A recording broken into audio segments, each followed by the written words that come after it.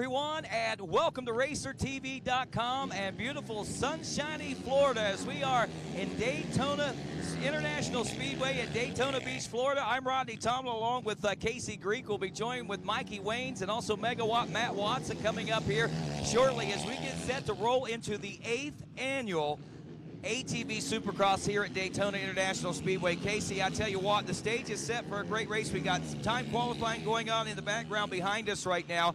But as we come into this one, there have been 3 different winners in 7 previous attempts of this so far. And as we head into this 8th running, the big question is, will Chad Weinen get win number 6? Will Joel Hetrick rise to the occasion, get his 2nd win, or will we see a new winner in today's ATV Supercross? Because the talent pool is deep. It's probably deeper than it ever has been. Yeah, definitely. I mean, you know, we got some rain last night, so we got a little bit of adverse conditions, but the track's really coming around. So hats off to the track crew, MX Sports, and everyone for getting out here and getting this thing back in shape. And, you know, this last little prep they're doing right before this qualifier is going to be huge for these guys. We're going to see lap times drop. We're going to see Joel Hetrick actually go out and put in, you know, some hot laps. He really didn't ride that hard in the first qualifier we've seen. Chad Weinen neither. So we're going to see some things change up, I think, here. We're going to see, you know, the hats off now and the gloves are coming down, and we're going to get ready to go. Well, I'll tell you what, ready to go, a little different look to things. We've got a few AMA Pro ATV rookies this season. I know we got some international talent that has showed up with us again this year, and we got Zach Decker that has stepped up as a rookie here in the 2022 season. So the stage is set with a few new players, but a lot of the old players are back with us again this year. And I tell you, a lot of things going on in the off season, a lot of quietness, but there was some noise being made as well. Yeah, definitely. And, you know, like Rastrelli was one that kind of stayed under the map with his new program, his whole deal. And then, you know, we got the Italian rider, Patrick Torini. And then with Zach Decker coming in with a young rookie, Zach has a very good training facility and has put in a lot of work this winter. And with doing that, I think he's probably one of the most prepared rookies that have come in because of the situation he's in. So I expect big things out of him. Absolutely. Zach has been a rider that a lot of eyes have been on as he's made his growth through the ATV Racing Yanks. And, of course, with that being said, not only do we have that, but I mean, when you look at this, I mean, Joel Hetrick, a little different program. It's a little scaled back when you look at what's going on in the program. But with talking to Joel, it almost seems like that program that he's got going on right now might be a little more comfortable for him right now and not nearly as much pressure. Yeah, I think so. And I don't the size of the rig that they're coming in is what has been scaled back, but the effort going into Joel Hetrick's program has not been scaled down whatsoever. If anything, I think it's been ramped up even more. I mean, you can see Dean Baker from the Phoenix Racing team is here. You know, they got everyone, they got all the personnel, we're ready to go. So I think we're going to see good things out of him. You know, obviously Chad's no slouch. He's been very successful here at Daytona. So it's going to be an interesting race day. You know, we got a few other names to toss around out there and some riders that have finished quite strongly in seasons past. You know, riders that we'll be looking at include Nick Janusa. Janusa having a little bit of a rough off season as his father having some illness over the off season.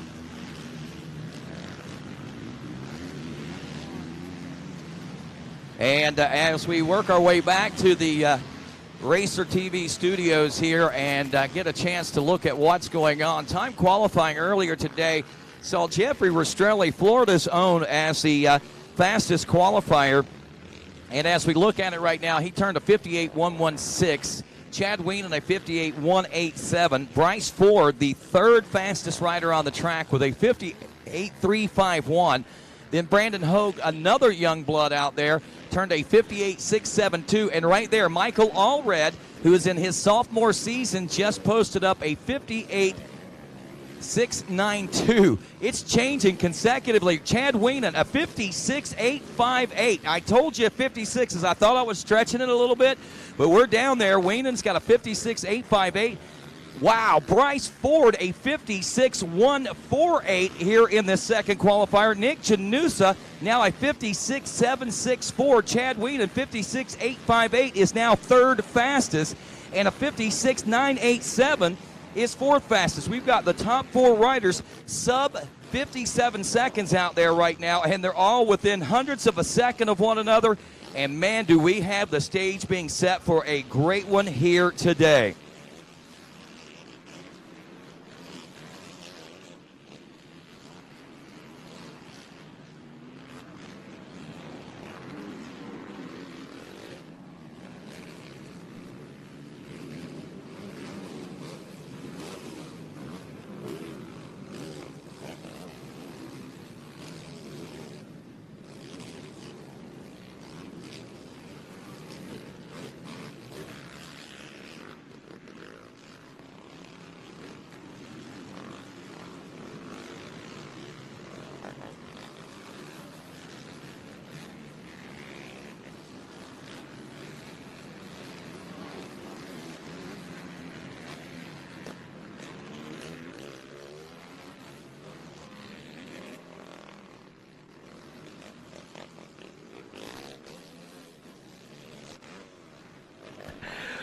Well, folks, the show of the day, the ATV Supercross, as we celebrate our 8th annual. We were talking there about sub 57 seconds and being in that 56 ring. How about this now? A 55.825 by Joel Hetrick now, as he has gone sub 56 seconds. Bryce Ford's 56.148 now, 0.3 of a second, nearing a half second off Joel Hetrick's pace. Jeffrey Rastrelli now third fastest with a 56.362. Make that Nick Janusa moving second now, 56.103. Bryce's 148 is third fastest. And now Brandon Hogue, 56.047. They just keep chipping away this track. Wow. You know, I was so worried about it being a one-line track after practice this morning, that first initial qualifier these riders went out and rode.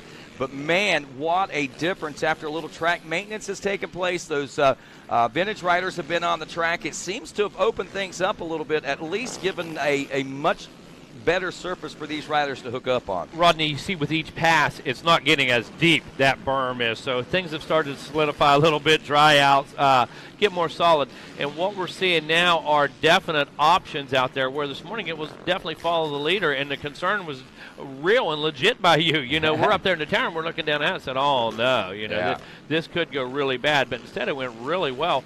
As we see right here, easily 2 to 3 wide. Multiple lines in that corner as well. So there are option lanes out there. Chad Weinen, 55.312. Joel Hetrick, 55.323. Wow. That's a hair being split right there. 55.872 for Brandon Hogue, third fastest. Bryce Ford, 56.001. These times just keep coming down for our elite riders out here with us. Jeffrey Rastrelli, who was turning fastest lap times earlier, is now sixth fastest. Now scratch that. He is now, Jeffrey Rastrelli is, still sixth fastest, 56.362. That was a 56.850. Logan Stanfield checked in seventh fastest now. Putting our Italian rider, Patrick Torini, the number 51, now back to an eighth place position in time qualifying with a 56.924. Max Lindquist just on the bike for 2 weeks now. Believe it or not, what happened to him? He had injury last year. He got hurt at the end of last season, right? And he was out. He built an ATV to contest in the XC1 GNCC Pro Class this year, was doing some practicing, broke his collarbone a second time, so he was out.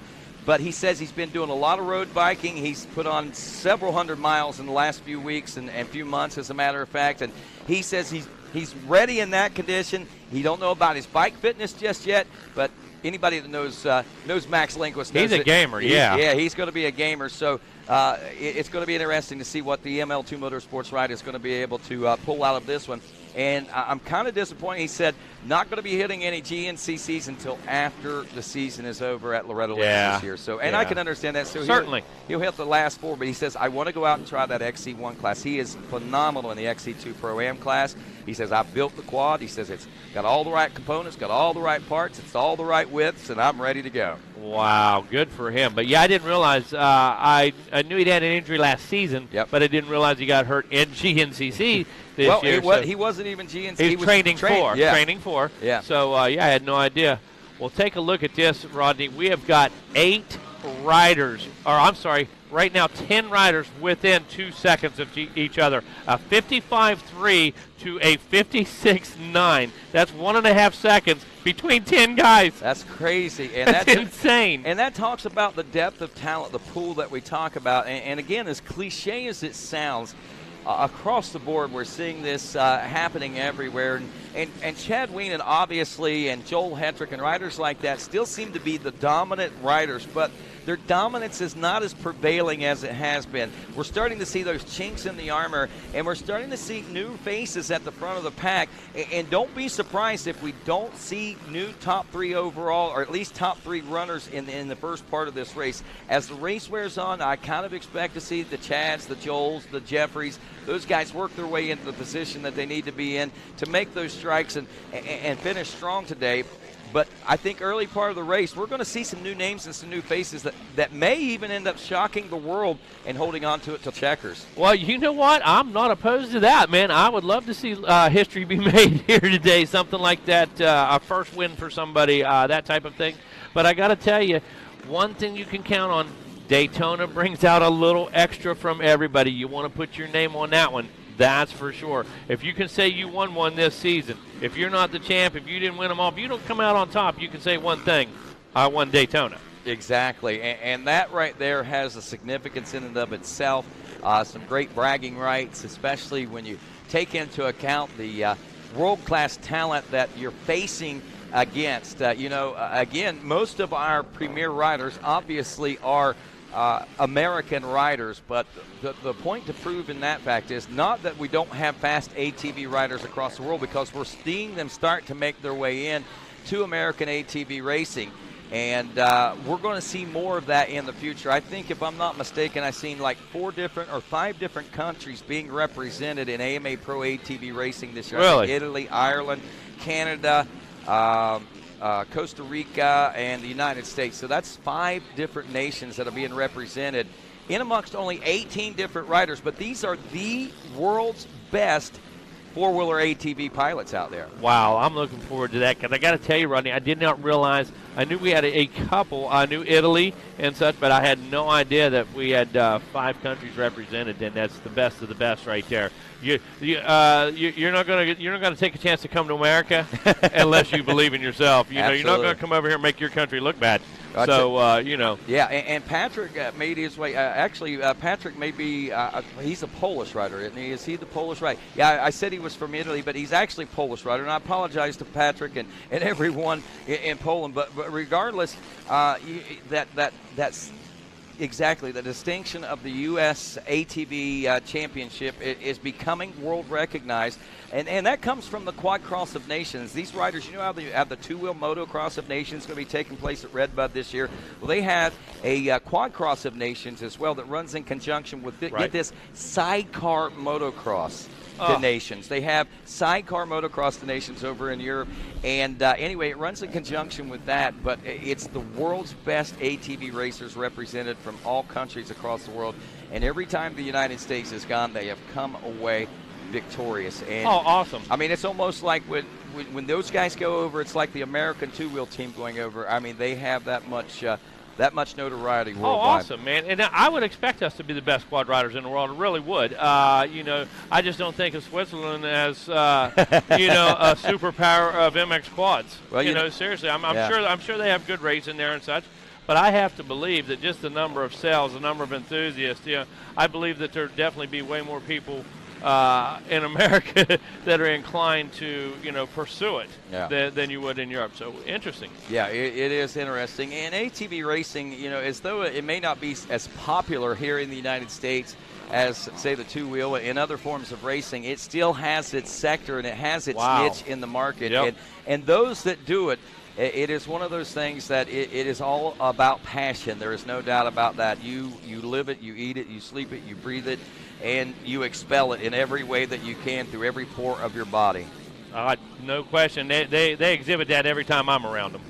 Right now, Chad Weinen in 55.312 still stands the fastest. A 3:15 is second fastest by Joel Hetrick. Yes, you heard me, a .315 with 55 seconds. So we're looking at 3/1000ths of a second that separate Chad Weinen and Joel Hetrick as far as their fastest lap times. And then another 0.3 of a second back is Bryce Ford, your third fastest, and then another 1/10 of a second back behind that then is fourth place fastest rider Brandon Hogue. Nick Janusa, another 0.2 of a second back, is fifth fastest. And now, strike that. Joel Hetrick is your fastest rider with a 55.303.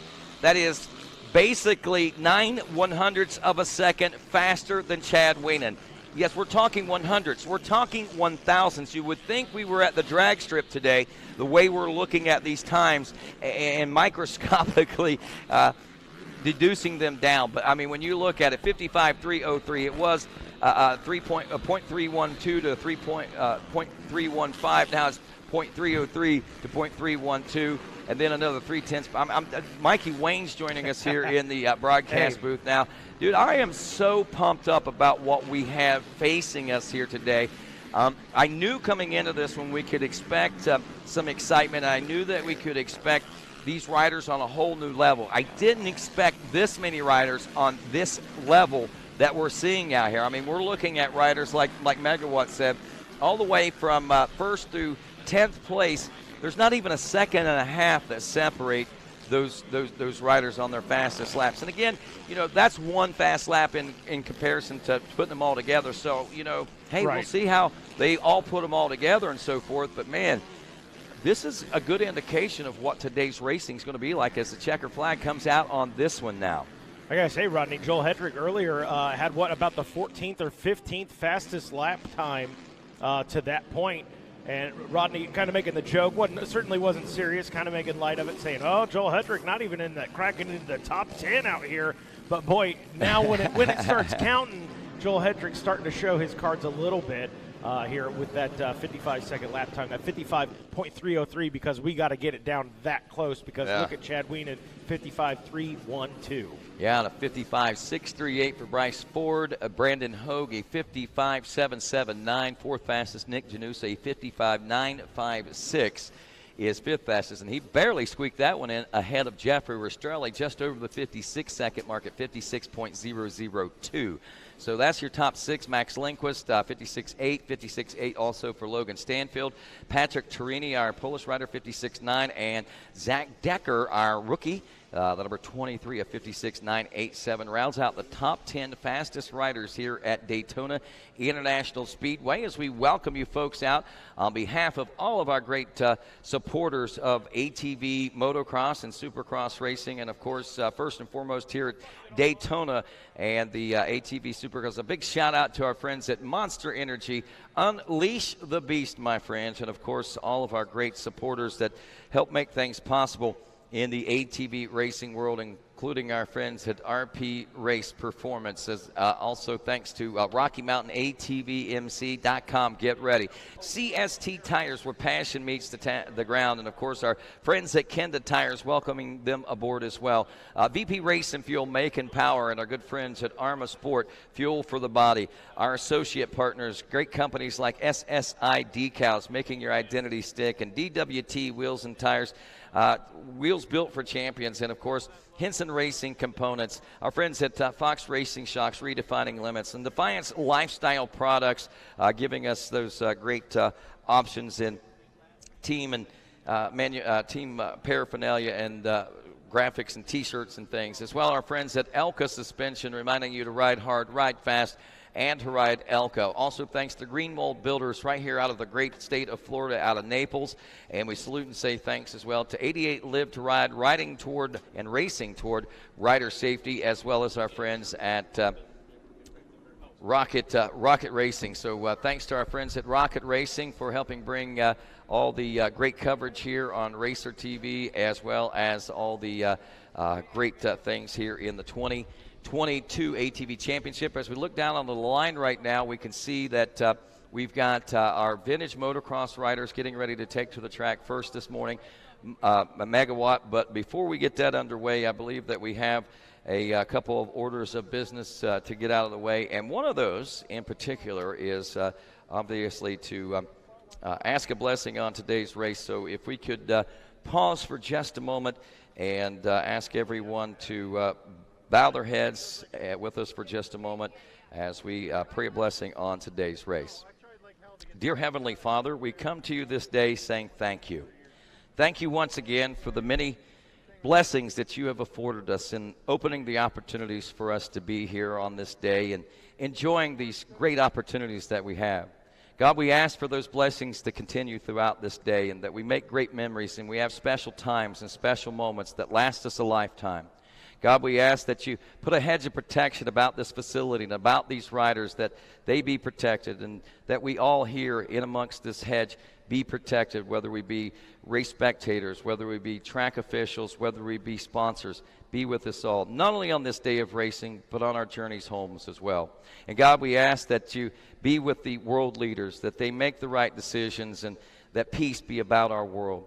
God, we ask that you continue to be with our local first responders and helping keep America safe in this world's military.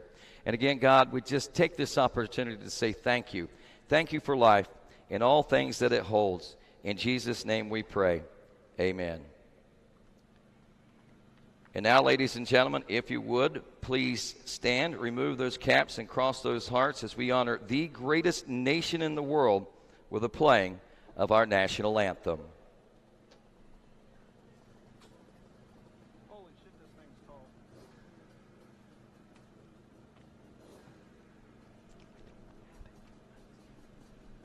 Oh, say, can you see by the dawn's early light what so proudly we hailed at the twilight's last gleaming, whose broad stripes and bright stars through the perilous fight o'er the ramparts we watched were so gallantly streaming, and the rocket's red glare, the bombs bursting in air, gave proof through the night that our flag was still there. Oh, say does that star-spangled banner yet wave o'er the land of the free and the home of the brave? Gentlemen, start your engines. Yeah, man, Daytona style. That's it. We're about ready to go racing here from the World, World Center of Racing, I guess you could say. It is certainly a high-speed race course around this Supercross and motocross track out here today, but we got our own high speeds on some vintage machines about ready to take to the track first today here. Megawatt Matt Watson joining us now here as we have combined both ATV Supercross and the vintage here with us this week. And Megawatt, we got the Masters 50 Plus class coming out right now. We do. That's the Revolution 1 Masters 50 Plus. Richard Schaefer, Marcio Davila, James Nagy Jr., George Negretti, Richard Seals, Todd Lane, David Sorter, Stephen Chicanos, Mark Green, Jay Bells, Glenn Britton, Robert Green, Joseph Allen, Philip Karnikowski, Chad Godwin, Todd Gilbert, Dennis Baldwin. Revolution 2 Open, Nicholas Michael, Ben Robinson, Kenneth Kaplan, Mac Treadwell, Blake McLaurin, Joe Kahn, Matthew Orr, Alex Wagers. Race number 1 on the line. Officials making sure everybody's bike's running, making sure we got those goggle straps adjusted. Here we go. Just about to see that 2 card. Here we go. Vintage racing, Rodney. Early hole shot for the number 4 machine. Looks like that's Ben Robinson out of Daytona Beach on his Carmichael replica RM250. Thought it was the GOAT himself, to be honest. 34 years old is Ben Robinson. These things work better when you put the right headset on, I tell you. That's like, that sounds so distant. Now you're pulling my moves. Let's see. Looks like that is Kenneth Kaplan out of Rockville, Connecticut in that number 2 ride. Both of those guys are Revolution 2 riders. Now, Mega, just what is Revolution 1? What is Revolution 2? I'm assuming it has probably a lot to do with the machines. Yeah, there's a couple technical differences in the machine, suspension, travel brakes, things like that break down the classes. I don't have the exact rule book in front of me. You know what's really neat, and I get what's going on here, because there was a time, as we've got a real battle shaping up front here, but there was a time in motocross when there was a lot of innovations taking place very rapidly over the course of a short amount of time, like a handful of years. There was so much progression that took place, and I think that's kind of where these separations go, is where that progression was happening. That's exactly right. When you take a look at the pre-73, pre-74 classes, I think true modern, like pre-74, something like that, that is twin shocks. That's air-cooled. That thing has maximum of like 4.5 inches of suspension travels you're allowed to have, that type of thing. And then you go into evolutions and revolutions. post vintage, pre vintage, yada yada. But it is all due to the error of the bike, like you said. Now, big changes in bikes in a small period of time. That was just about 1978 to 86 or so. More things happened. Went from shocks upside down. Oh yeah, man. Mono shocks were introduced during that time. Liquid cooling, single shocks. Different ignitions. All kinds of things happened. More things happened in that period than any other. Once you got to dual disc brakes, the good ignitions, liquid cooling, and all that, the next thing came aluminum frames, basically.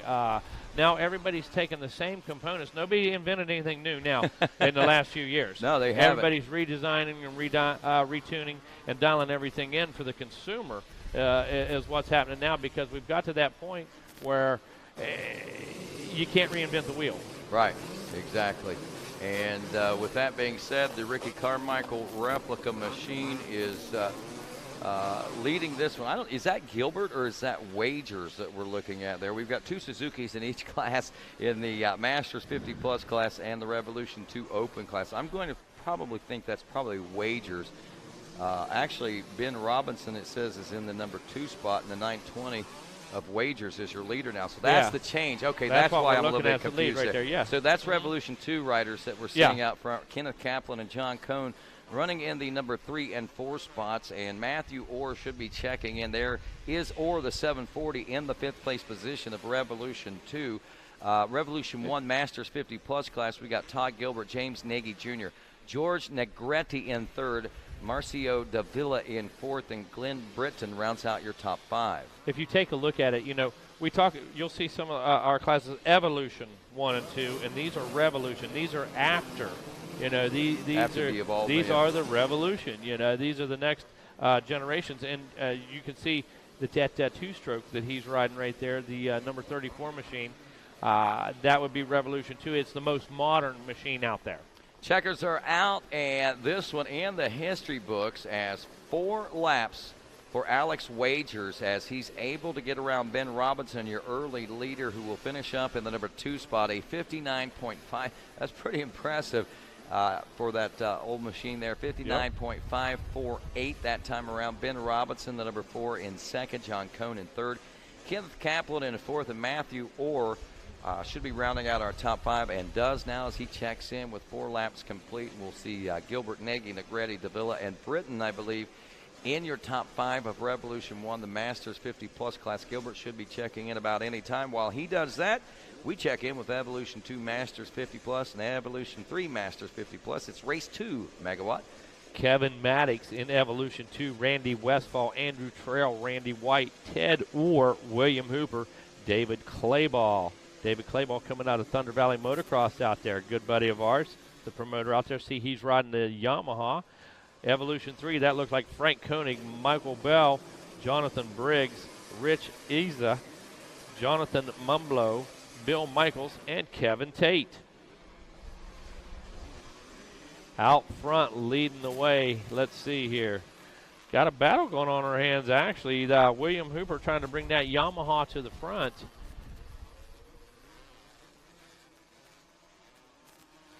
Looks like that might be the 24, maybe 22 out front leading the way. Trying to figure that one out. Might be Kevin Maddox. There we go. I bet it's Kevin Maddox. So we'll get a little better look as he makes our way through.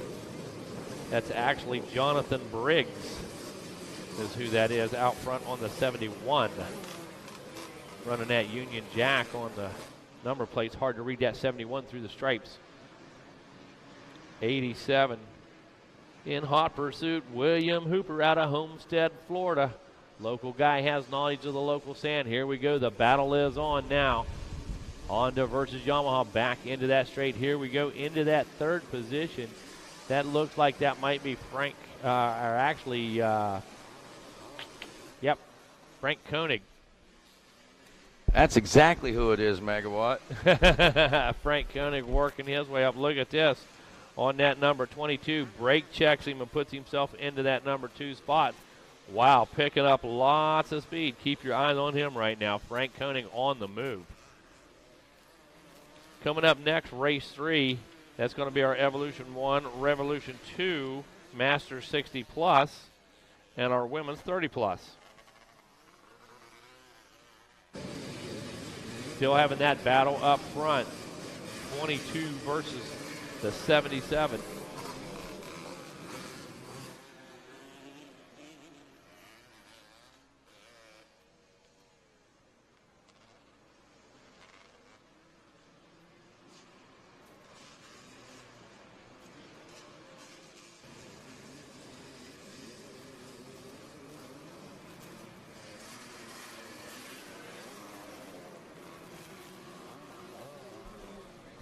Okay, race 2, here we go.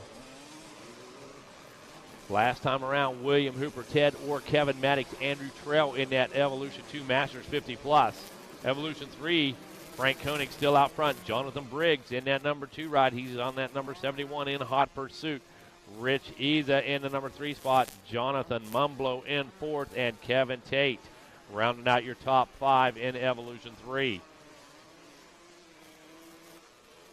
Rodney, I got to tell you, everybody seems to have the equipment dialed. You don't see anything smoking out there. You don't hear anything blubbering. Man, these guys came to race at Daytona. Everything prepped to perfection. And look at these guys throwing roost out of every corner up over there, man, getting at it. You know, it's funny. I can remember the transition from 2-stroke to 4-stroke and how everyone fought it. And you know, at the time, obviously, you know, 2-stroke technology was monumental, and 4-stroke technology hadn't come all the way. But when we watch and more importantly listen to these machines, and when you hear one of those 2-strokes just wound out just as hard, because that's how you had to ride them like that.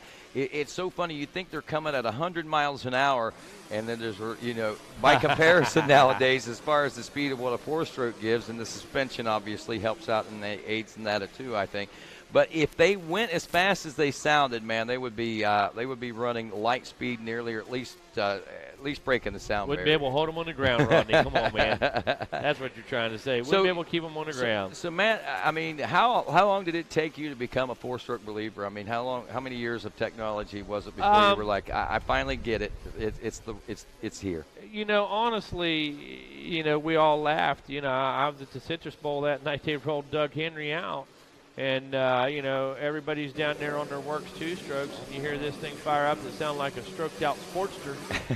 And, you know, when he won the race, everybody was, well, fluke, hype, this, that, you know. And the writing was on the wall right away. But you asked me how long it took me. It took about 2 years of the Honda 450. The first time I rode it, I was really impressed. I was like, wow, you know. Thing's a little heavy, but, man, you're not going to beat that torque. Yeah. If I have to line this 250 up against this thing, man, that's going to be different. And within 2 years, they had the bike, the 2003 or so, they had the bike so slim and it was starting to drop weight. The writing was on the wall for me that, man, this does work. And if it's this good this early, it's only going to get better. So when I unload my latest one, you know, it's got 3 maps, it's got torque control, it's got launch control, electric start, better brakes than any of my old 2-strokes ever had. So they were game changers, you know, for sure. William Hooper taking the win in Evolution 2 Masters 50-plus class. Ted Orr in 2nd. Andrew Trail in the number 3 spot. David Clayball 4th. Kevin Maddox in 5th. As we look to Evolution 3, Frank Koenig in the number 1 spot. Jonathan Briggs in 2nd. Rick Iza is 3rd. Jonathan Mumblow in the number 4 spot, and Kevin Tate rounds out the 5 in the Masters 50-plus Evolution 3. We are now to race number 3, Evolution 1 Open, and Revolution 2 Golden Masters 60-plus and Women 30-plus. Yeah, in our Women's 30-plus, we've got Heather Bowman and Shelby Rowland. Revolution 2, Gregory Lykin, Steve Scott, Keith Waddell, Johnny Borders. And in Evolution 1, Coleman Gerenser, Chad Kimbrell, Carlos Cheeseman, Keith Geisner, William Presenda, Jacob Radowitz, and Scott Clamforth rounding out that Evolution 1. Race number 4 coming up. That's going to be your Modern Masters 50 plus. Wow, that's going to be a good one. Modern Masters 50 plus, nice. Out front and leading the way looks like is that just had the camera on Bowman there. I've lost track now. Now we're back on the guys up front. So 4:45, Shelby Rowland coming into the picture, followed by a whole host of vintage bikes. 3 classes out there on the course right now. Caution flag is out. Looks like we have a tip over. Might have stalled.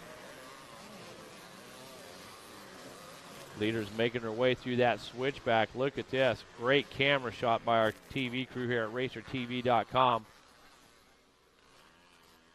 Catching the essence and the spirit of these vintage bikes.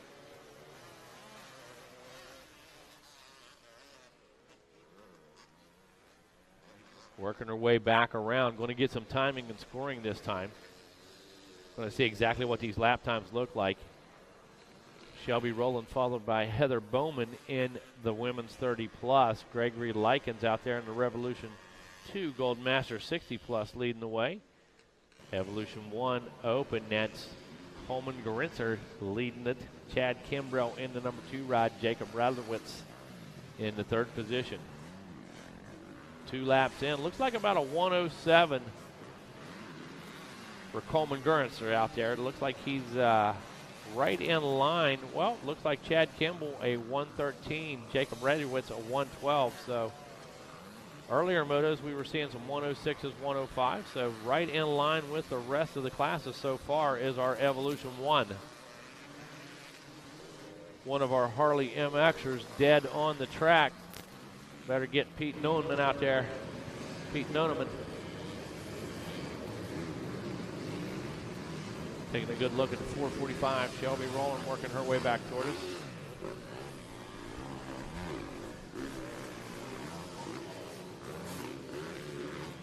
Shelby spending some time up at SOB MX training facility. Coming off a couple injuries here recently, picking up the white flag.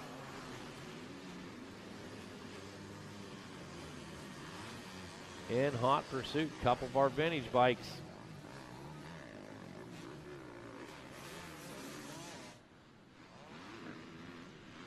That time around, Garinzer a 106, so able to improve upon his time, his best time. That 106.7 comes on lap 3.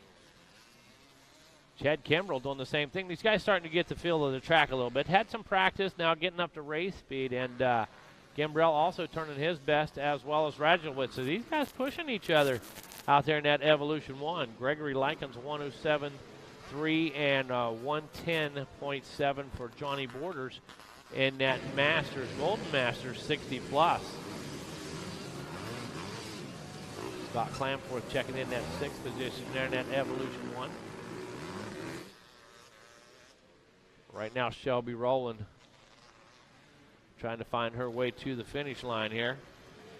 And there it is. Checkered flag is out on race number 3. Shelby Rowland with the win on that 445 machine. Checking in next, Coleman Garinzer in that Evolution 1. Right behind Rowland on that one. Heather Bowman checks in. Gregory Likens, Johnny Borders checking in that Golden Masters 60 plus. Race number 4 coming up right now. That's our Modern Masters 50 plus. John Camello, James B. Nagy, Richard Searles, Rich Schugel, Randy Westfall, Frank Koenig, Craig Allen, Kenneth Cock, Troy Collier, Michael Genero, Glenn Britton, Kenneth Dogie, Macy Dickinson, Tim Whited, Rob Roberts, Paul Hennigan, Sean Muma, Raymond Burr, and Kyle Thibodeau in our Modern Masters 50 plus.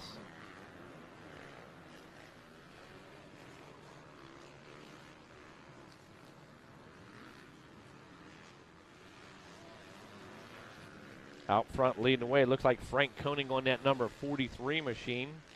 That KTM out of Columbia, South Carolina, got a pretty quick pace here on these modern machines. So Masters 50 plus modern bike. Race number 5, that's going to be our Evolution 2 and our girls 11 to 16.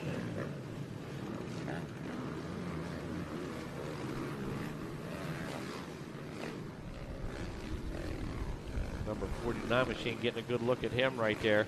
Craig Allen out of Land O'Lakes, Florida. trying to find some good lines through these big sweeping turns.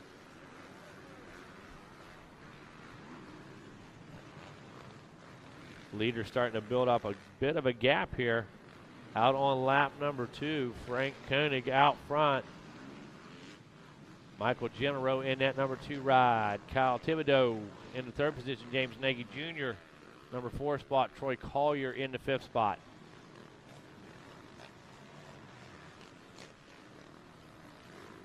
See a big difference in the way these bikes react to the braking bumps, react to the takeoffs. Different riding positions, of course, for these bikes. Watch some of those early 125s out there this morning. You guys are ringing some of those out, sending some of those across some of the doubles.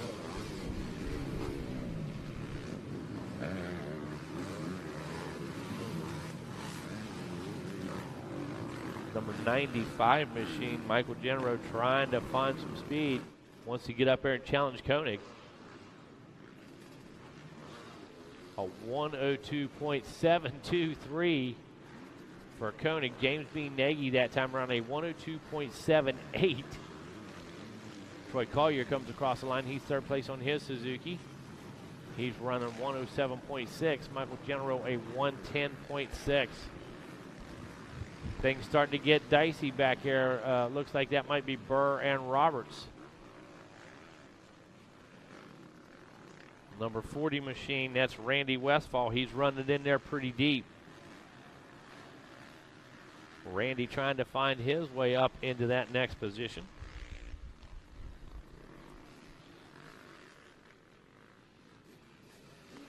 Race number 5 again, Evolution 2 Girls Senior 11-16 on the gate.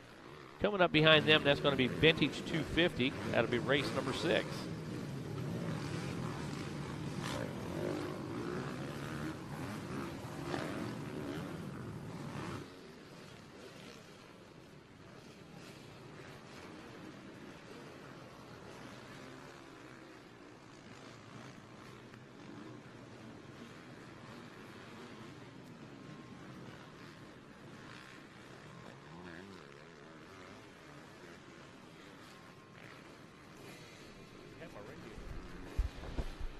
All right, guys, we need ATV Pro Sport to the staging area, please.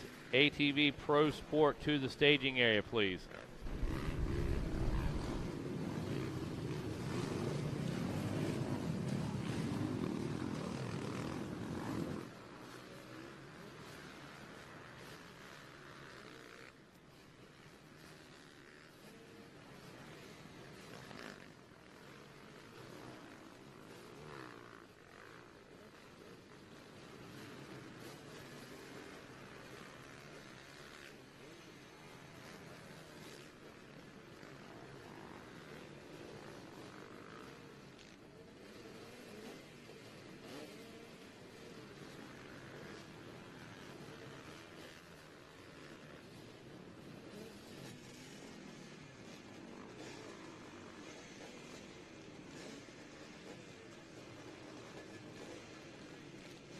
Okay, again, we need all of our ATV Pro Sport riders to make their way down to the staging area, please. So Modern Masters 50 plus, Frank Koenig, followed by James B. Nagy Jr. and Troy Collier, 1, 2, 3 in that one. Race 5 coming up right now. Race 5 is that Evolution 2 Gold Masters 60 plus and girls 11-16. Just about to drop the gate on that. Here we go. Race 6 is your Vintage 250.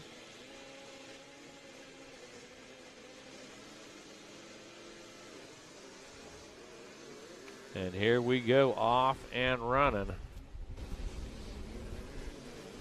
Looks like that's Malia Herrick out of Thornton, Colorado, out front leading the way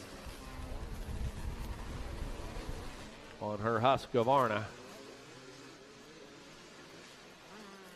In tow, we got a bunch of Gold Masters 60 plus. Here they come. Wow, these guys carrying a quick pace through these first couple of corners. Here we go.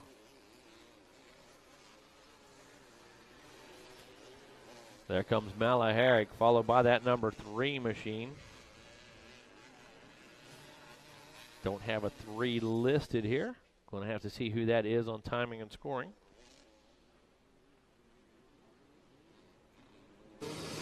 Race number 6, Vintage 250, followed by race number 7. That'll be your Revolution 1 Senior 40 Plus, Revolution 1 Gold Masters 60 Plus, and Revolution 2 Masters 50 Plus.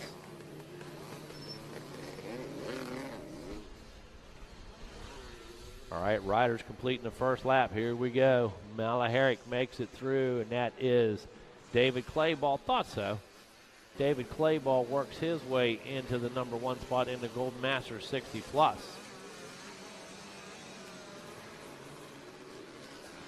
Following him, that's Joseph Gretchen. Gretchen riding a Mako. Clayball on the Yamaha. David Clayball, of course, promoter at Thunder Valley.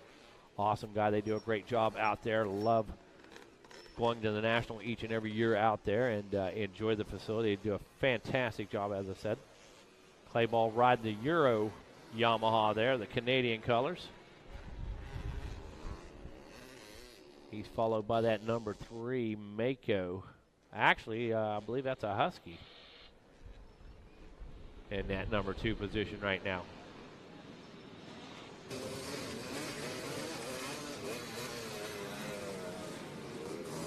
Joseph Gretchen is on that Mako, and it looks like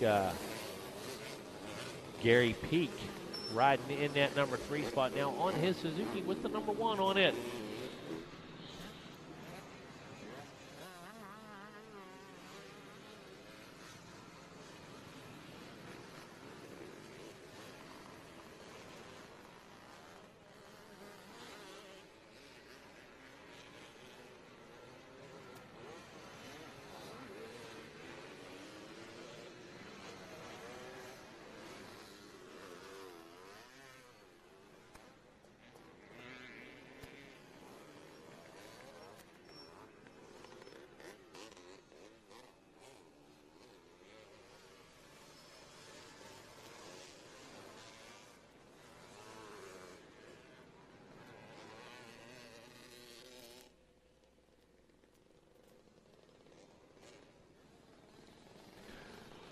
All right, Mikey, welcome back.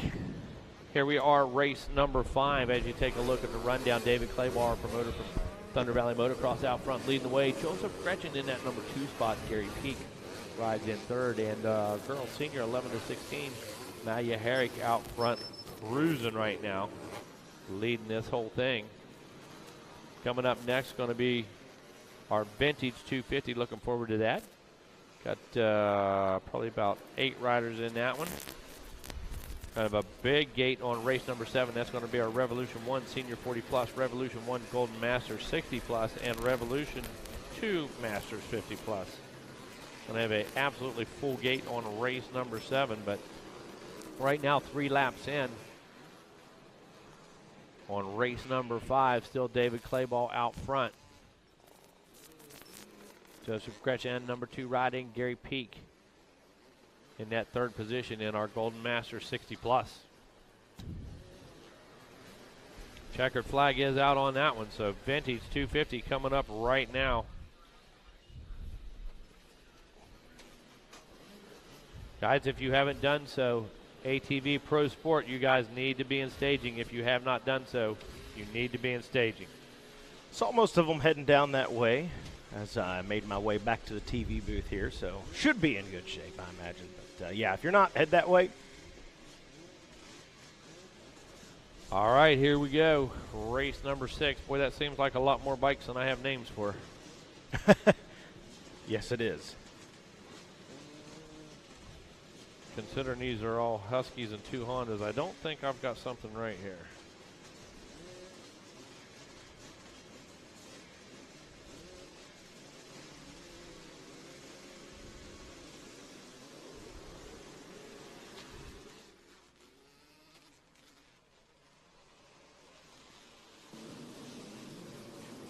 So our Vintage 250 was actually last motor there, Randy Richards and Billy Harbert Jr. and Ty Roberts. So that's why I'm confused. There we you have go. a race 6. Thank you, thank you. We had it labeled as race 6, but it was actually race 5, so my apologies to Richardson. I thought that honestly looked like him on his Husky, to be quite honest with you. I know Billy Harbert rides one, so apologies to you guys. Had the paperwork labeled wrong here, my bad.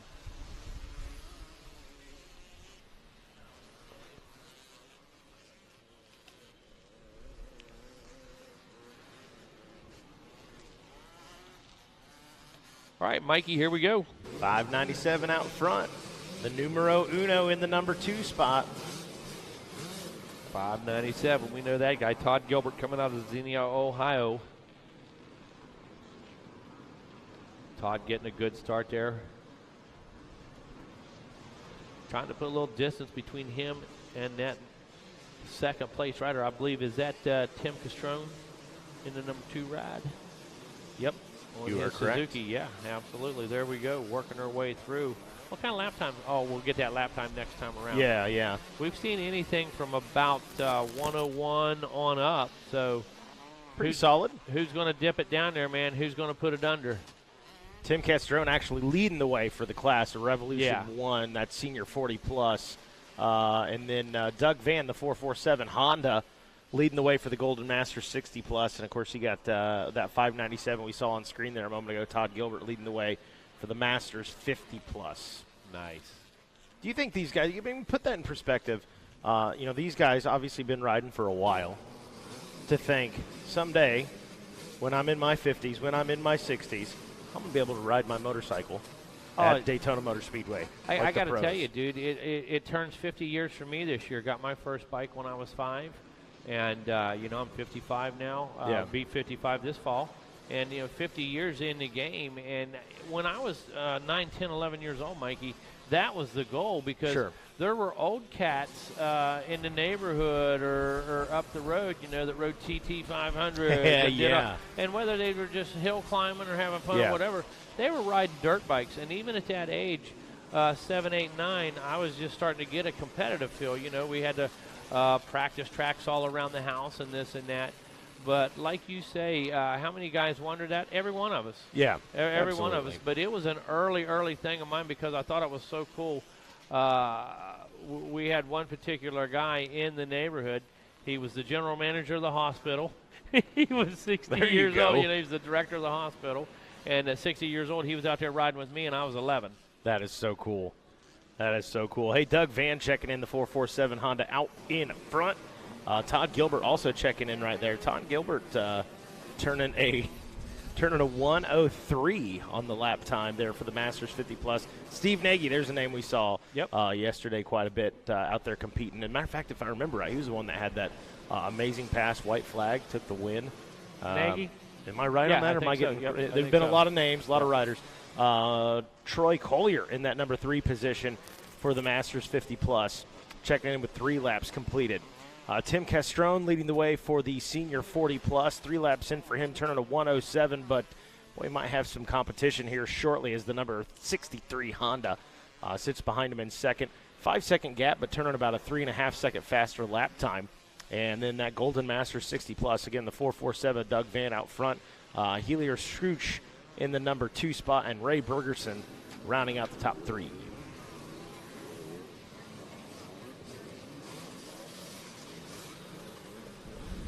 Copy.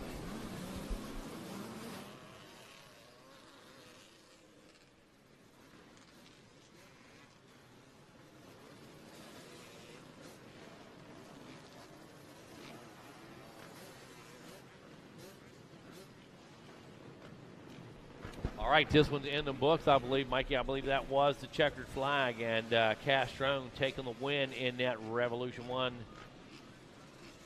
His fast lap, a 1:05, so pretty quick lap for him. Darren Quartuccio, he turned a 1:04 for his fast lap. He checks in a number 2 ride on the 63 machine. So Nagy going to round out the top 3 there in that Revolution 1. Race number 8, our open class. Holy cow, that's going to be a big stacked one. right there. That's a full gate right there. Dang near. 2 pages of names. Zachary Pottinger, James Kraft, Scott Steele, James Fertarley, Brendan Grady, Benjamin Glisson, Elliot Barber, Kenneth Kaplan, Anthony Mills, Landon Hill, Michael Corcoran, Grayson Crum, Ian McCormick, Jonathan Cleary, Mike Santana, Tucker Hanks, Ryan Dahl, Andrew Denerick, Brandon Hughes, Zachary Moore, Greg Paymard, Ty Roberts, Lucas Corcoran, Elliott Cook, Joe Armstead, James Elkins, and Rodney Fleshman here in race number 8.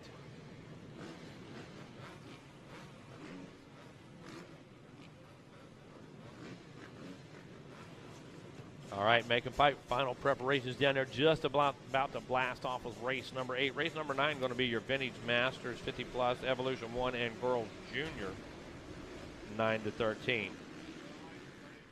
Hear them roaring. Hey, kudos to Todd Gilbert, by the way, taking the position 1 there for the Masters 50 Plus. Steve Nagy taking second. Healer Scrooge taking the number 1 spot in the Golden Masters. Doug Van taking second. Ray Bergeron finishing in that number 3 spot. Number 50 there, of Mills yep. out front. There we go. Number 50 leading the way. Mills coming out of Elliston, Virginia on his gas, 25 years old.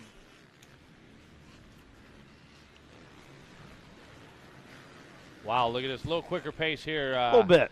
Mikey, going to see some lower lap times here. Now good battle for second. Yeah, now we see the 3:12 right there, Brandon Hughes. Brandon, he comes out of Roan Mountain, Tennessee, 37 years old on his Suzuki, part of that RM Army. Big fan of Barry Cost in the back. Congratulations to Barry's son. Corey made his first Supercross main there the other night. Or made the night program, let's put it that way. Made his first night program. Anthony Mills out front, Brandon Hughes in that number 2 spot, Elliott Cook in third, Greg Pamart in the number 4 spot. Frenchie, there we go, yeah. One thing Frenchie can say that the rest of these guys can, he's got 3 Loretta Lynn's K9 Kennel Club championships. K9 Kennel Club championships. Absolutely. Frenchie owns it. Love it. Yep. Landon Hill in the number 5 spot. Zachary Pottinger in the number 6 position. Grayson Crum in 7th. 8th place, the 004 James Kraft with Ty Roberts in 9th. And Elliott Barber rounding out that top 10. Tough break for somebody. Yeah, that was Cook. Yeah, that was Cook, man. Brought that thing in hot, locked that 4-stroke up, stalled it. And guess what? You're kicking that Suzuki. Yes, you are. No magic button. Yes, you are. Saw a few pole starts this morning, too. How about that? Let's go. I commented on that bike. I love that bike. It looked very good when we were kids. We called them Brocons. Oh, shoot. That is Brocon. Yeah, but it's Brocon, so it won't run. Frenchie, the beneficiary there, moves up into the number 3 spot. Landon Hill moves up a spot to 4th. Elliott Cook gets her dialed, and now in the number 5 position. Harv is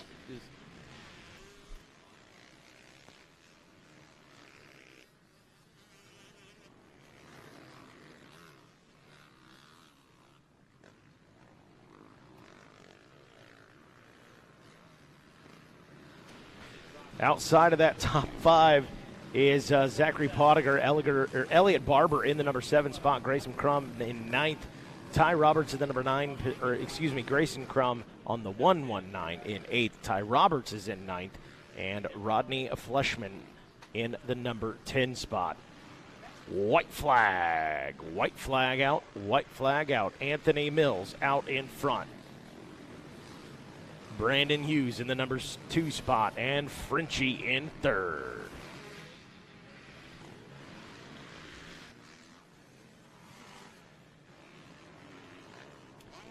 Frenchie knocking on the door there of Brandon Hughes. Can he make a pass?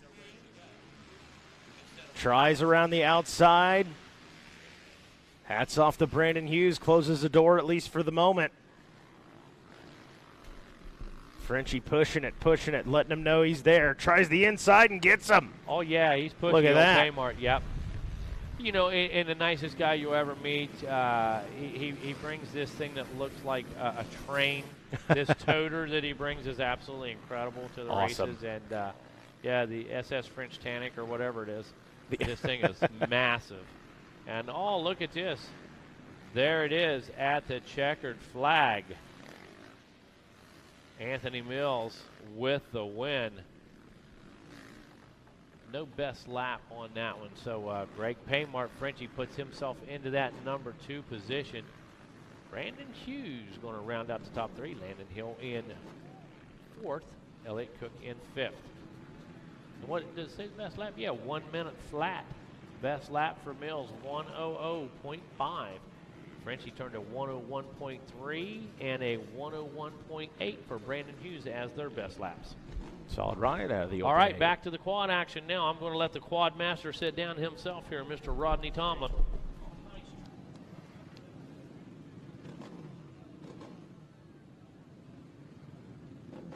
Well, thanks a lot, guys. As we get set to roll into this one, we look down onto the starting line. We've got our first qualifier getting ready to take to the racetrack. We've got these guys split up. We saw those amazing lap times that we were looking at there just a little bit ago. And, man, have we been blown away, to say the least. Division number 1 coming off the line right now. We've got the number 1 out of Galena, Illinois. That is Chad Weinen, a 5-time ATV Supercross champion. Also in this one is, looks like the number 4, Bryce Ford from Springtown, Texas on the Maxxis Fly Baldwin Motorsports back drive.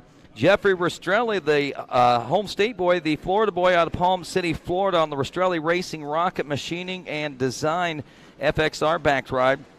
The number 2 of Max Lindquist out of Little Suamico, Wisconsin on the factory Yamaha backed by ML2 Motorsports.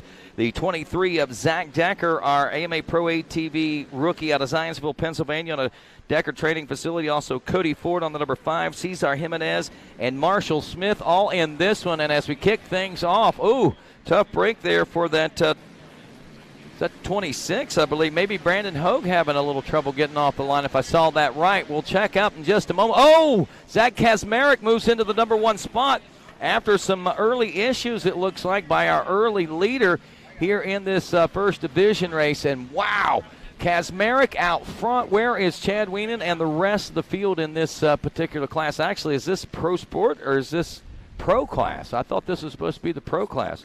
Huh?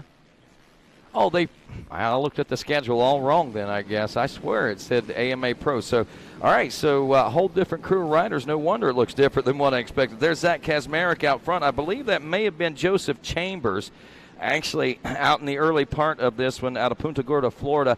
Other riders include Jaden Launderville aboard the number 3 from Wausau, Wisconsin. The number 3, Miles Bergtorf from Fremont, Michigan. 19, Corey Osborne from Hayes, Virginia.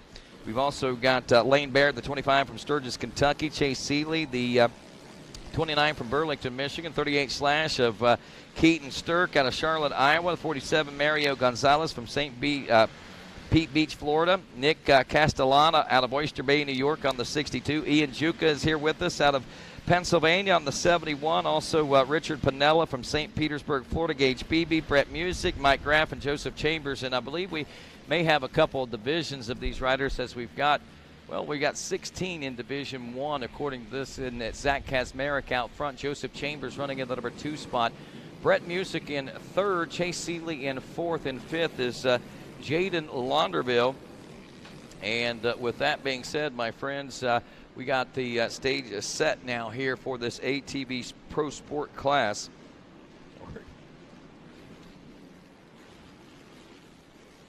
Okay.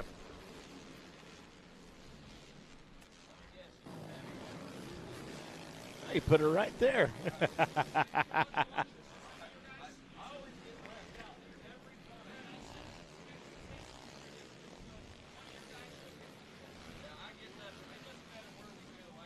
Zachary Kazmarek out in front, turning a 59.8, but hey, Brett Music in that 209 Honda turning a 59.2, a 1 second difference.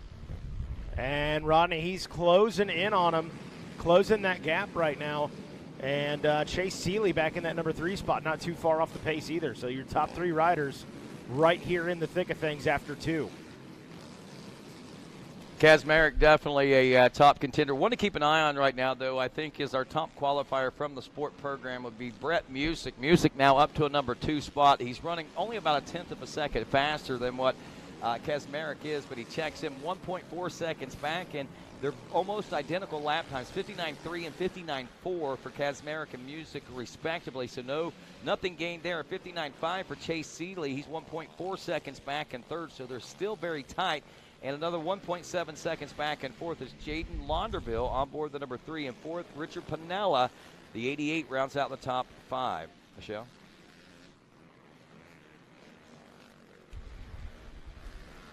Three laps in now. Kaczmarek out in front still. Looking at about a 1.5 seconds difference between first and second place as Brett Music tries to find a good line here and make a move. Right now kind of mirroring Zachary, the number 41 Honda, out in front.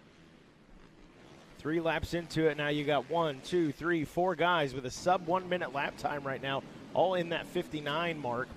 Scratch that. There's a couple 58s. Riders now finding some speed out there.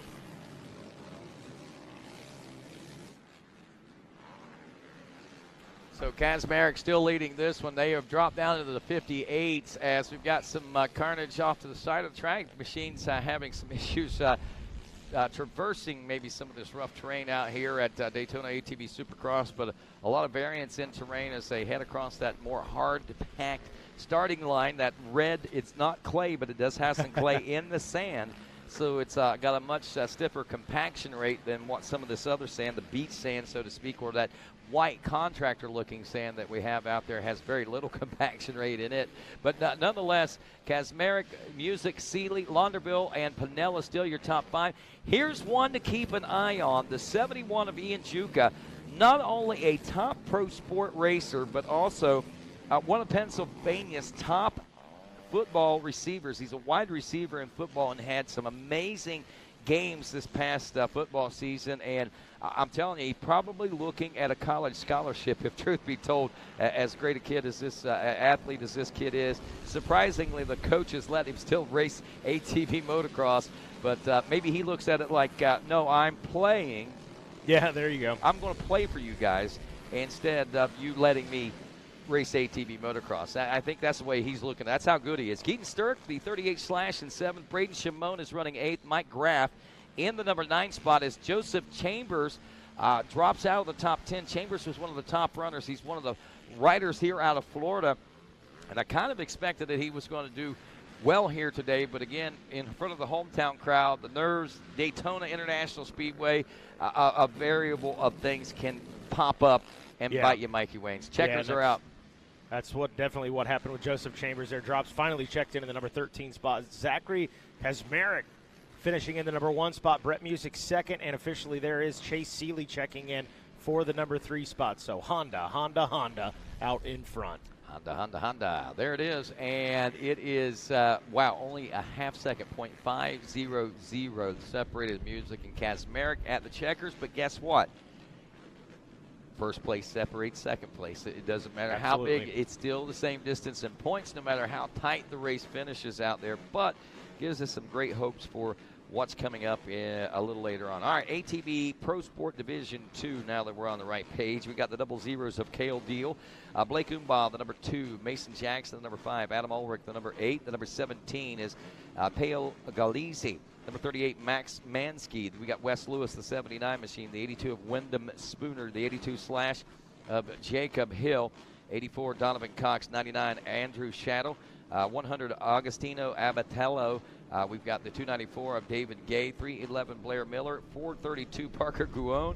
488, Dane Molander. And 891, Matthew Hirschfield. I believe that Dane Molander, that 488 machine, he'll be very visible, I believe, when he comes off the line if he's racing the same schemes that he had. I believe that's him about 3 from the inside there. Have the fastest qualifying times, if memory serves me correct. Gate down on this one. He's not going to get the whole shot. He gets pinched off as we roll into that first turn now, and a lot of swapping back and forth, and when it's all said and done, is that the 88 machine we're seeing out there in that number 1 spot? No, the 100. Tino Abatiello. I was told watch out for Tino as he was going to be a major threat this year. He said, we got troubles there in that first and second turn region as the machines are tied up. That number 8 machine, tough break for Adam Ulrich, hoping to make a great show out here in this one today, I believe. And the 82 slash of Jacob Hill tied up in the turns there. But up front, it is sorting out here now for our Pro Sport 2. You can see the water off to the side of the track. That's what slowed us down here and got us on the air late. But we are back on time as far as time qualifying is concerned, and heat races, I should say, for these ATV racers. And look at the battle we got going on. Tino Abatiello out front. Pelo Galizzi in the number 2 spot. Blair Miller is third. Wes Lewis in fourth. Dane Molander, one of the fastest riders on the track today, running fifth. Andrew Shadow is sixth. Matthew Hirschfield is seventh. Max Mensky is running eighth. Wyndham J. Spooner is the 82 in ninth, and David Gay rounds out the top 10.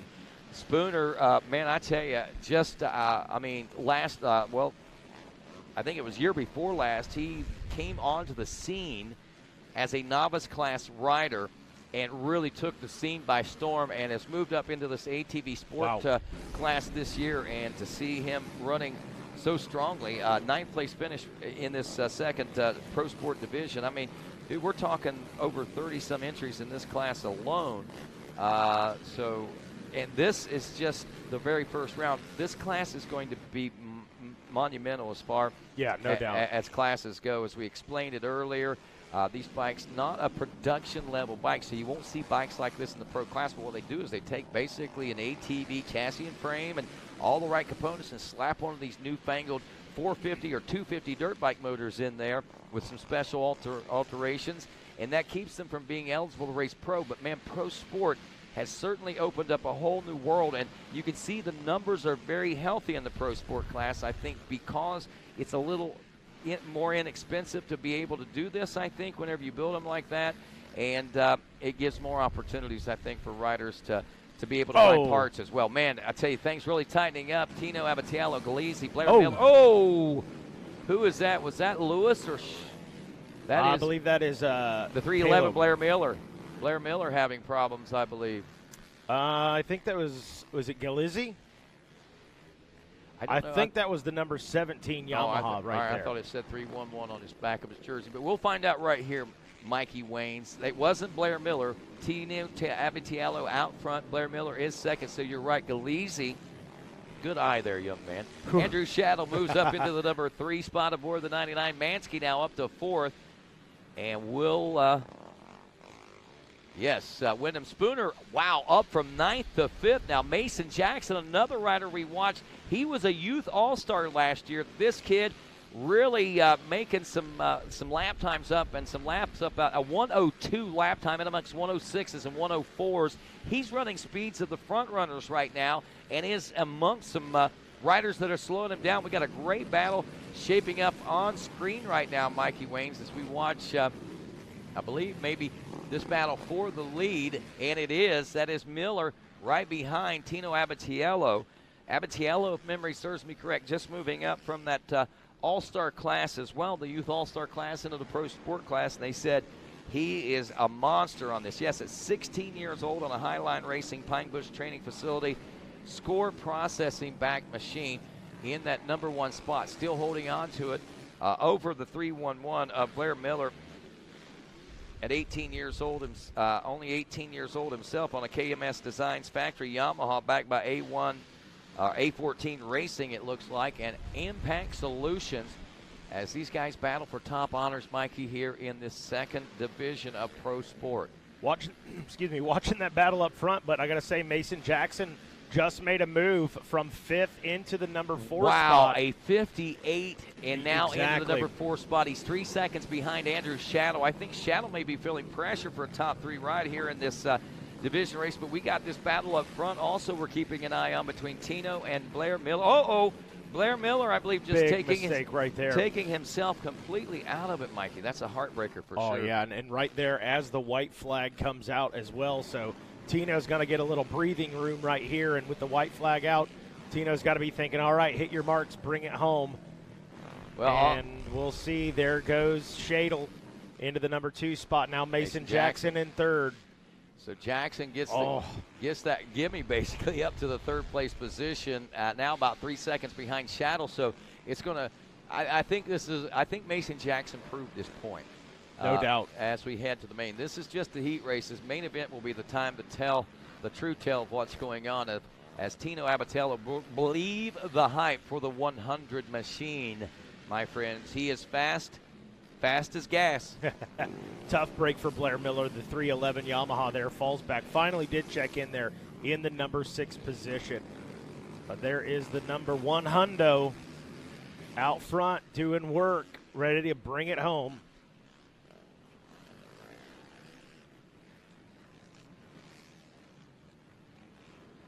And it is brought home. Man. Yep, the 5-time ATV Supercross champion we're looking at right there, Mr. Chad Weinen. Look at that. Got even the 1 in the I. The I is a 1 in his name. That is pretty creative there.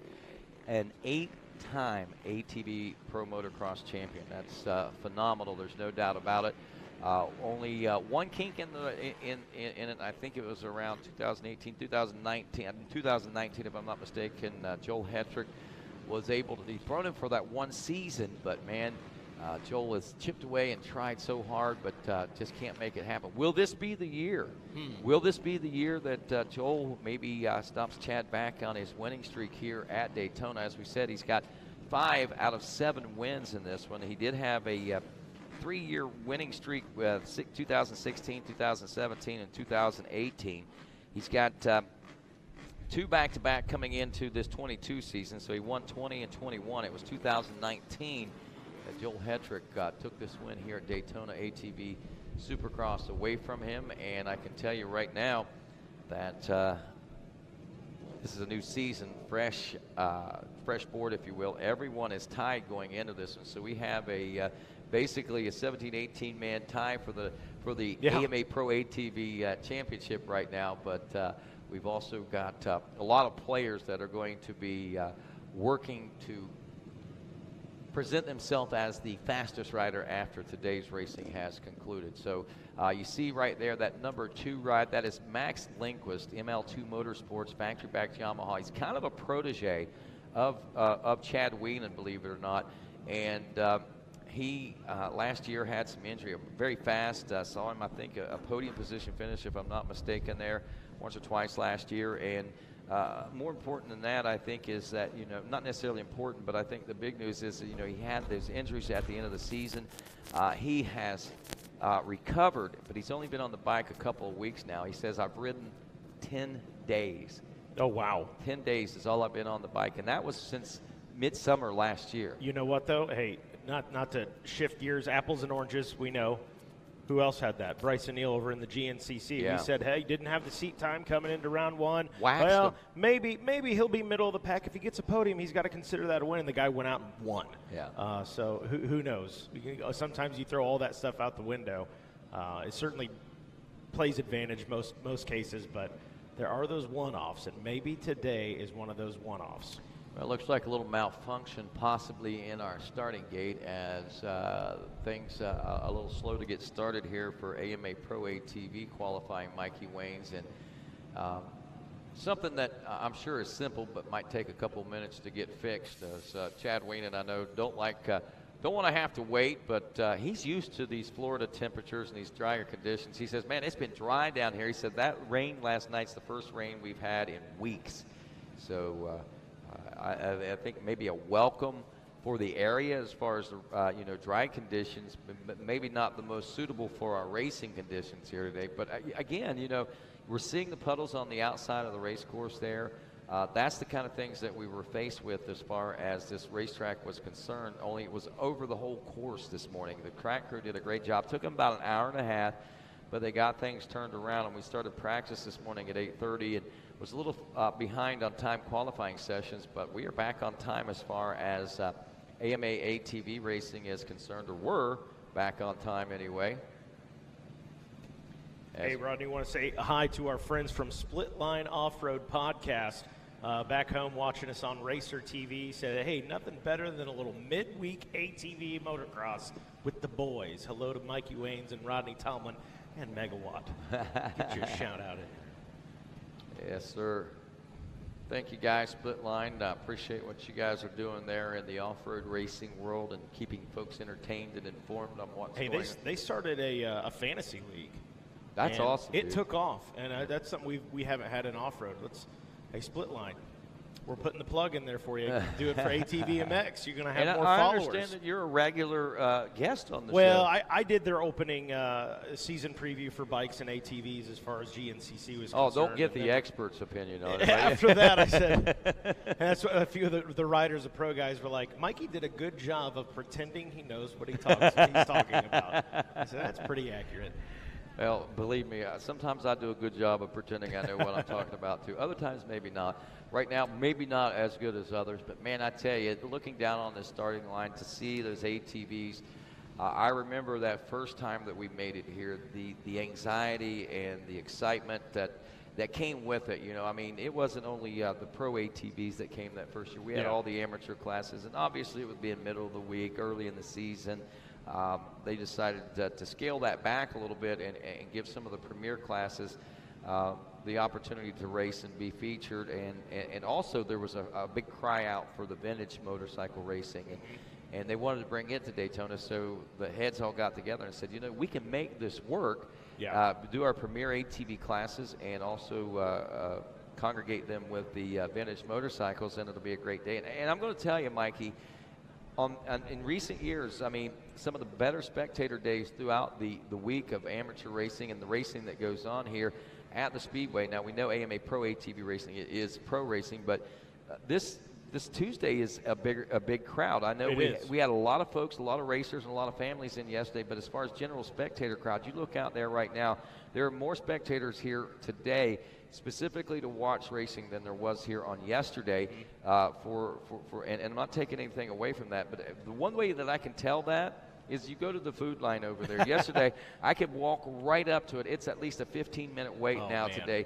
Yesterday, I could literally walk up, get what I wanted, turn around, and walk right back out. What took the longest was to pay for it yesterday. So that, to me, is a pretty good indication that we've got a lot of folks making their way into the International Speedway here today to watch these vintage motorcycles and, of course, the kickoff to the 2022 AMA Pro ATV Championship season, the pro sport, and bringing the WMX. I think we have 17 different WMX riders, and I'm telling you, Mikey, a handful of years ago, we were lucky to have 3 to 5 WMX racers show up on the starting line. And speaking of WMX, I do want to give a shout out. We've got a special award for the WMX that is minus one of the true competitors that was a part of our sport in WMX for a good long time. Michelle Jenkins, who passed away just prior to the start of the 2021 season. Well, they've got a Memorial Hole Shot Award that they're going to be handing out to the WMX, and I want to give a shout out to Brian Jenkins, her late husband, of course, as I know he is at home watching right now in anticipation of what's going to be taking place, and his heart is here with those ladies, as it always has been. You know, Michelle was an integral part of helping the women's class grow, and not only that, she was about 47 years old, and one of the most competitive ladies in the nation as far as ATV motocross was concerned. But we certainly miss her, but her memory still lives with us in our Memorial Hole Shot here today for the WMX. But right now, we've got AMA Pro ATV racers. Now, this right here has to be one. I mean, these guys amped up. The adrenaline's flowing. Yeah. And they're expecting that gate to go, and they're going to go do their heat race right now. No, I can it's assure not. you. And in all honesty, they are expecting right now they would be coming off the racetrack, I think. So this right here is going to throw a little bit of, especially timing for the guys back in the pits to get things reorganized and ready to go for if they have an LCQ or if they have to go into, you know, whenever they go into the main event. So they've got a little less time to work with here. The good thing about that is it's not, you know, we didn't run one and then we have a big long break and then one has an advantage over the other. Both of these heat races are going to be, in these division races, I should say, are going to be looking at it from the same perspective. They're both going to be on a little more limited time as far as making the main event. But the one beautiful thing about it is I think that most of those guys got their bikes dialed in between that first qualifier to the second qualifier, because we've seen times that were barely even scraping 1 minute down near the 55-second range with Chad Weinen's lap times, Joel Hedrick's lap times, and all those guys just really just shaving tenths of second, thousandths of second, hundreds of seconds off every time they went by them and off each other's lap times. I mean, the time qualifying for me, that was probably some of the most impressive time qualifying I've seen, to see how tight they are. And you know, we've seen the front runners like that. You know, Joel Hedrick and Chad Weinen, it's not too uncommon to see those guys within a few tenths or a few hundredths or even a few thousandths of a second. But when we've got riders through the top 6 that are within a couple of tenths of one another, that's whenever you start putting things into perspective, like, oh my, we've got some real competition. It's tight. It is tight, no doubt about it. And I can't wait to see the gate drop and we make it happen. But you know, we got to wait for all things to be right, and that's what they're working on right now. We've got the best in the business. Wait a minute, is Jeff Russell down there? Now, if Jeff was down there, point. Jeff would just look at it real mean, and he'd probably start working. He's Jeff got Russell. He's growing the beard out. I said, "You going to keep that thing?" He said, "I've been growing this since October. I'm keeping it." Well, you watch when it gets hot. I bet you that thing it might goes. be my Loretta's. You watch. Yeah, he'll be out on the lake one day, and he'll take a hunting knife and shave with a hunting knife out on the lake fishing someplace, I think. But yeah, it looks like we're getting closer. The gate is up. The gate is up now, so that's a good sign. That's always a good sign. If it goes up, then you know what they say. If it goes up, it must come down. So we'll see if that's the case or not. We hope that's the case anyway. Fanning the riders with the pit boards, doing everything it's they hot. Can to keep them it's good not and cool. only hot, Mikey. Yesterday we had the sun so humid. And a little bit of humidity, but today after that rain, the humidity level has it feels like it's doubled over what it was yesterday.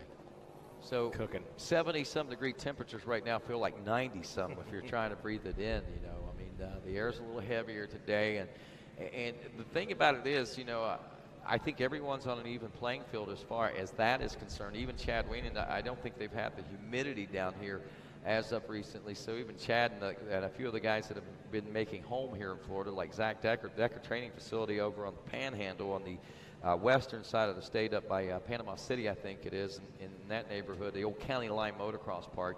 A lot of riders training over there as well. I don't think they've seen, well, I don't think they've seen this middle Florida weather either. It's a little warmer down here than what it is up there in the Panhandle, I think. But no one, I don't think, has been subject to humidity. At least I haven't. So if I haven't, then no one else has. No one either. has. If it doesn't happen to me, it happens to no one. Man, again, 8 years in the making of what we're looking at right now. Will we have an undisputed king of ATV Supercross here at Daytona International Speedway? I think if he can make 3 in a row and then 1 year off and 3 more in a row, I think he could earn that right. You know, that's a pretty healthy title to take, and I know playing off of what happened with Eli Tomac the other night, you know, at Daytona, and I think he had his 6th win here, if I'm not mistaken, as well. That's pretty impressive when you come to an event such as this. I mean, to win anywhere that many times is impressive, but to win at such a premier event, and even for the bike guys, I think Daytona it's not only different of the soils and the layout and things like that, but I think the prestige of it as being the birthplace of the Super Bowl of motocross racing and where Supercross basically was born, I think that right there might have a lot to do with it as well. The Mecca. The Mecca. I had to finish that cookie. I know. It was looking good. Stolen. I was about ready to, that's why I was trying to throw it off so I could get a bite of my cookie real quick, because those things look really, really good here today. But still fanning the pit boards here right now as we all hands on deck right now. Yes, they are, and of course, get the girlfriends, the moms, the wives, the mechanics, the backup mechanics, the suspension guy. Everybody needs to be down there fanning these guys right now.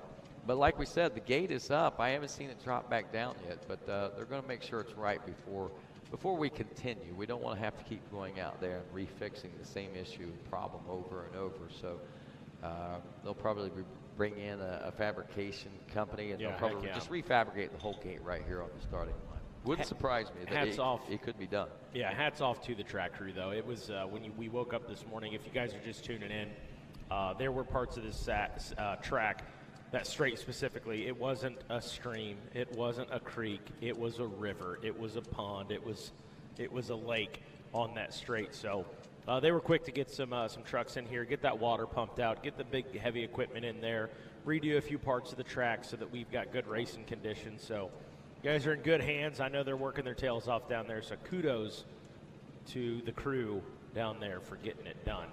Kudos, a really good candy bar, by the way. Tasty and delicious.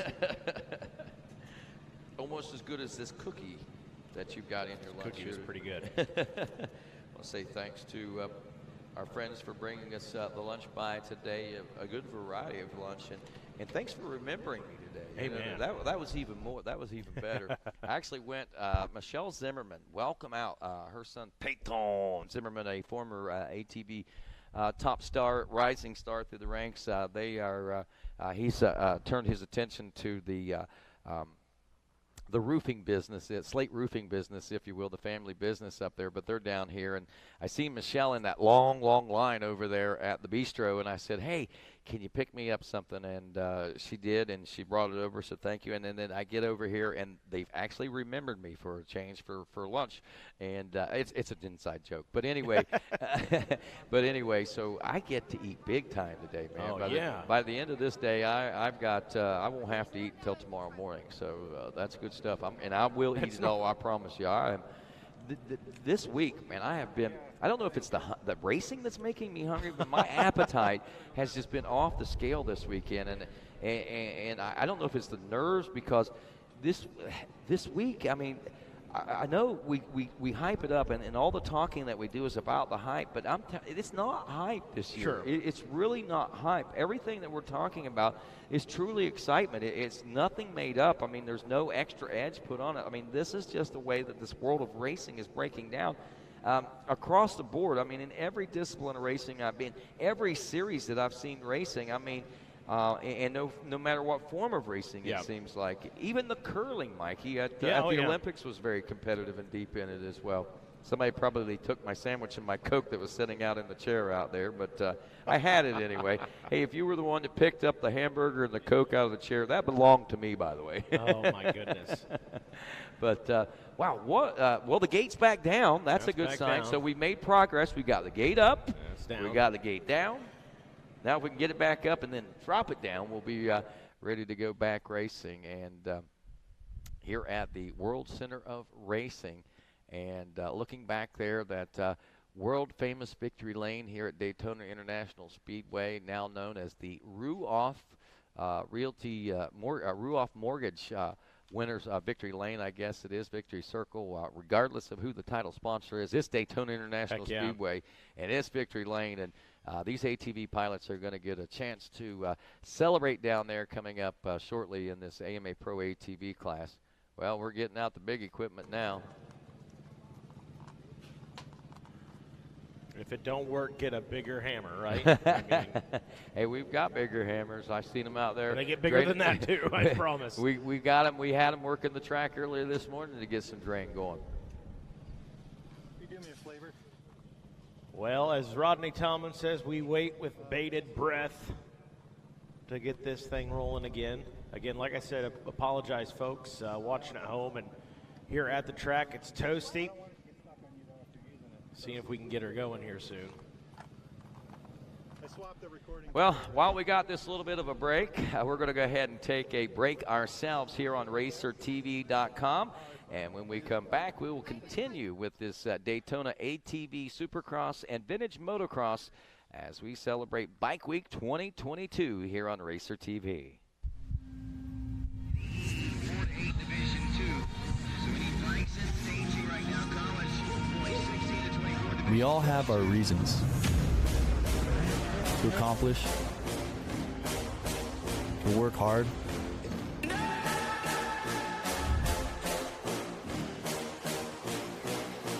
We share a common goal, to be the best. Keep fighting, put in the work, never take the easy way. Your drive and determination fuels our passion.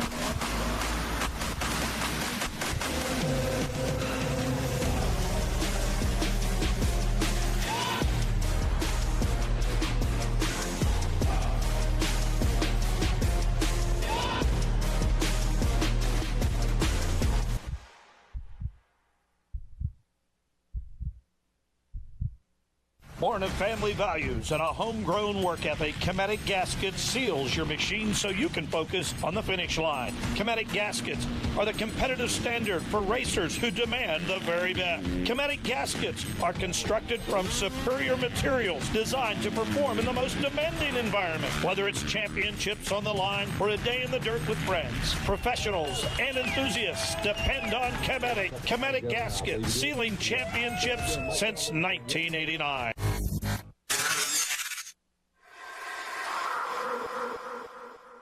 Last season was my best season ever by far. I won a lot of races. I won a championship, and it was also my first year using ARMA. And one of the things I noticed was just my ability to string good days together. You know, like especially in the summertime in Florida where you're riding every day and the heat index is 108 degrees and you're doing 230s and going to the gym and bicycle and all that stuff. I think in the past I've been super inconsistent day to day. Yeah, I may have a good race here or a good day during the week there, but overall I think where I improved the most was my consistency in my recovery.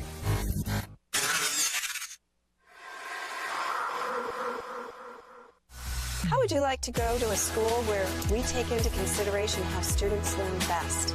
Well, we do that because we find if we can build the curriculum around the things you are interested in, you're going to do a better job. The mission at On Track School is that educational success is possible while chasing your dreams. Not only will our staff help students to achieve success, they will cheer you on to the finish line. We encourage you to check out On Track School at ontrackschool.com, where we can help you chase your dreams and still get a quality education. OnTrackSchool.com. Check it out.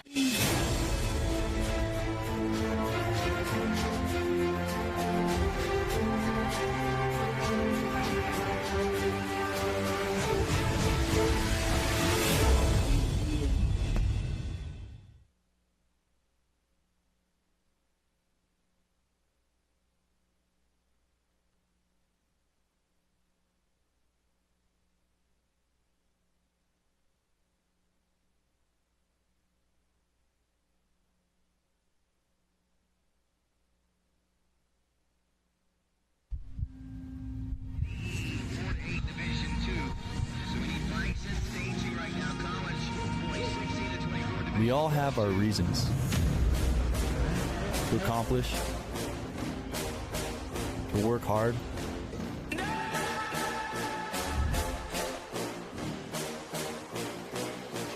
We share a common goal, to be the best.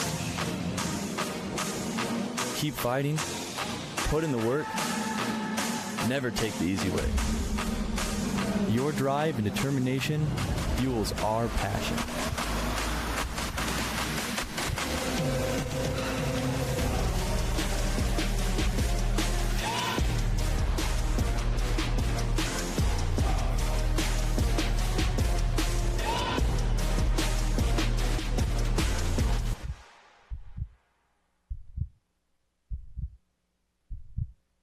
Born of family values and a homegrown work ethic, Cometic Gaskets seals your machine so you can focus on the finish line. Cometic Gaskets are the competitive standard for racers who demand the very best. Cometic Gaskets are constructed from superior materials designed to perform in the most demanding environment, whether it's championships on the line or a day in the dirt with friends. Professionals and enthusiasts depend on Cometic. Cometic Gaskets, sealing championships since 1989.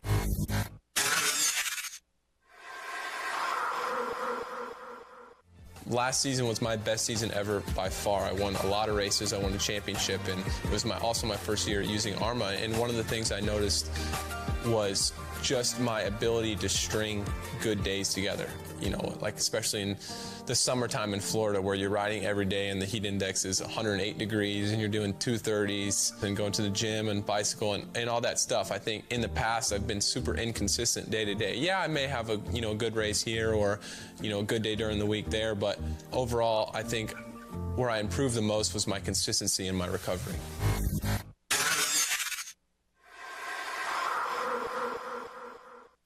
How would you like to go to a school where we take into consideration how students learn best?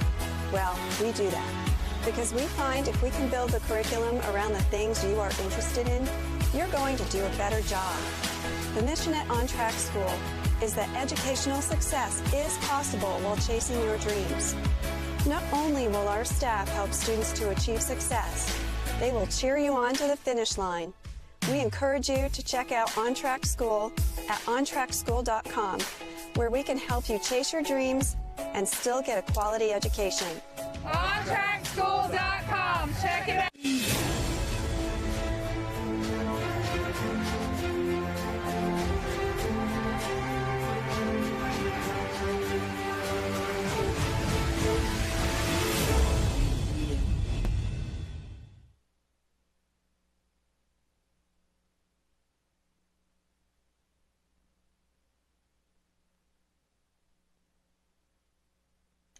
And we're back.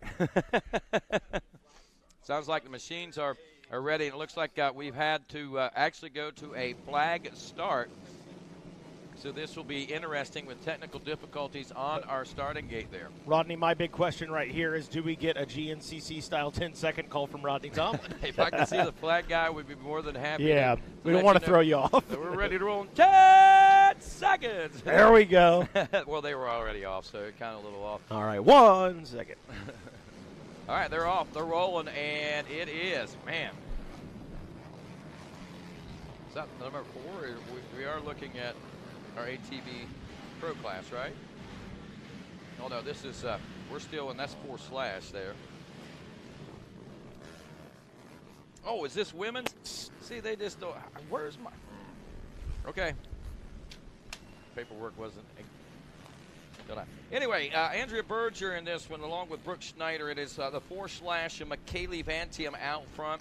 We also have the 4 of Chelsea McKinney, the number 9 of Ellie Roush, the number 17, Olivia Joyner, Neve Shaw, the 53, our fastest qualifier, and a former champion of this class, I believe, from 2018, the 55 of Shelby Cobrando.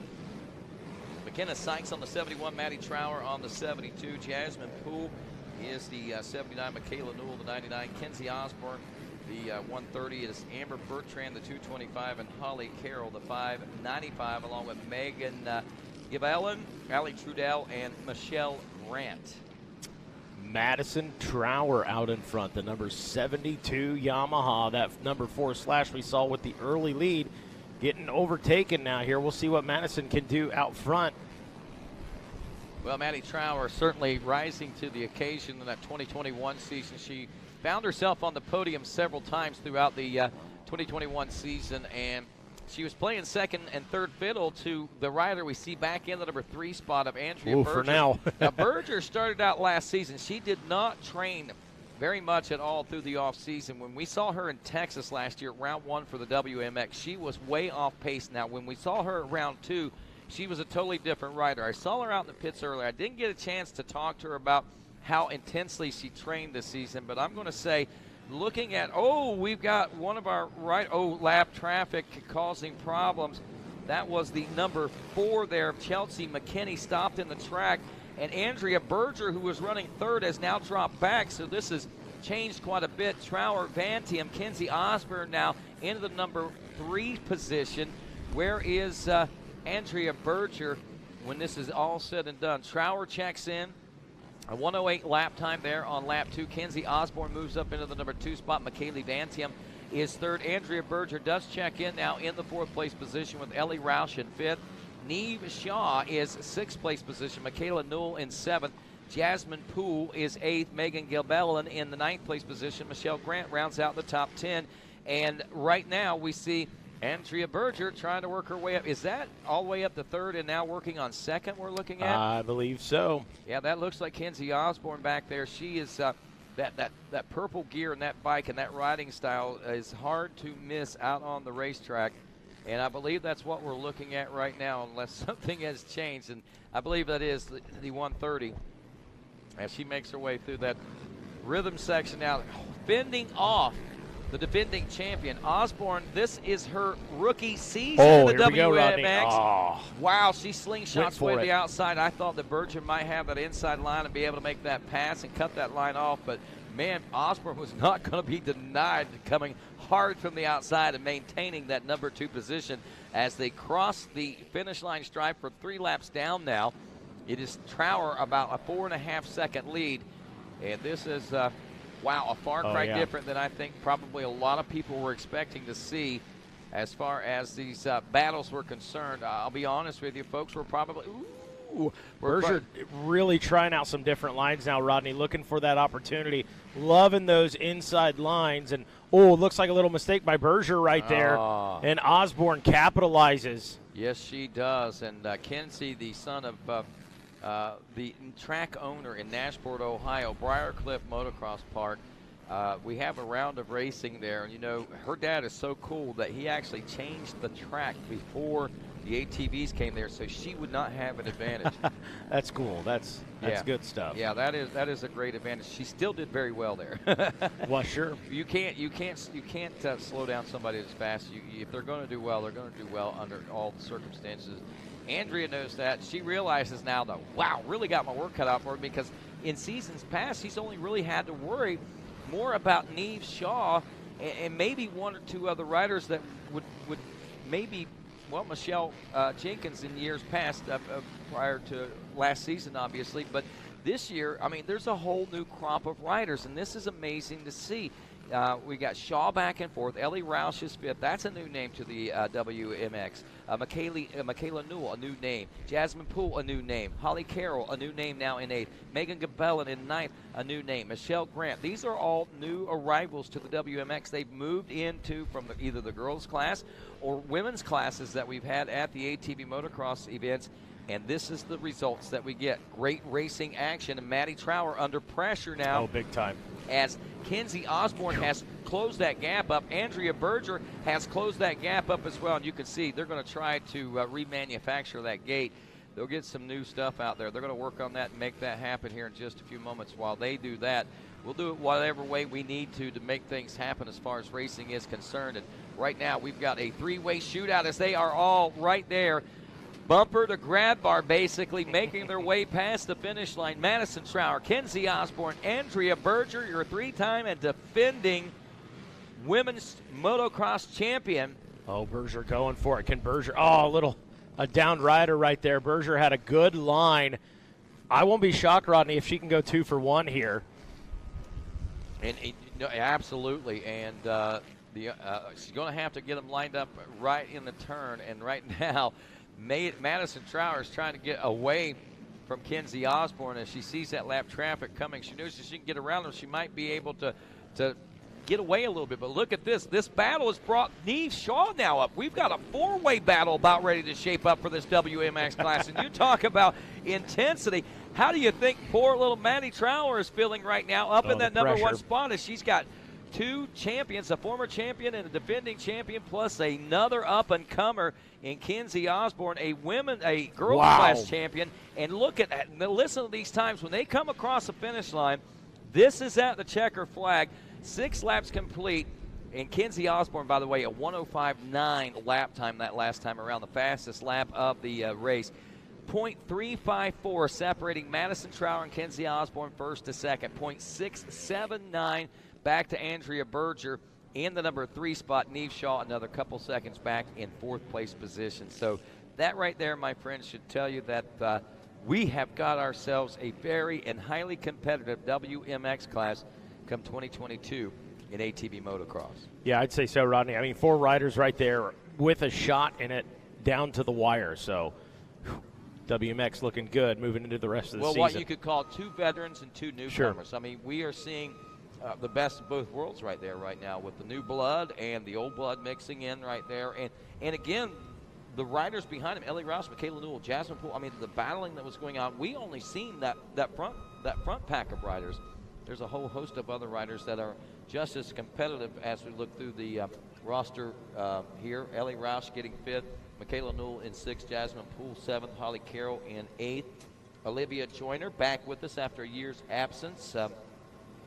She lives up in Canada, but glad to have her back in 9th place. And Megan Gabellin in 10th. Again, a lot of these riders, this is their first ever WMX race. So I'm pretty impressed with the talent that we have here in 2022.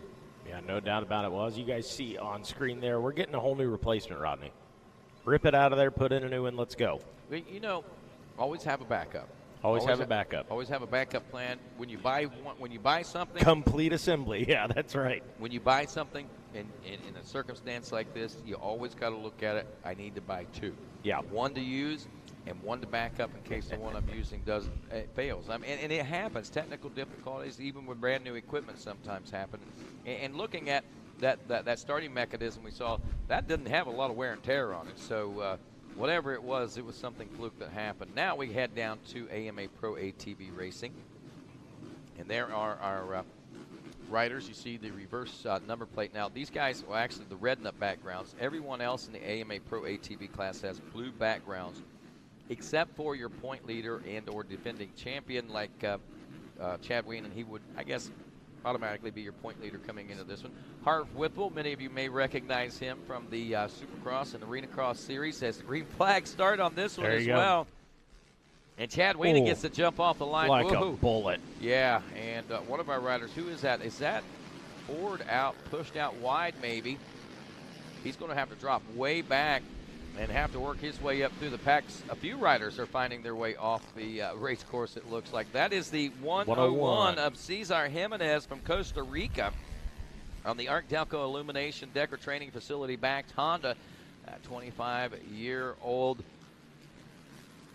South American rider making things happen here in this heat race in the division number 1. Let's see what kind of company he's got coming in behind him, and it looks like it is some stout competition that is knocking on the door. And you know, surprising, there's Max Lindquist on the number 2, the ML2 Motorsports ride. Again, been on the bike 10 times since about, I think, July of last year, if I'm not mistaken. May have even been as far back as June for that young rider. But regardless, it's been a while since he's been on the bike, been under racing conditions, but he is certainly showing that he hasn't lost any edges. He's challenging now the 101 of Jimenez for that number 2 spot.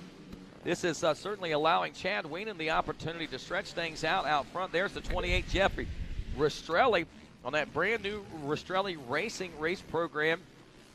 Coming in, different team, different look, and rebuilding right from scratch. But he had a good, solid foundation of a program that he had ran before, so wasn't so bad. And we've seen some great finishes. I think we've had 3 different podium position finishes over the tenure of 7 races so far out of Jeffrey Rastrelli as far as the main events are concerned. And you know that that's where he feels he belongs. And knowing the history of it, he feels he belongs up there right behind Chad Weinen, but with the fighting for it. I mean, he's these new Gen X guys that are coming in right now. Gen Z riders that are coming in right now. These Gen Z guys have certainly brought a whole new element to the ATV motocross racing world. Max Lindquist. Oh, look at this. There you go. Jimenez now in trouble for 3rd as Lindquist has gotten around for 2nd, and now Rastrelli gets around to take over the number 3 spot. Now we've got the young sophomore against the veteran of Rastrelli. Rastrelli has been notably one of the top 3 or 4 ATV pilots since his career began as an AMA Pro ATV racer. He's wanting to see that increase. He wants to be one of the front. He wants to be the number 1 guy, and he knows he needs to start out here. And to get the momentum rolling at home in your home state of Florida is saying a whole lot. And he is the only Florida native that races professionally in ATV motocross at this particular time. So I have to tend to think that anybody that's from FLA right now is probably in the corner of Jeffrey Rastrelli, your 3rd place ride, checking in right now. Lap times, get this, 57.3 for Chad Weinen, 57.3 for Max Lindquist, a 57.2 for Jeffrey Rastrelli. Only a 1/10 of a second faster. He is less than 4/10 of a second less behind Max Lindquist when you look at timing and scoring. But I think when we look at this, you basically say bumper to grab bar in and out of most of these turns, Mikey. Yeah, Rastrelli, if you've noticed, he's going, well, the previous lap was going pretty high in these corners, Rodney, trying to find some speed, trying to find a good drive out of there. Right now, though, he is just mirroring exactly what Max Lindquist is doing. See if Max can make a mistake and maybe Rastrelli can get around him. But so far, Max Lindquist, there we go, Rastrelli going high again, trying to get a good drive, not going to be quite enough. Hats off to Max Lindquist holding him off right now. No doubt about that. Max, even though he's a young pro rider, he's no stranger to competition. And being a protege of Chad Weinen. You know he's been taught a lot, and even if he hasn't been taught a lot, he bodes a lot of confidence, and confidence can mean a whole lot in these circumstances and situations as well, and being able to fend these riders off. And I know this is a tough track to pass on. There's no doubt about it. You get out of that main line, and you find yourself basically throwing the anchor out. But Jeffrey Rastrelli is doing a good job of trying to search the racetrack to find alternate lines that might afford him an opportunity to get up and put that pressure on enough to maybe slide by that number 2 of Max Lindquist, as your leader is still Chad Weinen, a 4.7 second gap now, 56.9 for Max Lindquist that last time around. He's opened his gap up now to a whopping .665. Well, Rodney, as if, hey, we had a rain delay, obviously. We had the problems with the gate down there. To let the folks know at home that cannot see it on Racer TV, it is now raining here at Daytona Motor Speedway. That is the reports we're getting, so doesn't look like it's too bad yet. Yeah, but it's just kind of a light sprinkle, but that's the way it started last Here night, we go. and then it just opened up. And I hope that we don't see that. I don't know that these riders are necessarily prepared for that. So what's going to happen if we do see a torrential rainstorm come in is they're going to be scrambling, number one, and we may see some machines that might suck in some water, and it might cause some problems for them for the rest of the day. So worst case scenario right now with this time qualifier, with this heat race, not the time qualifier, but heat race, this is going to this would not be a good time for that to happen, because these guys need a little more time to turn things around if they have any major issues right now. Weinen, Lindquist, Rastrelli, Bryce Ford now up to 1.1 seconds back of that third place ride. And Zach Decker rounds out the top 5, a 56.3. A 56.1 is the fastest lap time turned so far. Guess what? That was turned by Bryce Ford on lap number 4. He has bridged that gap now up to, and he backed it up with a 56.3, 1.1 seconds. He's closing in on Rastrelli in this battle for second, and this could get very interesting very quickly, Mikey Waynes, as all of a sudden a two-man shootout has turned into a three-way battle royale. Here we go, boys and girls. Max Lindquist, man, he'd been working his tail off in this one, trying to find his way around, but meanwhile, Bryce Ford, man, on the move, wants his name in the hat as well for that final podium position, or I guess final good finish here with the top 3. Rastrelli had a little bit of a kicker there. It didn't really slow him down any, but the way that the bike kind of pitched itself there, kind of I didn't know if he was going on over or not, but momentum keeps him upright and moving in the right direction. But that goes to show you just how tough this track is starting to get. You know, little hiccup there for Bryce Ford as he gets a little out of line there, loses a little bit of that time he gained on Jeffrey Rastrelli. So all of a sudden, Jeffrey Rastrelli, who was challenging Max Lindquist for that number 2 spot, finds himself in defense of the number 3 position, and that's how quickly things turned around. Now all of a sudden, he's back on it after a little hiccup by Bryce Ford. It gives him a chance to refocus his attention on trying to make the pass rather than not being passed. Yeah, no doubt. Rastrelli, again, loving that outside line right there. Gets a pretty good push, but, again, Max Lindquist just holding them off. We'll see if Bryce Ford can inch his way up there, maybe make things interesting. White flag is out. Final lap of racing. Weinen and Lindquist, Rastrelli, Ford, Decker, your top 5. Cesar Jimenez in 6th. Cody Ford in 7th. And Marshall Smith back there in the number 8 position, I believe it is. Marshall Smith, 46 years old, just to let you know. Yeah. He was an AMA Pro ATV rookie last season at 45 years old. Wow. And, people ask the question, how do you do that? Well, Marshall has actually had the talent to be there. He just never made that step. And, after talking with folks and things, they realized, hey, he's got the credentials, and they gave him the pro license. Nice. And he's done very well. I mean, he hasn't been a contender for wins, but he's done everything that he set out to do. Chad Weinen taking the win. Lindquist, Rastrelli, Ford, and Jimenez will be your top, Decker, your top 5. Mikey, I got this same. Yeah, did you get this I was too? trying to decipher it. I couldn't quite understand what it was saying there. Since we got a little break, let you guys know, got a message here from Donnie Griffith talking about Vet MX. Obviously, ATV motocross season kicking off here in Daytona. He said, hey, if you guys are interested in getting together as a Vet MX quad group in June. See, I totally misread that. Okay. Please let Jeremy Osborne know. You can reply or message him, let him know you're attending, so you can get that Warrior class on the event schedule for June 10th through the 12th at Briarcliff MX. So he said, also, let's not let the two-wheel Vet MX guys have all the fun. Couldn't have said it better myself. Amen. So, you know, it wouldn't be surprising with as many 250Rs and as many things. It would not surprise me to eventually see, and there's the rain we're seeing start to fall, that we wouldn't start seeing vintage ATV racing start to take place. I mean, you take into account the three-wheelers, the trikes, as they like to call them. You know, those are making a comeback right now. Now, we do have a lot of newer hybrid models. Guys are taking dirt bikes and putting ATV rear ends on them or whatever the case may be.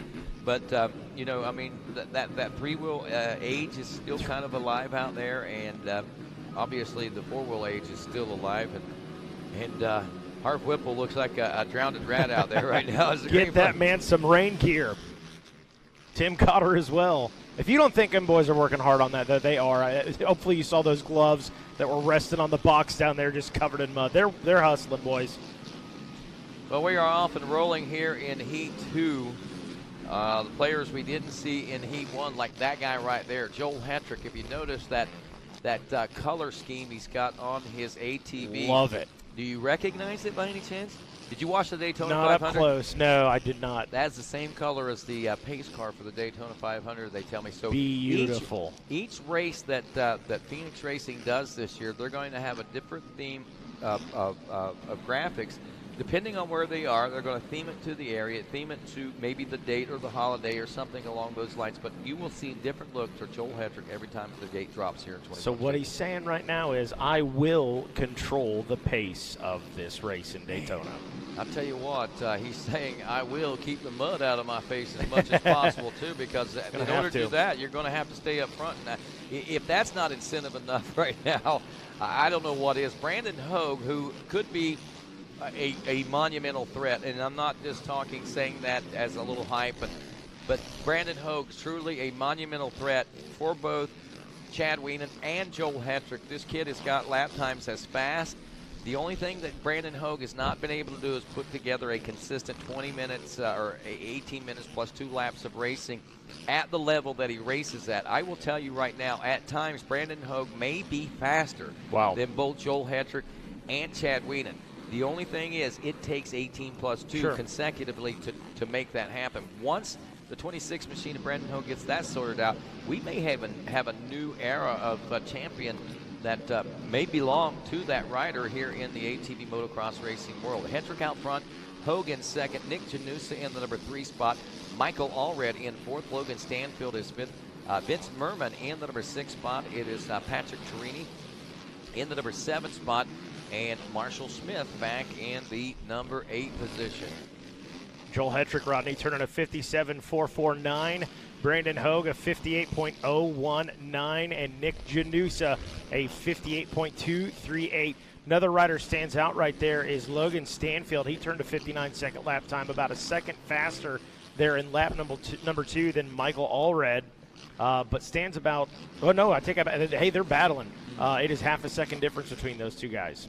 Well, you know, impressing, we had 55-second lap times during qualifying session for a number of these riders, but we've been seeing high 56s and low 57s, and those low 58s has been tradition even in the previous heat race here. I wonder if this rain is really having an effect on what's going on out there right now. As heavy as it is, I almost have to believe that already it is starting to take its toll. It's coming. Yeah, Megawatt down at the end of the trailer here said he's looking at the sky. It's black. It's gray. He said, well, if it's not making a difference, it's about to. Well, I tell you, perfectly re-prepared and reconstructed racetrack is about to find itself in peril, I believe, as far as the rain is concerned. Hopefully this will move out of the area pretty soon. But right now, man, Michael Allred, how about this? Allred and Logan Stanfield battling for the 4th place position. Stanfield's one of those riders making his way into the AMA Pro ATV ranks that we've been kind of watching over the last couple of years and anticipating and expecting that switch to flip and the trigger to pull, and for him to become that constant, consistent top 5 threat. And today may be the day, I don't know, and I think Allred might be in the same scenario and situation. We saw things working well for the number 8 late in the season. Well, about midway through the season, it started turning around for him, and consistently has moved himself closer and closer to the front of the pack. Now, what will it mean when we get all of our riders together? Again, that question remains to be answered, but start's going to be very critical in maintaining a great, healthy pace out here in these main events. And in reality, with the rain coming down, and if it continues to come down, it may simply become a race of survival here in the ATV, Moto, and Supercross racing world. Our 3rd rider now about to join the battle for that number 4 spot. It is 6th place ride, Vince Merman now. Merman beginning to show his number plate and front wheels and bumper into the camera shots now as they come in and out of the turns. Merman again out of New Franklin, Ohio on a TDR Motorsports. That's Tim Detland Racing, Pafford EMS, Precision Siding and Construction backed Honda. Mercy. My nephew on camera, Adam Adkins, at the top of the speedway out there, I'm sure is getting pounded right now with that rain. I know, like yesterday, he said, man, you guys thought it was windy down there. You should have been standing up where I was at. He said, it was really windy up there. They, kudos, Dan Reinhardt made you and I, Rodney, nice new raincoats for Racer TV. Just got the logos on the back of them. Jordan comes in, he said, I'm out of raincoats. I don't think I've got any left. He said, and I found these 2, but they got your name on it and Rodney's name on it. And I said, take them. We're sitting inside in here. Yeah. You take those. Let those boys get some raincoats on. Amen. I ain't stopping them for that. Nope, I'm good where I'm at. And even if I get wet, those guys will suffer a lot more than I do. So, yep, got to take care of our crew. We got a heck of a crew, too. I'll try to name them all off before the broadcast is all said and done. But that is Michael Allred maintaining point in that 4th place position. I got to say, I watched the progression of Michael Allred, and you know, and some people were thinking, it's a fluke, it's a fluke. He's not. Man, he has done this consistently, little by little by little. He's taken little chunks out of it. He is going to be, I promise you, by the end of this season, I'll stake my ATV announcing career on it. Hey, there you go. Michael Allred will be a top 5 rider by the end of the season. I like it. Consistently. Now, not every race, but on a consistent basis, we'll see him battling for top 5s, I think. And there'll be other riders that I think will show their faces as well. But I have a lot of confidence in what the progression that I've seen this Yanceyville, North Carolina rider bring to the point. It's a lot of fun for him. He's got a wife, he's got a baby, he's got a mom and dad to support him. He's got a job that he works through the week, but this is just fun for him. But he puts a lot of intensity into his training, and he's kind of a self-made man, if you will, so he can make his own hours. Yeah. And it helps out a little bit. So love it. Michael Allred really advancing his technique and skill over the last couple of years. But Hetrick, Hogue, Janusa in 3rd, Michael Allred in 4th, Logan Stanfield in 5th, Patrick Torini in the number 6 spot. Vince Merman now has dropped off the 7th, so maybe the water is starting to take its toll. Remember, I said earlier today before we went online, you know, we were joking around about sending the quads around to clean the water off the track because that's what they do at all the local tracks and so forth. And then I said, well, that would, you know, ha, ha, ha. But, you know, in reality, they wouldn't make it. They would go through that water, and they will inhale that water into their motor, and they will literally just implode right there. Yeah. Now, with a little bit of preparations, and I'm sure they've prepared a little bit, knowing that it could start raining. They weren't GNCC prepared, so to speak, and they're not GNCC prepared. So if you start seeing these ATVs start to wane a little bit in power, start to see a little bit of steam, you know why? Because they didn't get waterproofed well enough heading into this battle. And I'm sure most mechanics, anticipating the possibility of showers, probably did a little bit extra for that. Hetrick on this final lap of racing now as he makes his way around in what he hopes to be the first of 2 checker flags today. The second checker he wants to take will be in that main event coming up a little later on. Hey, that ATV, Rodney, looking clean. It is, isn't it? I think it's because, as much as anything, as heavy as the rain, as soon as they're getting dirty, the rain washes it off. Checkers are out, and little Joey Metric, a.k.a. Joel Hetrick, taking the win in this division race. And, of course, Brandon Hogue, a solid second-place performance out here. He will finish about 6.2 seconds back. An impressive 9-second gap back to almost 10 seconds back to Nick Janusa, who I'm sure settled into his pace saying, I'm not president, I want to save this motor as much as I can. A little limited on his staff down in his pits this year. The number 8, Michael Allred, will hold on for 4th place. That's an impeccable ride. He was under pressure from Stanfield the whole time. Patrick Torini in 6th, Vince Merman in 7th, and that's your Division 2 of ATV Pro Class Racing as we get set to go with more of this vintage motorcycle racing, and our good friend Megawatt Matt Watson joining us back in the booth here, Megawatt. And here, these are the ones that I remember from like the 1970s, man. Yeah, man. Is that an Elsinore or something? That is an Elsinore you're looking at. That is an early generation Yamaha that you're looking at. An early YZ as well. A couple early Suzukis. Looks like that. Is that a Husky? Maybe that's that Montesa that I'm looking at down there on the other end. But yeah, that's exactly what you're looking at. What you see here, Rodney, is an Elsinore with a 4-stroke in it. Somebody took the CR frame and put an XR or XL, probably an XL motor, probably is what they used. That's interesting. What the number 181? Was the 4-stroke technology as advanced then as it is now? Here's the thing. The 2-stroke chassis was so much superior, Rodney. It handled. It was more like, but that pipey 2-stroke in the 73, 74, 75 models was so hard to handle. A lot of guys put that smooth old 4-stroke in the racing chassis. They took it out of that dual sport chassis, that street bike chassis, and put it in the Elsinore chassis. Wow. I believe that's Mike Monroe out there showing some love too. Right on. 161. Hey, this is race number 9, our Masters 50+ C, our 125 class. Love to see it. And, of course, the girls 9 to 13. Mela Herrick on that number 19 Husky out there, 12 years old, going to brave the rain here at Daytona. So, if you are in race number 10, the Warrior class, you should already be in staging, getting soaking wet. If you're in race number 11, you should be in the staging area. That's your senior 40+, your Golden Masters 60+, and your women's C. And if you are race 12, let's think about it, the 125 Evolution 2 and the Golden Masters 60+. So everybody in kind of a holding pattern right down there, Mikey. Going to get this thing underway.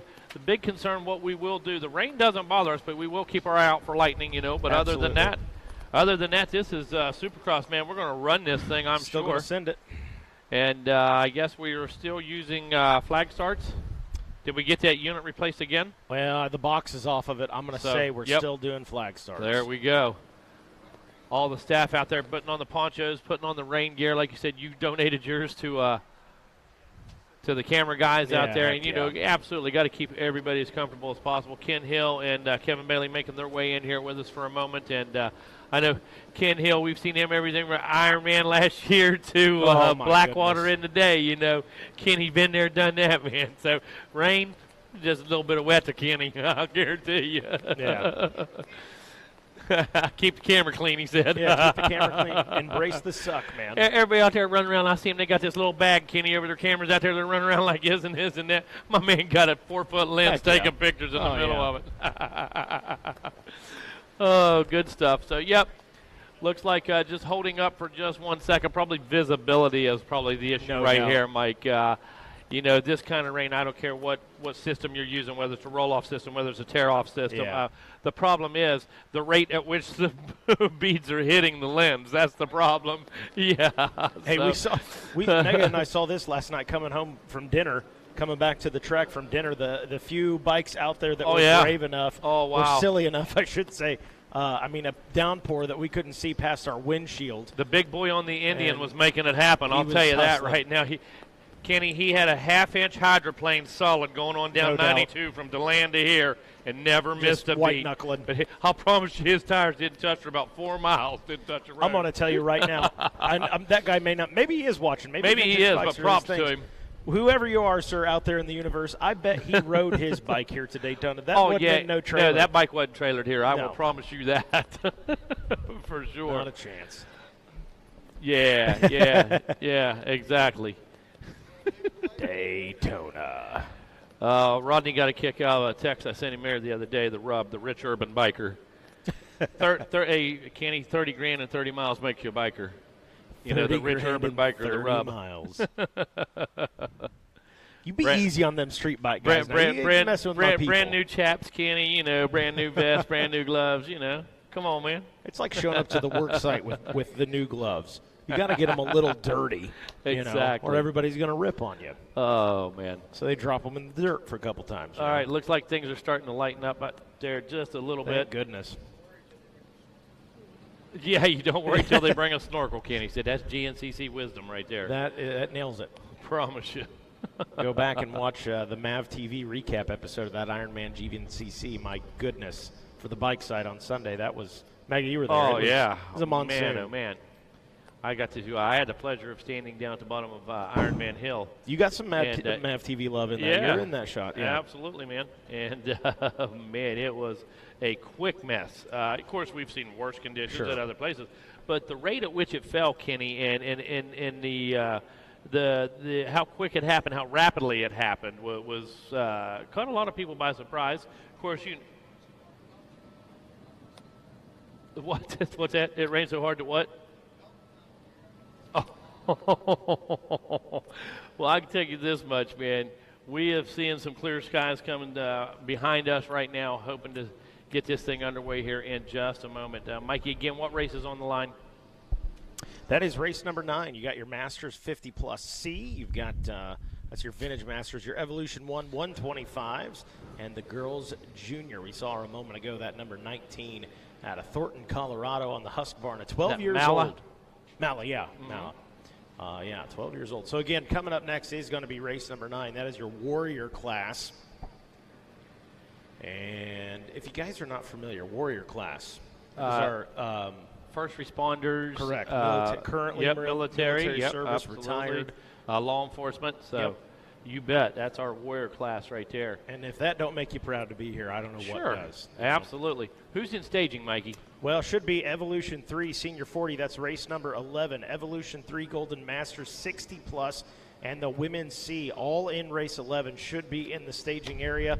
If you're in race number 12, that is Evolution 2, the 125s, and Evolution 1 Golden Masters 60 plus. Start thinking about making your way down. You can just tell watching Racer TV right now, sky's starting to clear up a little bit. There is sun off in the distance. Maybe burn a little bit of this off, but we're about ready to roll here. I don't think the hard stuff's going to come down for a while. Maybe not. Oh, there you go. Yeah.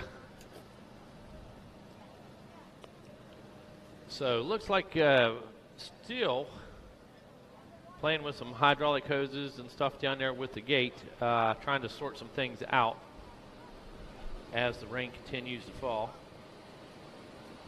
Not sure if we've given up on the gate as of yet. Going to continue with flag starts or what.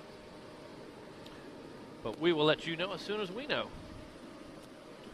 Mike. Hey, it's anybody's day to day, right, Kenny? The great equalizer, huh, bro? For sure. And you know, we've seen it in Supercrosses here in the past in the main event.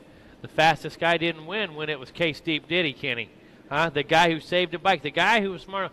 Man, Chad Reed one year, like a 45-second lead on a Supercross track. He's got like a 45-second lead. And I keep watching him over here in the final turn, almost before the finish, just putting that thing into the airbox. And, you know, there was another line, Kenny. I mean, there was absolutely another place to go, okay? And just lap after lap. Oh. And you watch Wyndham go out. Wyndham led. He had a big lead, and he drowned it out. I can't remember Ferry, all these guys. Reed just keeps pounding this thing, gives it up. You know, so there's a lot more to it than just the skill and the speed, especially when it comes to these conditions. And Kenny called it the great equalizer. It absolutely is. No And you have doubt. to be so smart in these conditions. A lot of these guys, let me tell you something.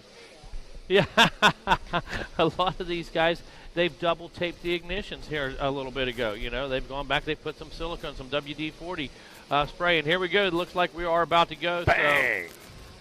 So instead of the gate is down, the flag has flown, I guess. And out into the first turn goes this race here. And who is that? One of our RM-mounted riders. Out to the early lead now.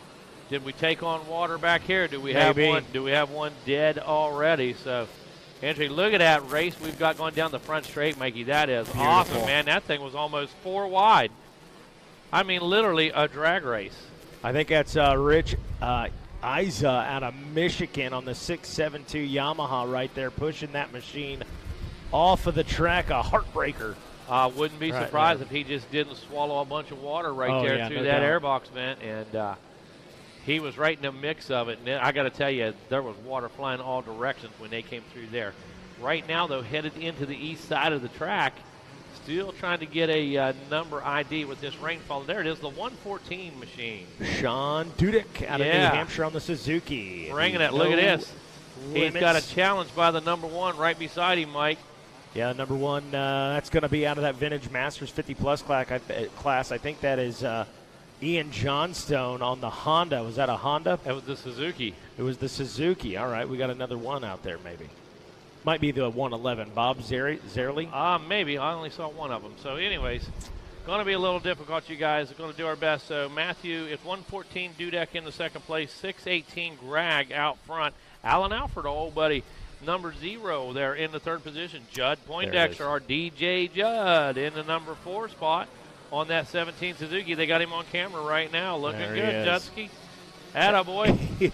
Judd said, hey, I've been training with Thor Powell. I've been hitting jumps. I have the gumption to hit these big jumps. I'm ready for it. And he said, I went out there for practice and thought, maybe not. Not for me, not these conditions. Oh, Judd. Judd take on a little water, too. Yeah, look at this. Drowning one out for DJ Judd as well. We've got casualties all over the course right now. Looks like his throttle might have some grit or some water in it. Smoking just a little bit there. Overheating the 79 RM 125. That's DJ good. Judd, yeah. We can go ahead and put the camera on somebody that's moving. So, Judd won't mind. There comes that 114 again. That's Sean Dudek. Got that Garrett Wolfsink look going on there. This is gnarly. The 114. 0. I saw him a minute ago. Yeah, it's Alan Alford, man. He raced every day down here. And look at that Alford, thing he's on the old Elsinore. Check him out, man. Elsinore's singing right now. Making it happen. That's one of those original 76s we looked at coming through the chute there a little bit ago in staging. And look, it is not stalled yet. He's trying to keep it dry there. Trying to keep it up on the pipe, keep the ignition hot. Oh, look, there's another Husky. Look at all of them. I think we got about 4 guys still circulating here. Let's check this out. You love it, though. We welcome you back to the Blackwater 100, you know. Exactly. It's about what it feels like, man. Look at, that is a shot right there. Alfred just charging through, I love it. dude. Alfred, I hope you get, you need a snapshot of that. That needs to be on a frame, man. That 76 125 making a wake. Nice. Looking good. Americana right there, man. You know it. Another one. That number 1 machine. Yeah, see, that's got number 1 on that bike. That was not 111 or anything else. So there's Poindexter still over in the way over there in the corner. Over in the way. Brian Oakley out front. Mike Monroe. On the taco. Mikey Monroe. Out front on the taco, baby. Yeah. Representing. Love it. Hey, you know what? Turning to 144, too. That's not too bad. Heck no. Respectable. Greg Holcomb come through there on his second lap. He's Yamaha mounted. He's in that third position in the Masters 50+. Nala, she came through on her second lap. She's leading the girls junior 9-13. That Poindexter back in action. There he goes. Judd. Just had a small pit stop, you know. Yeah, white flag is out. There comes that 114 again. Sean Dudek leading that Evolution 1 125. Whoa, a little loose there, a little slippery. Kept her on 2 wheels, though. Dudek, yeah, maintains right there. Great job. The goggles are off. That's truly old school. Believe that. The tear off, so you can only put about 3 of them on in the day, and there was no such thing as roll offs. That was a lot of them had open frames on the side for venting, and pull them down.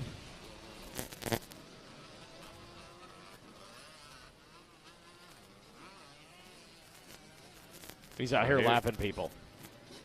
That is the 114. Yeah, that's Dudek. Out there putting them under right now. So final lap underway. Wow, look at that. Traction control. Heck yeah.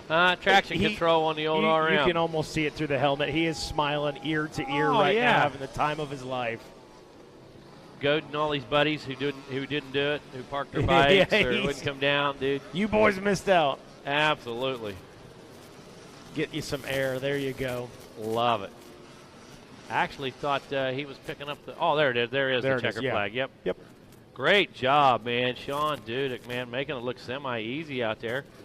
Flat tracking through the corners, keeping that thing on the pipe, looking good. So Dudek, first one through. Alan Alford looks like he's working his way in. There's Poindexter. DJ Judd hanging his head down, looking down again. Doggone it, what's going on? Should have let Thor Powell ride it. Yeah, there you go. That's what's wrong with it. Hey, I know what's wrong with it. Ain't no gas in it. Ain't got no gas.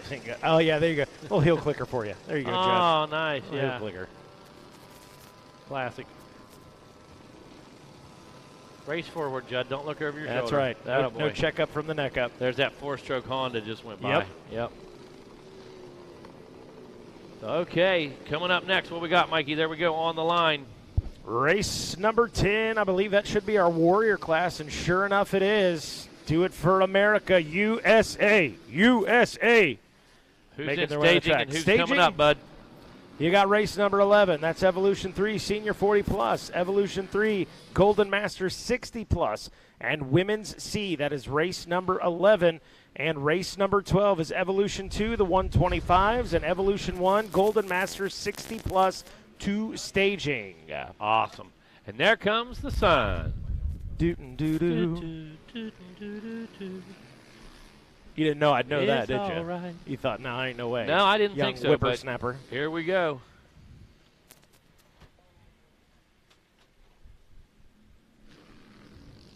Things starting to refresh. There we go. Is that the number 40? Is that maybe what I saw out front? Steve Nagy. Very well could be out of Port Orange, Steve Nagy Florida. riding with him. Yeah, great. Was it the Suzuki? Whole family's here. Yeah, it was a Suzuki, Yeah. but just not sure if it was first place for sure. But here we go. This might be our leaders right here. Nope, still see a bike ahead of him. Good battle, nonetheless. We'll know in a second. Going to find out right now, aren't we, buddy, as they make this corner. Yeah, that is There's number the 40 finish Suzuki line. out front, Yeah, Steve Nagy. was Steve Nagy. Yeah, he looked like he had a pretty good lead there as well. Right off the jump, got a good jump off the gate. How important is that with this roost? Yeah, How important is that with these goggles? No Look kidding. at him. Yeah, he's got the clear track. He's got a nice lead. And look at this battle. We got DeCandia, Gaines, and Mills all fighting it out for that number 2 spot here. Good battle right there. Gaines, or rather the number 50 of Anthony Mills. Yeah, he come in a little hot there and had to lock that front brake up, cost him just a moment.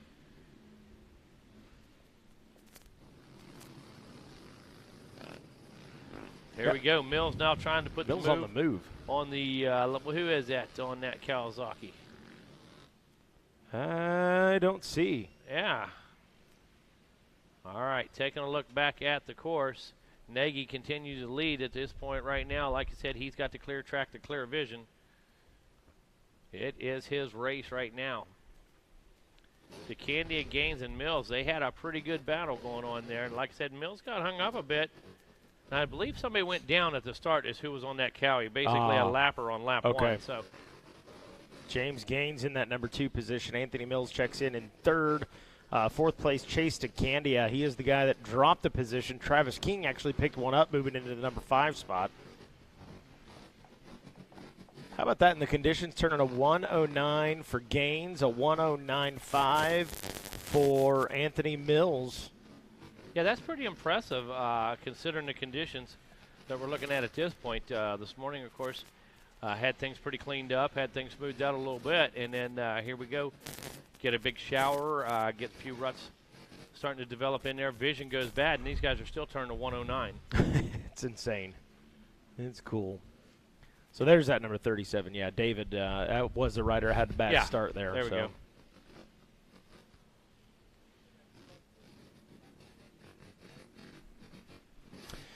Well, we're having a little technical difficulties. We are going to step away for a moment, but right now out in front, the number 40 is Steve Nagy. Second place, the 735 at James Gaines, and Anthony Mills sits in third. We'll be right back with more after this.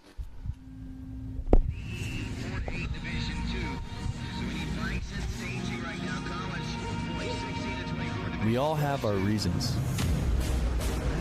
to accomplish, to work hard.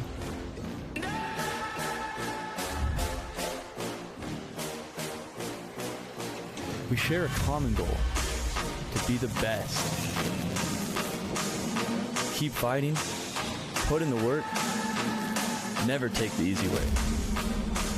Your drive and determination fuels our passion.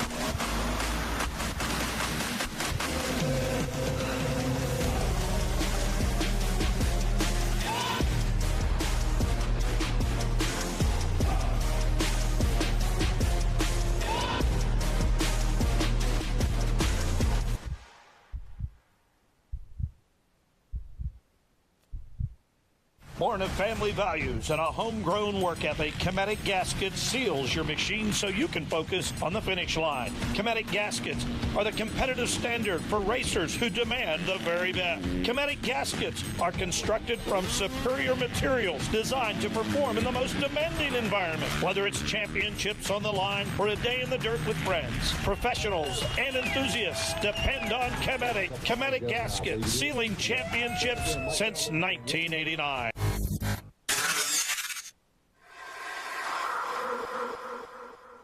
Last season was my best season ever by far. I won a lot of races. I won a championship, and it was also my first year using ARMA. And one of the things I noticed was just my ability to string good days together. You know, like especially in the summertime in Florida where you're riding every day and the heat index is 108 degrees and you're doing 230s and going to the gym and bicycle and all that stuff. I think in the past I've been super inconsistent day to day. Yeah, I may have a good race here or a good day during the week there, but overall I think where I improved the most was my consistency in my recovery.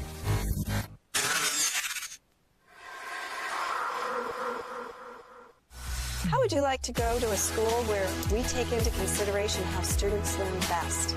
Well, we do that because we find if we can build the curriculum around the things you are interested in, you're going to do a better job. The mission at On Track School is that educational success is possible while chasing your dreams. Not only will our staff help students to achieve success, they will cheer you on to the finish line. We encourage you to check out On Track School at ontrackschool.com, where we can help you chase your dreams and still get a quality education. OnTrackSchool.com. Check it out.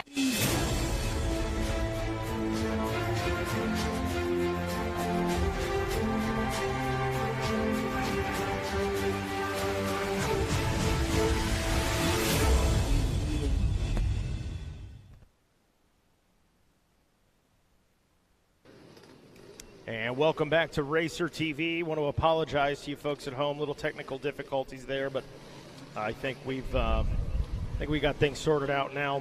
Well, Steve Nagy, I believe, was able to hold on there for race number 10. Right now, out on the track, race number 11, Evolution 3. That's your senior 40+. Evolution 3, Golden Masters 60+, and your women's C class.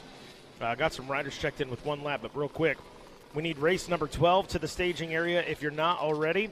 That's Evolution 2, the 125. Evolution 1, the Golden Masters 60+. And race number 13 to the staging area. That is your Revolution 1 Open class. CR 480 out there making it happen. It looks like that might be Jeffrey Roten on the 166 machine. I believe that is. He's leading the way in that Evolution 3 Senior 40 Plus. The Evolution 3 Golden Masters belongs to Doug Van right now. He's on the 447 Honda, and right now it's a red parade in Evolution 3 for the 40 Plus. Rutan, Kimbrell, and Jetmer 1, 2, and 3 in that class, all on Hondas. In that Evolution 3 Golden Masters, Van on a Honda, Rusty Swain representing for the Suzukis, and Ray Burgeon out there on the Blue Crew. He's out there on the Yamaha machine. Greg Lassiter on a Honda, and Bill Michaels in 5th. In our Women's C, it looked like Carly Westmeyer in that in the first position on the number 916 machine. Heck yeah. Well, I know all that red's making you happy over there. I know all that Honda red's making you happy. I'm just glad to see they're all making it to the finish line. Absolutely. All right, here we go out on 2. Rutan still out front. That 160. He turned a 126 last time around, and man, you saw how deep it was right there, just going past those guys in the medical unit. Holy cow. Now we have standing water on the track in several places. Wow, look how deep that rut was. That is deep. Rutan just went through that thing, and it was foot peg deep easily. Keep her percolating, Jeff. Keep her alive. Oh, I think that's a CR450R behind him. They were limited production bikes. Doug Van on that 447 making moves. Sitting first place right now in that Golden Master 60-plus class. Look at all our dudes over 60 out there getting it done, Mikey. Heck yeah. In this class. This is just plus 60 in this class in the Evolution. Oh, for sure. 916, man. Bill Michaels. Did you see him working that thing through there? Did you see him using the English? Good stuff, man. 166, Roten. He's got a three-way battle behind him. Looks like that's Doug Van working his way through. He's leading that Golden Master 60 Evolution. White flag free class, out, yep. White flag is out, and Carly Westermeyer still leading that Women's C. Sarah Cottrell, she's checked in on the KTM in that number 2 position.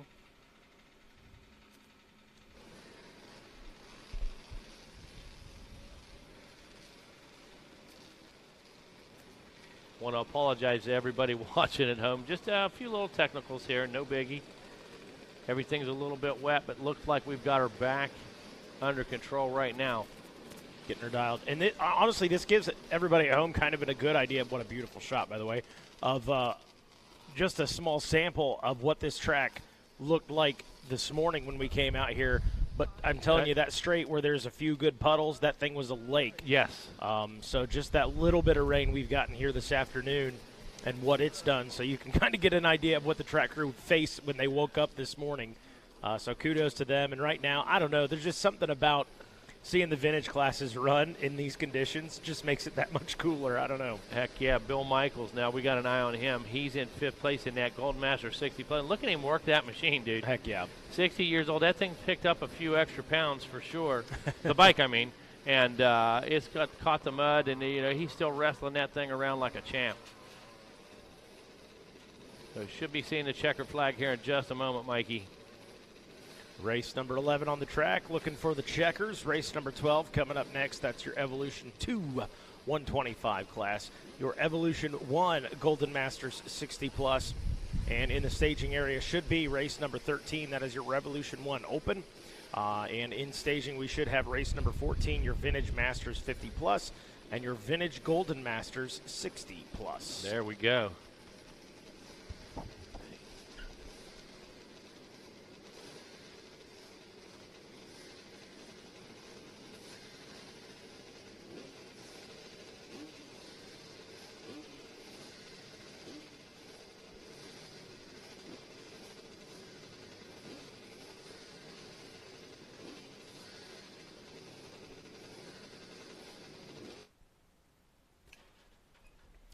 All right, ready to roll race number 11.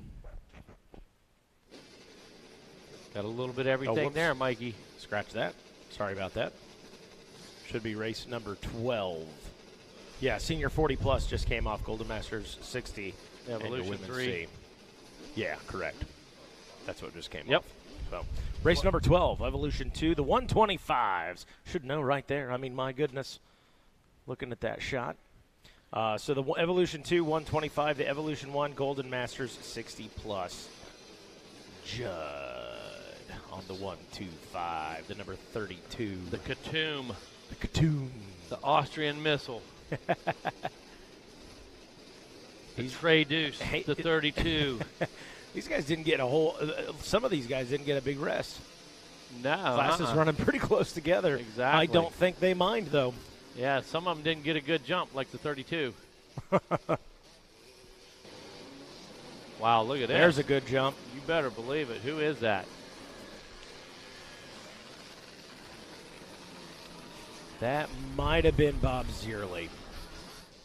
I couldn't tell if that was Here we go. 111, 910. That's like 910, yeah. That's How about Johnny Borders out of Tallahassee, Alabama? I recognize that Mako from years past. Got his buddy behind him running Chuck Sun's number 63. At least on his jersey. Oh, we got a pass for the lead, Mikey. Here we go. We got a challenge. Oh, handlebar to handlebar. Oh, love it. Went in, took the line away from him right there, the 83. That is Joseph Gretchen out of Freeport, Ohio. Gretchen getting aggressive here early in this one. And look, sneaking into the picture. Who is it on that Elsinore? Just got past. Look, on for the lead right now, making a move. Whoa, side by side. Look at this. Called a lock, new leader. Wow. Brought the little Honda right through there. So now 2-3 lead changes in the first lap here. Look like a couple of Makos out front early in that one. The little Elsinore leading the way right now. And over the finish line, we're going to get an idea. The back of that's Joseph Gretchen. Now that's Mako 83. It's what said Johnny Borders. Those are the two guys we were watching. So is there no transponder on the first May bike? not be. Said Scott Clamforth other in third position. I don't know, because you still see a 625 on there, right? You see Clamforth on there. Scott Clamforth, yeah. Yeah, interesting. Evolution 2, 125. Poindexter out there on that KTM. Judd Poindexter. Oh. Oh, no. Having some failures on the Mako. Think that may have been Gretchen right there, and then Borders able to retake it. There's Borders. Yeah, Borders still on the move. I think Gretchen may have been having issues. Right now, oh, man, a big swap from the front end there. Borders gathered that thing back up like a pro. Clamforth in that fourth position. Now Martini rides in fifth. Bob Zierle in sixth. Glenn Barrett in the seventh spot. Paul Dizwanowski in that eighth spot. Barry Ray and Keith Schultz in that number 10 spot. Good picture of DJ Judd right there. Dog paddling the KTM through that corner.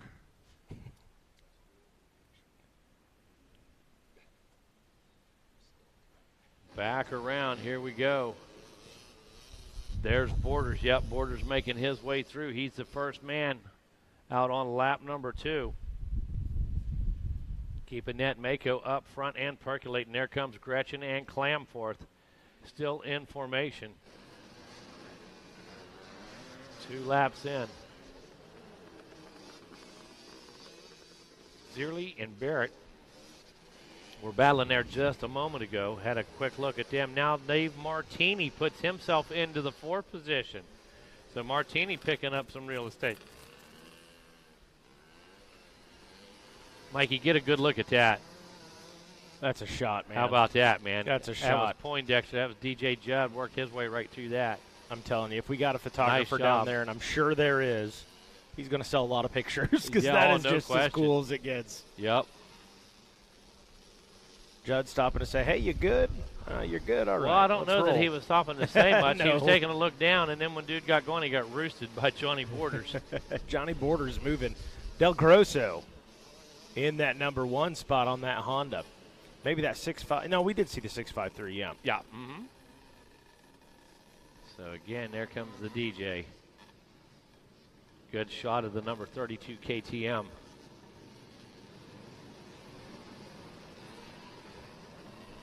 Bang. White flag. Evolution 2 popular class. One guy signed up. DJ Judd. He's going to get him a 1. He's going to get a win at Daytona. I got to give it to him. I hand it to him. Johnny Borders checking in, bringing out that first place, or coming in through first place. Scott Clamforth in that number 2 spot. And Del Grosso. What's coming up next? I started to say DJ Judd. Well, let me tell you. Race number 13, Revolution 1 Open. So they are on the line right now. Should race be on the line, on ready. The line. And in staging, we need race number 14. That's your Vintage Masters 50 plus, as well as your Vintage Golden Masters 60 plus. Race number 15 should be thinking about heading to staging if you have not already. That is Revolution 2, the 125 class, and the modern Senior 40 plus. Nice. White flag is out. Last lap here, 9:10. Johnny Borders still out front leading the way. In Evolution 1, Evolution 2, 125, Judd Poindexter. About half a lap to go here. Borders got to keep this thing on 2 wheels, get some traction here, takes a look over his shoulders, make sure all is good. As he takes this one home here in Moto number 1. Takes it all in right there before the finish. Oh, yeah, cruises across. Absolutely. That's it, man. Says, woo! Pops it up over the little double there for the finish. P1. Uh-oh, Judd's still looking down. Get it to the finish, Judd. Putting. Come on, survive. Get it to the finish. He's having a pep talk with the bike right now. You think you can. You think you can. Oh, he got a broken shock. Oh, you are correct. Ouch, man. Is that what that is? It sure looks like it. No, that bike's a mono. Oh, he's got a broken subframe. I think that might be the arm off of that subframe. He's sagging, that's for sure. Yeah, there you go, Judd. Use those legs. The outrigger. Get the dog paddle going. He's waving for help. Help me. Help me. All right. So race 13 on the line, right? That is correct, sir. Revolution 1 Open. That's his muffler that's hanging down there. Oh, that's what it off. is. Yeah. Well, that 125 is going to sound real good now. Hey, he's still making it to the finish Absolutely. right now. Yep. Revolution 1, Tim Castrone, Nicholas Michael, Tyler Carmen, Kenneth Kaplan, Fred Schultz, Darren Quattrico, Tyler Somas, Sean Dudek, Briley Stott, Austin Schaefer, James Gaines, and Alex Wagers. A lot of names we've seen all weekend, guys riding modern bikes. They were riding the RCSX. They're riding the Vintage SX. Oh. Good stuff. You can see the pace a little bit quicker for these guys immediately. You can see these guys a little better equipment, a little more modern equipment, and right away a good bit more aggressive from these guys. Out front, who is it? I believe 35. That is Kenneth Kaplan out of Connecticut on the Honda. Man, the Kaplan Cycles back the ride. Yeah, he's looking good. Had that bike since it was new. Oh, no doubt. Dad might have. Comes in at the age of 22. Yeah. Yeah. Been in the family since new over no there doubt. at Kaplan Cycles. No doubt. Been in the race shop. That's cool. 920 working his way through as well. 920 of Alex Wagers on that Honda. Oh, is that Wagers? Okay. Saw him earlier this week as well. Man, still got a bit of a pond there before the finish line, huh? Didn't realize there was that much water laying there. Yeah, it gives you a good shot. Aerial perspective right there. Heck yeah. Those guys are moving right now. Oh, yeah. So Kenneth Kaplan followed by Alex Wagers, Tyler Somas in that number 3 ride.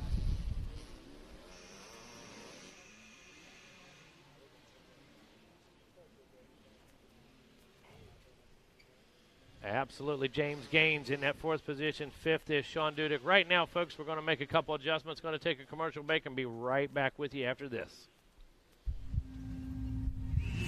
Ford 8 Division 2. So we need bikes and staging right now, college. Boys 16 to 24. We all have our reasons to accomplish, to work hard.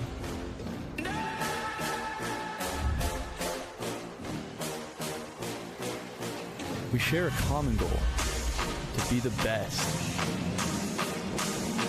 Keep fighting, put in the work, never take the easy way. Your drive and determination fuels our passion.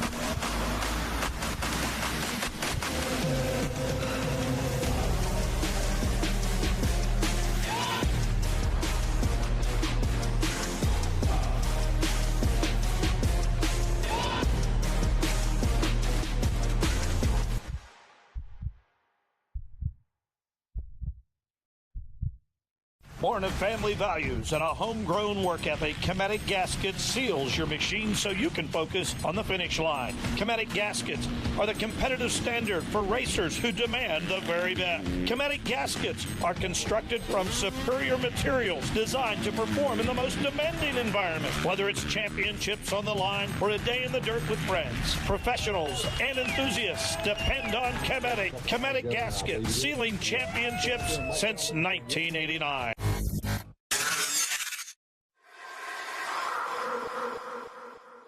Last season was my best season ever by far. I won a lot of races. I won the championship, and it was also my first year using ARMA. And one of the things I noticed was just my ability to string good days together. You know, like especially in the summertime in Florida where you're riding every day and the heat index is 108 degrees and you're doing 230s and going to the gym and bicycle and all that stuff. I think in the past I've been super inconsistent day to day. Yeah, I may have a good race here or a good day during the week there, but overall I think where I improved the most was my consistency in my recovery.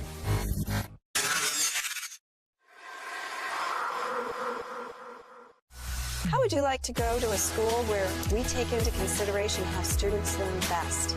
Well, we do that because we find if we can build the curriculum around the things you are interested in, you're going to do a better job. The mission at On Track School is that educational success is possible while chasing your dreams. Not only will our staff help students to achieve success, they will cheer you on to the finish line. We encourage you to check out On Track School at ontrackschool.com, where we can help you chase your dreams and still get a quality education. OnTrackSchool.com. Check it out.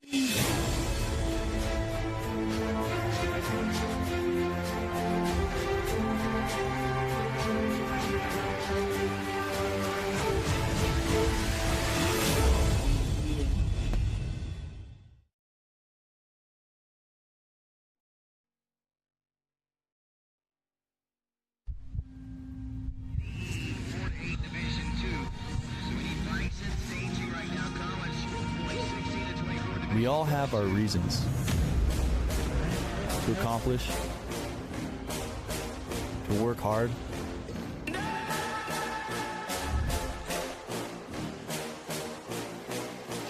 We share a common goal, to be the best.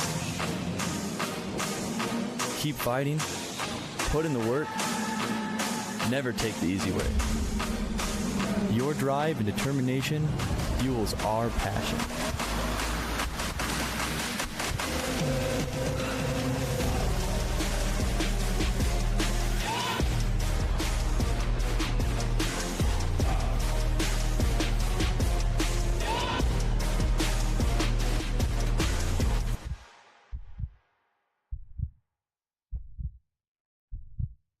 Born of family values and a homegrown work ethic, Chematic Gaskets seals your machine so you can focus on the finish line. Chematic Gaskets are the competitive standard for racers who demand the very best. Chematic Gaskets are constructed from superior materials designed to perform in the most demanding environment, whether it's championships on the line or a day in the dirt with friends. Professionals and enthusiasts depend on Chematic. Chematic Gaskets, sealing championships since 1989.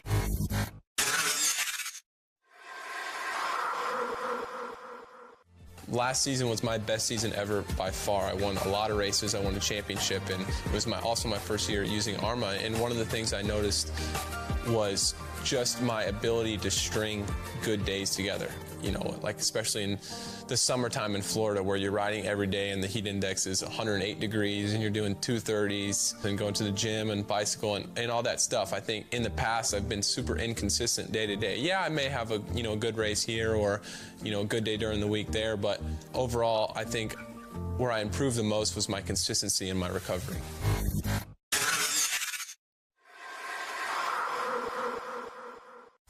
How would you like to go to a school where we take into consideration how students learn best? Well, we do that because we find if we can build the curriculum around the things you are interested in, you're going to do a better job. The mission at On Track School is that educational success is possible while chasing your dreams. Not only will our staff help students to achieve success, they will cheer you on to the finish line. We encourage you to check out On Track School at ontrackschool.com, where we can help you chase your dreams and still get a quality education. OnTrackSchool.com. Check it out.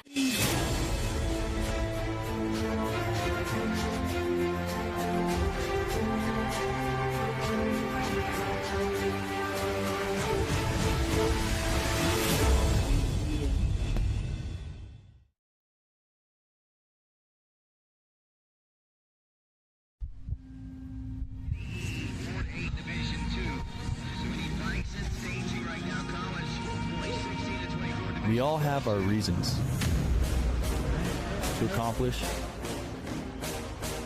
to work hard.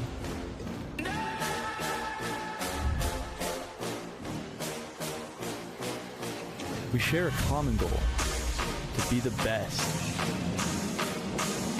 Keep fighting, put in the work, never take the easy way. Your drive and determination fuels our passion.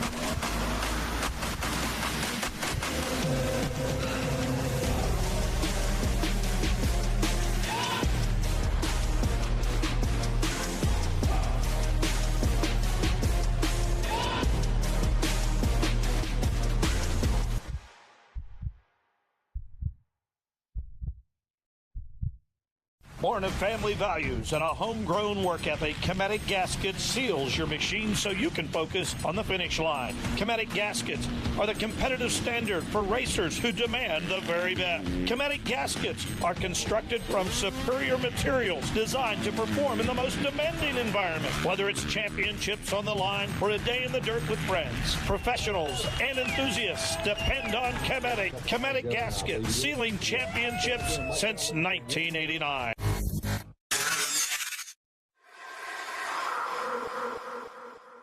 Last season was my best season ever by far. I won a lot of races. I won a championship, and it was also my first year using ARMA. And one of the things I noticed was just my ability to string good days together. You know, like especially in the summertime in Florida where you're riding every day and the heat index is 108 degrees and you're doing 230s and going to the gym and bicycle and all that stuff. I think in the past I've been super inconsistent day to day. Yeah, I may have a good race here or a good day during the week there, but overall I think where I improved the most was my consistency in my recovery.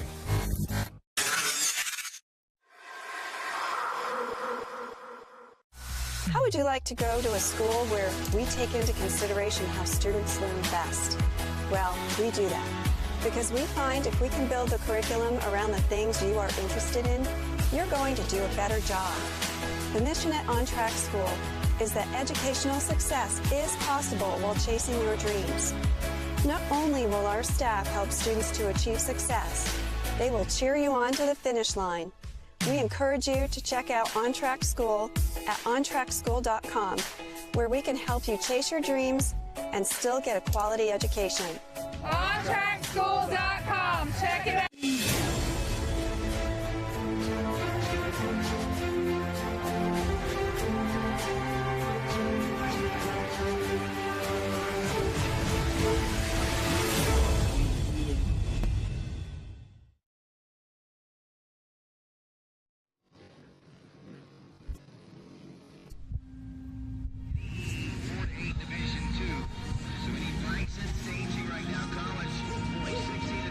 We all have our reasons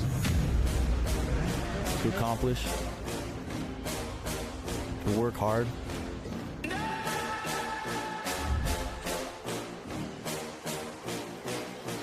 We share a common goal, to be the best. Keep fighting, put in the work, never take the easy way. Your drive and determination fuels our passion.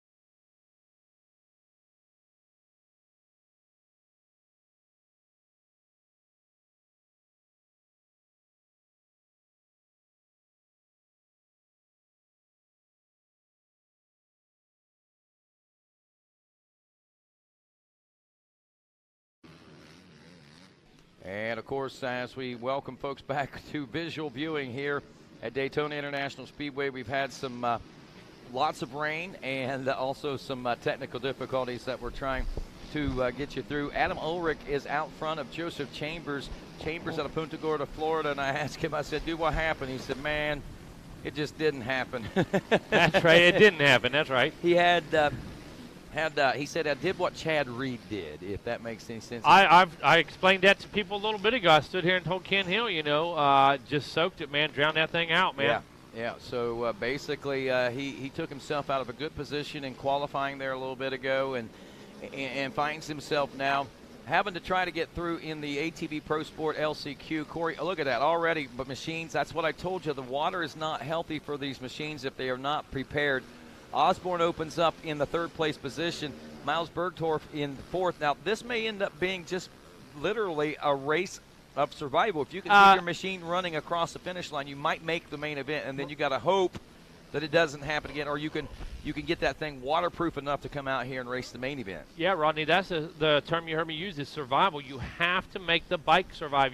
Believe me, you're in condition, you're in shape, that's no problem, but you have to be smart. You can't put it in deeper than it needs to be. You can't follow somebody who's putting their wake right on your airbox.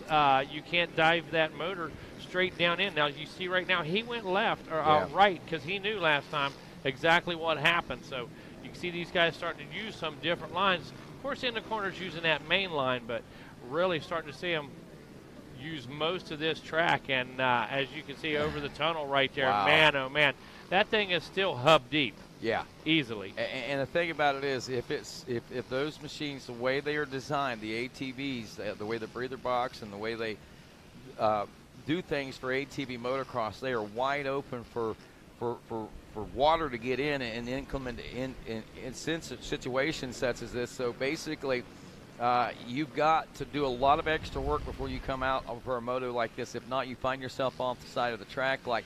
Well, unfortunately, Adam Ulrich, your early leader, Parker Guillaume, both out of this race. The 432 is looking at 1 lap complete and 9th place position. Adam Ulrich, who had the whole shot in the early, it looked like he had a line straight into the main event, finds himself now out. Chambers, Bergdorf, Lane Baird now finds himself in the 3rd place position with Corey Osborne in the number 4 spot. And again, you can see being very careful and tender through there. He is not going to run through there fast. He is not going to splash that back up into the airbox, and doesn't have to right now. Has a big enough lead that he can control the pace. And then watch him do the same here. Just kind of basically going to go to the edge, roll it through. And what you don't want is you don't want that residual. Right. Is what you don't want. Yeah, so he's riding as smart a race as he can ride right now under the circumstances, and already learning a lesson from earlier. Doesn't want to choke the machine out and take himself out of running. I would expect that he could be a force and a threat as far as the mains are concerned out here coming up for this Supercross Pro Sport class. So going to be exciting to see him watch it all unfold here and how Chambers is able to make things happen here in his home state of Florida in these inclement conditions. Miles Bergdorf, Lane Baird, and Blake Umba all now 3 laps in. That's your top 4. Corey Osborne has dropped now. He must have watered out as well, as the 19 goes from 4th to a 7th place position. White flag is flying on this one. I think it was 4 minutes plus a lap, if I'm not mistaken. It didn't take long. That might be the greatest sight for a couple of these guys right now, that white flag. And normally, one more lap. Let me catch the guy in front of me. I need one more. You know, they're praying for longer motos. They want more laps. And sure enough, today, you can guarantee they're looking for that white flag and that checker flag. Well, I tell you, all the glamour and glitz of it all has certainly turned into reality as these guys are working on trying to take some bad circumstance and situation and make it as favorable as possible as Chambers wheelies down that straightaway there, as he knows, barring no major issues here, he should have this one locked up as yeah, he's into that dry section, the dry section of the track, and should be able to put this thing to rest here in just a moment. Has another left-hander, a couple little rhythms right there, and should be home free at the finish line is Chambers. Bergdorf running 26 seconds back. Lane Baird had caught up to Miles Bergdorf, so we got a battle for second. It'll be interesting to see how this one's going to shape up as they come down to the wire in this one now. Checker flag and yellow flag waving for obvious reasons, and let's see, Chambers is in, taking the win. Miles Bergdorf again was, like we said, 26.3 seconds back at the end of lap 4. I'm going to think that that's probably ever bit that or more here at the end of lap number 5. Yeah, I'm going to guess probably increased that a good bit. I'm just interested. Will Lane Baird get around him? That's the question that I have. There goes a rider through. I'm not sure if that was Baird or that battle for second. I don't think it came through just. Yep, that was Lane Baird. Miles Burkdorf checking in. So Baird did get him and got him and put 5 seconds on a 1:16. Now there's a name we didn't get a chance to call a lot during the heat races, and not a whole lot here during this LCQ. More now than then, but I imagine when we come main event time, his name might pop up a little bit more. I'd say you may be correct, and I got to tell you, a lot of knowledge being gained right here, right now. As we watch the final competitors work their way back around, I'm going to put this one to rest. What's coming up next, Rodney? Well, I've got 140 vintage motorcycle racing continues. Our next ATV race is scheduled to be on the racetrack at 3 o'clock this afternoon. It'll be the main event for the ATV Pro Sport. It'll be 10 minutes plus 1 lap. And we'll have ATV Pro Sport Victory Circle at 3:13. And main event for ATV WMX will be starting at about 3:18, 3:20. 3:35 will be the AMA ATV Pro Parade Lap, and 3:40 main event time for you guys wondering about the ATV schedule. And then after that, we'll go back into more vintage racing. So vintage racing to take us up until 3 o'clock. 3 o'clock main events begin for AMA ATVs, including Pro Sport, WMX, and the finale today will, of course, be the AMA Pro ATV, where I believe we'll be looking at 15 minutes plus 1 lap of racing for these riders here today. Continuing now with the vintage motorcycles and the vintage motocross here at Daytona International Speedway.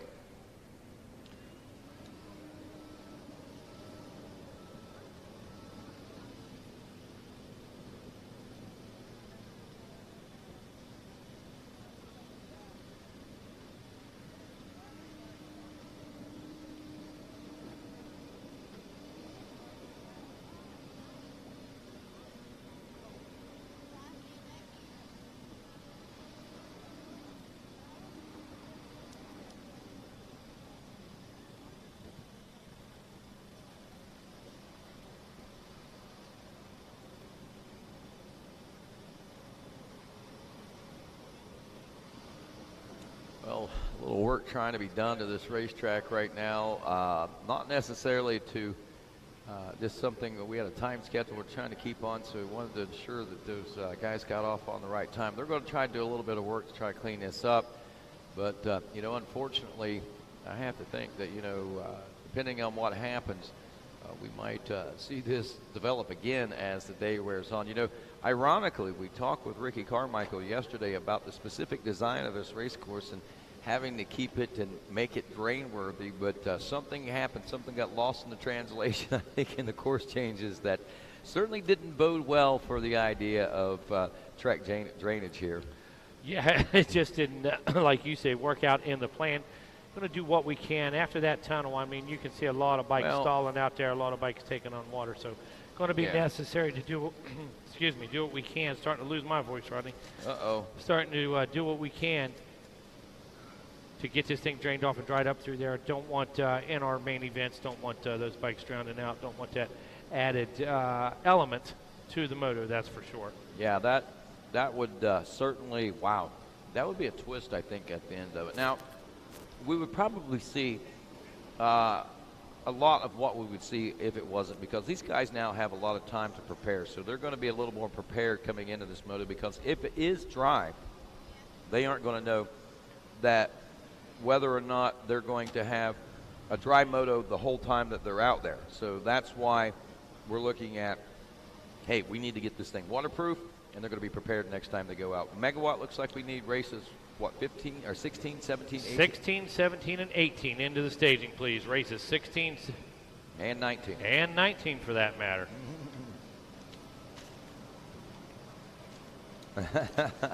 So here we go.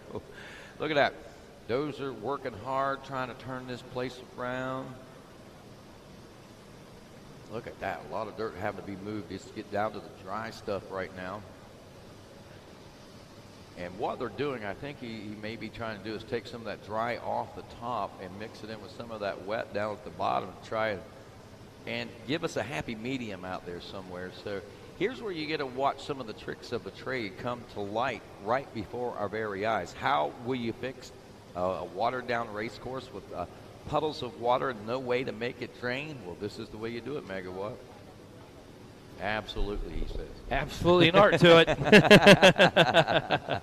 Got to push it in there, soak it up, man. Got to put the dry on top, just like a sponge, and hope that it works. You know, hope that you've got enough moisture absorption in there that looks like we got some good dry dirt in there. Yeah. When he's breaking those jumps down like that and those moguls and stuff. Yeah. You can see a lot of dryness in there. So I think this idea should work.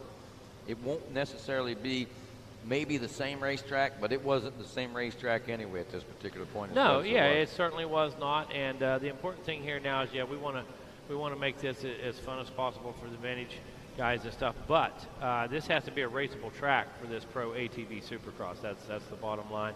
It has to be a competitive track, has to be a safe track, has to be a raceable track, and that is the attention right now. Well, it looks like they're doing a good job of definitely hitting the trouble spot. That spot right there, I think, probably has to be the worst spot on the racetrack. There's a couple of areas of standing water, but nothing like what we were seeing right there. So kudos to these guys being able to think ahead and plan and say, okay, this is what we got to do to make this work. And you got to get that dry dirt from somewhere, and what better place than that big pile of dry dirt you got right there using as a jump. Yeah, there it sits. So you shave a few inches of it off. That's all right. At least you're not running through 6 inches of water now. That's right. It's still the obstacle. So a little bit more work on this portion. I imagine will probably be just a few more minutes on this Megawatt's. A perfect opportunity to maybe visit the concessions, get yourself peanuts. That's what I'm going to do. Yeah, they got peanuts. I can tell you that. Over there. I like my peanuts, and I like my Coca-Cola, so there you go. And so we know what that snack's going to be for me in a little bit. And they've got hot dogs, they got chicken tenders, they got French fries over there. And you know what? I think Ron, I was going to say give a plug for Ron at 7S Cycle, but he said he was closing up at noon. Yeah, he's out of here. Yeah. But I'm going to tell you right now, he said, I'm not going anywhere. He said, I'm just closing up trying to beat the rain. Yeah. But I bet if you need something, you go over and say, hey, Ron, there's a pretty good chance that he knows exactly where it is, and he'll be able to dive in and get it for you. And with the conditions the way they are, you might need something unexpectedly. There's no question. You know what? There's going to be some items that, whether it's anything from a plug cap to whatever that you may need to complete your day here, and I guarantee Ron's going to have it. Maybe so it looks like we're doing some rerouting totally. Instead of trying to put that water in there, we're actually... That kind of makes sense, too. Rerouting totally. So these guys are going to get to race several tracks today. Really? Mikey, Jerry Newby out there killing it with these tough locks. He's like calf deep out there wrestling the big one by himself. They got 30 extra pounds of mud on him with Roost. Newby out there, the original Iron Man. Folks, I got to tell you, if you wonder what kind of hands you're in out there on the track, let me tell you what kind of hands you're in. Our guy, Jerry Newby, 64 years young out there, works with us all summer long, everywhere from the Lucas Oil Pro Nationals, Loretta Lynn's, the whole deal. The guy just set a Guinness World Record. Now, he owns about 7 records, there's no doubt. But he just set a Guinness World Record for all age groups. 1 million meters on the ski machine. Dig it, 1 million meters, all right? Like 6 days, 20 hours, and something. But Guinness Book of World Record, our very own Jerry Newby, 64 years young, out there showing the world how it's done. And Rodney, you've seen him at national after national, back when they used to run the tracks for charity. You know, the charity event was done like a lap or 2 laps. Everybody's they're hugging each other. Newby put in 13, 14 laps, like a moto dude, okay, the night before the race. That guy's an animal.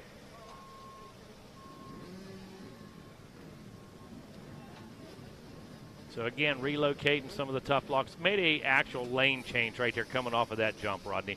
Weren't really going to get that soaked up here this afternoon. Weren't really going to get that dried out. Even if we used all of that sand we had sitting there, probably wasn't going to happen.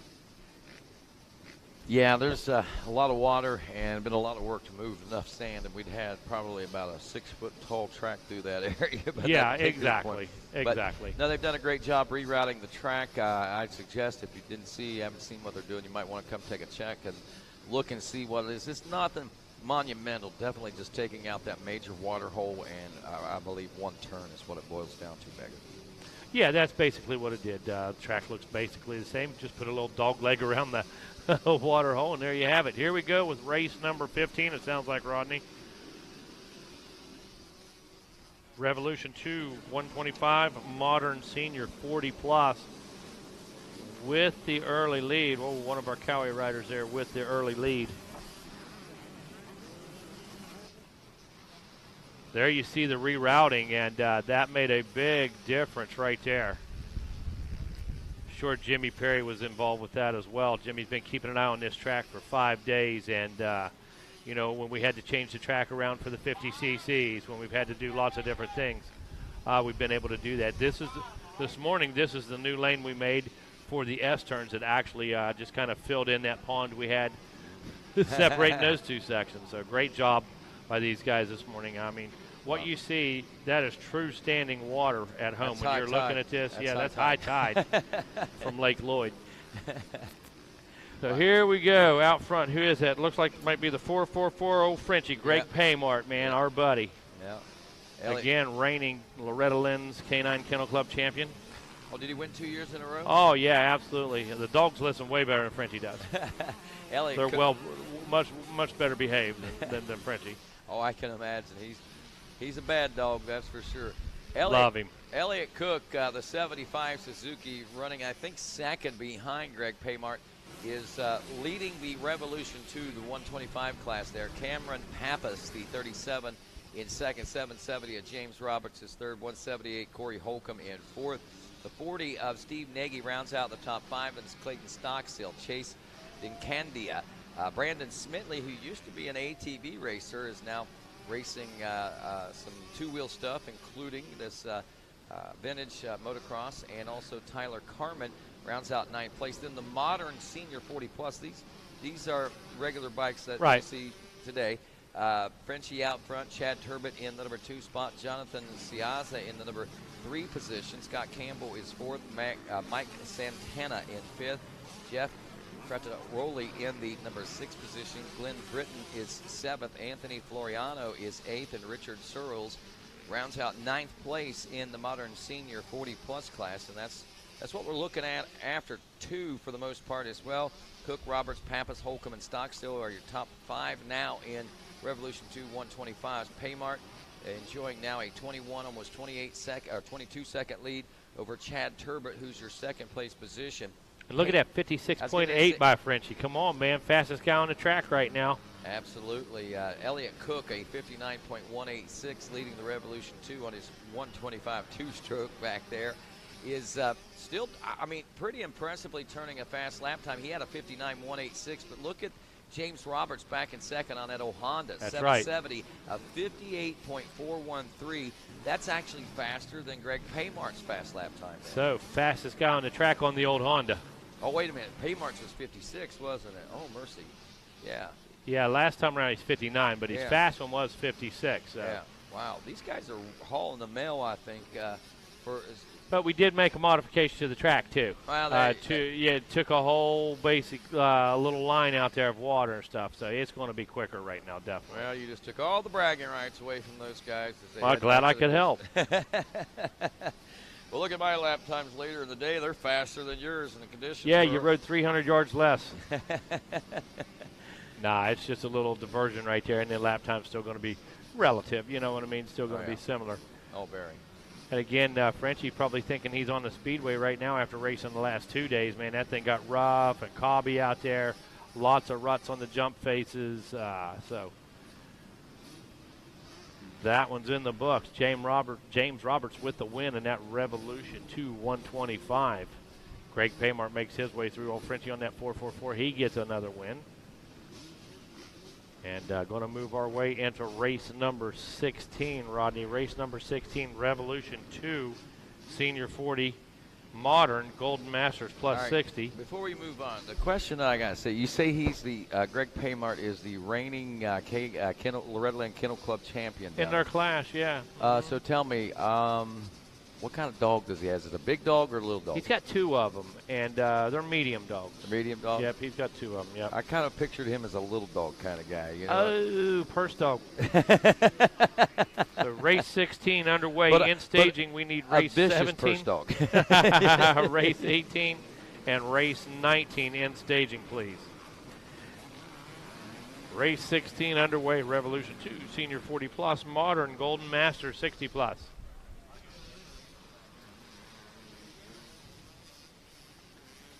The caution flags flying out here on lap number 1. The 49 machine out front leading the way. Jacob Redlowitz, Port Orange, Florida local here, right down I-4. The chase is on. Here we go, race number 16, lap number 1. Wow. Starting to see some pretty good conditions out there right now. Some of these corners starting to look really nice, starting to get some very, very distinct lines in them. Before, the lines were just crisscrossing, going everywhere. They were really soft, just kind of mush lines, but actually starting to develop a bit of a race line. So here we come. Going to close out lap number 1 here in just a second. And with Jacob Redlowitz out front, Billy Harbert in that number 2 spot, and Mark Swart in that Revolution 2 Senior Plus 40. In your Modern Golden Master 60 plus, David Bowman, followed by Rick Ruski. Kirk Williams in that 3rd ride, Danny Burkhalter in 4th, and Ray Burgesson holds down the 5 spot in that Golden Master 60 plus in the Modern class. Corey Kimball checking in 4th out of that Revolution 2 Senior 40 plus, as well as the number 76 Honda of Anthony DiMarzio checking in 5th, rounding out the top 5 there. Yeah, rolling down to the end of these first motos, Mikey, and going to be able to make our way into the second motos, I believe, before we get our ATV mains going. So that's a good thing. Rodney going to be helping us out down there with the podiums on the dirt bikes here in a little bit. Out front. Is that still the... I think that's Mark Smart. Actually. Yeah, actually, Swart, we've got Swart on the camera right now. He was running 3rd in that Revolution 2 Senior 40 plus. Still sitting there in 3rd. So we missed Jacob Radulowitz in the number 1 spot, and Billy Harbert sitting in the number 2 position. Modern Golden Master 60 plus now. Rick Risk checking in the 378 KTM in first place. Kirk Williams in the number 2 spot. David Bowman drops to 3rd. Ray Bergeron jumps into the number 4 spot, and Michael Ginro jumps into 5th. Corey Kimball checking in now out of that Senior 40 plus, as is the 76 of Anthony DiMarzio. So 2 laps in, Mikey going to be picking up the white flag this time around. Matter of fact, white flag is flying, so less than 1 lap to go in this one. Coming up next, race 17 is on the line. Need race 18 and race 19 in staging, please.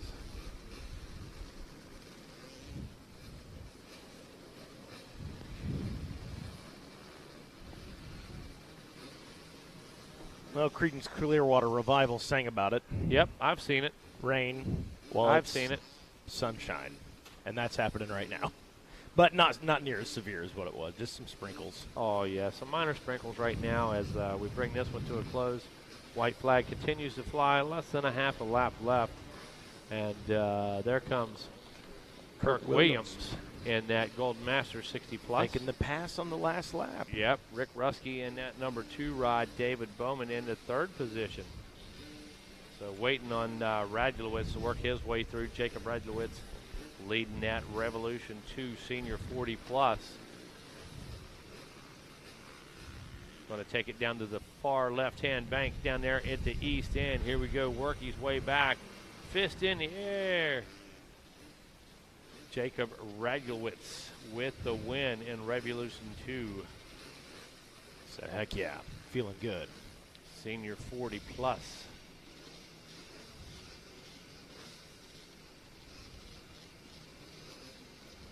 Coming up next, race 17 on the line. Vintage 125, Vintage Open. Judd Poindexter, Carl Mabry, Amber Aubin, Michael Brown, Derek Michael, Keith Grenier, Sean DeLessett, John Eklund, and Brian Oakley. Just about to see that flag fly.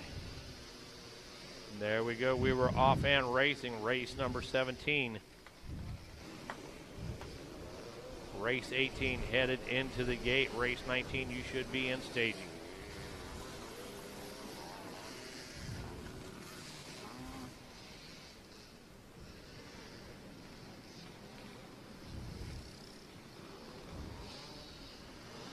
Oh, and leader goes down right there. And now the machine is smoking. Yeah, washed right out. Those old air-cooled bikes, they run pretty hot to start with. And, man, when you start getting some moisture on them, you can only imagine that's when the steam and the smoke starts to fly. No doubt. Is that the 484, I think, is out front? Looks like that was what is on the front of that number plate. Doesn't necessarily mean that's a number. Yeah, that's exactly right. We'll know soon enough. You can read that one. That's a 2.5.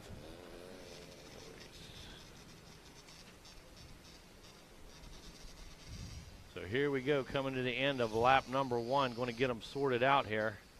I think that's Judd on the Kawasaki.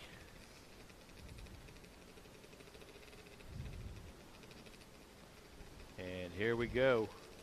John, the 484. There 484. we go. John Eklund out in front. Keith Geisner in the number 2 spot on the Honda, the number 76 machine. Amber Albane on the number 25 Honda, holding it down for the vintage 125 class out front. Amber teaching them a lesson. Heck yeah. Geisner still in that second position. Waiting for some more of these vintage 125s to come around. For example, DJ Judd. Sean DeLancet checks in there in the number 3 spot. Brian Oakley, the 816 in 4th. So 1 lap in, and some of these 125s still having some issues. Although we've got this thing dried out pretty well, still some soft sections, and it's going to be a bit tricky to navigate. Vintage Open, those guys out there putting it down. Eklund, Geisner, DeLancet, and Oakley.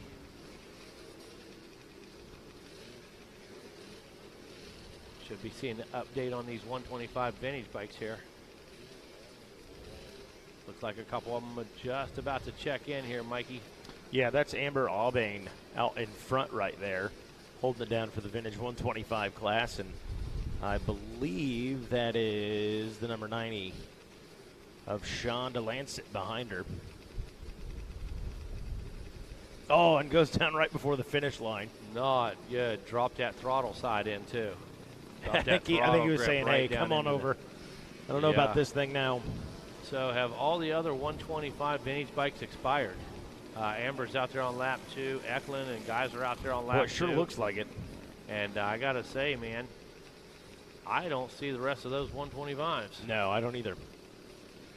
But Amber's holding strong. Absolutely. The number 50,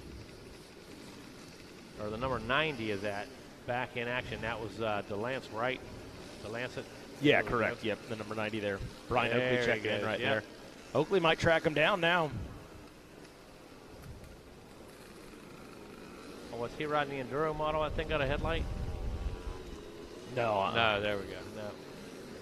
So now you might be bringing the right tool today. An No Enduro kidding. Husky, you know. No you might kidding. be bringing the right tool here this afternoon.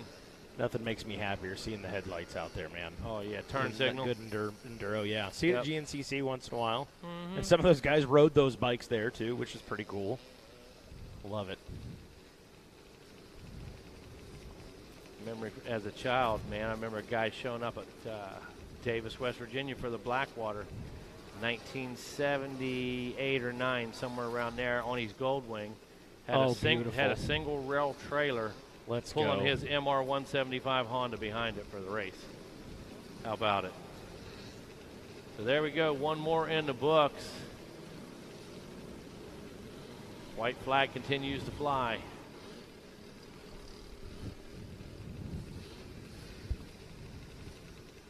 One left in this one. John Eklund out there on that Mako. Putting in some good laps. Looks like he's working his way back past the monster can there. Who's it going to be as we head down to the finish line one more time?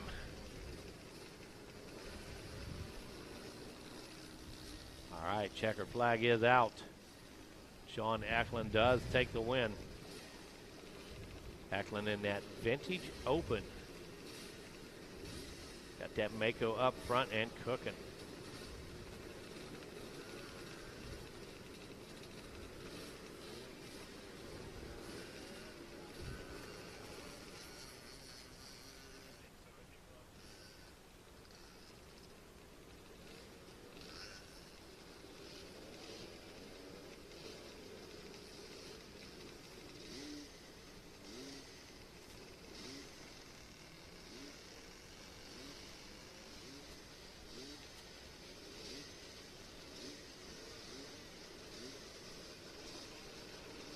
All right, Mikey, there you have it for Vintage 125 and Vintage Open. Here we go, race number 18, Masters 50 Plus Evolution 1 and Evolution 2 Open.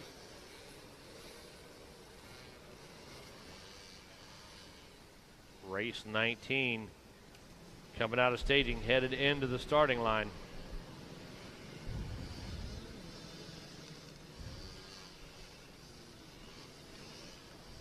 Looks like that might be Dave Clayball out there. Who is it as they round the corner and come back at us? That's a 23. Sure look like it. Carlos Cheeseman out of Miami, Florida. Out Florida way. Absolutely. Whoa, all out of control there. Who was at the 46? It looked like, yeah, Eric Buzzard. Had his hands full with that one. It was going all kinds of directions. So race 18, Evolution 1, Masters 50 Plus Evolution 2 Open underway. Coming up next, race number 19. That'll complete the first round of our Vintage Motos. Race number 19 is our 250cc, so Vintage 250. Race number 19 coming up. Randy Richardson checking it in first place. Scott Clamforth in the number 2 spot. Greg Holcomb in third. Dave Whited in the number 4 position with Kenneth Hampton Sr. rounding out your top 5. Tim Whitehead checks in. Checks in there in the number 6 spot. And then your Evolution 2 Open. It is Carlos Cheeseman, the number 23 Yamaha out front, and Mike Monroe in the number 2 spot. I got to tell you, pretty close up front here. Taking a look at our leaders, that 23 still out front. Carlos Cheeseman out there leading the way in that Evolution 2 Open class. Taking some roost from the 25 machine. And Scott Clamforth out there. He's in second place. I think he's in second place in that Masters 50 Plus. There comes Richardson on the 222. He just went through. Clamforth trying to get an idea of what he's riding. It says other right there. Trying to figure out exactly what it is. It might have been that Rokon. So Richardson still out front, Evolution Masters Plus. Clamforth into second position. Third place goes Dave Whited. Right now, Carlos Cheeseman leading Evolution 2 Open, and Mike Monroe holding down the number 2 spot. Cameron Cheeseman out in front, I believe. Leading the way for that Evolution 2 Open class. Carlos riding a couple classes here, I think. Nice, good. Race 18. Had some challenges here, but able to keep things. We need ATV Race 1 and ATV Race 2 to the staging area, please. So 3 laps in the book. Randy Richardson still out front.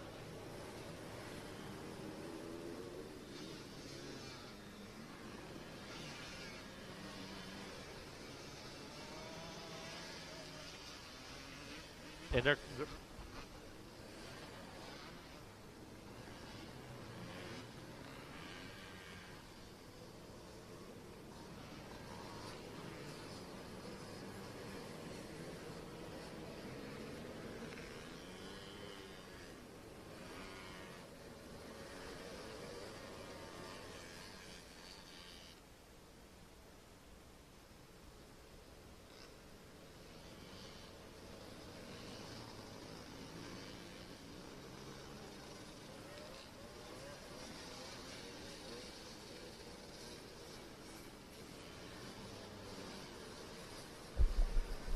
Sorry about that correction. My bad. Misinformation there. I'll take responsibility for that one. Vintage Bikes need to get to staging race 1 and race 2. My apologies for the confusion on that, folks. Mikey Wayne said that. Not Megawatt, not Rodney Tomlin, Mikey Wayne's. I'll take the blame on that one. Been a long day. Sorry, fellas. But I guarantee you that, yeah, David Eisner said, no, I guarantee you that they're in the pits going, what is he talking about? You guys knew. I didn't. So bikes for race 1 and 2. 3 o'clock start time for ATVs. You guys knew that. I didn't. I apologize. That's on me. But we're moving on. Mega, we're moving on. Forgive me. I get a mulligan, right? Absolutely. Yep, you bet, man. Goodness. Important thing is race number 19 is on the line right now. Race number 19 on the line. Race 18 on the course. Actually, the checker flag has flown. Randy Richardson, Scott Clamforth, Dave Whited on that Evolution 1 Masters 50 Plus. And Carlos Cheeseman and Mike Monroe, 1 and 2 in the Evolution 2 Open.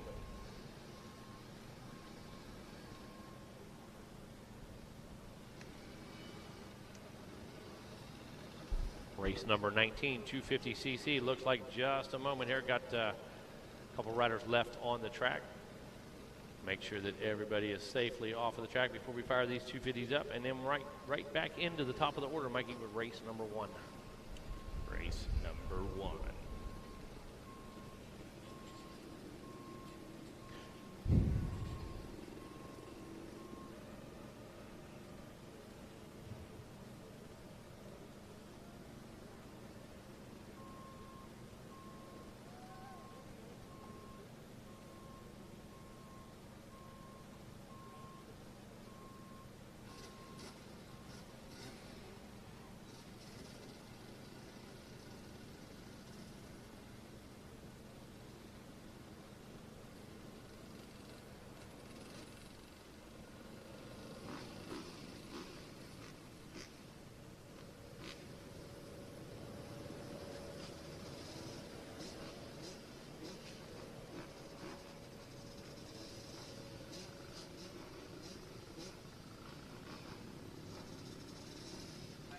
All right, getting her fired up here for race number 19.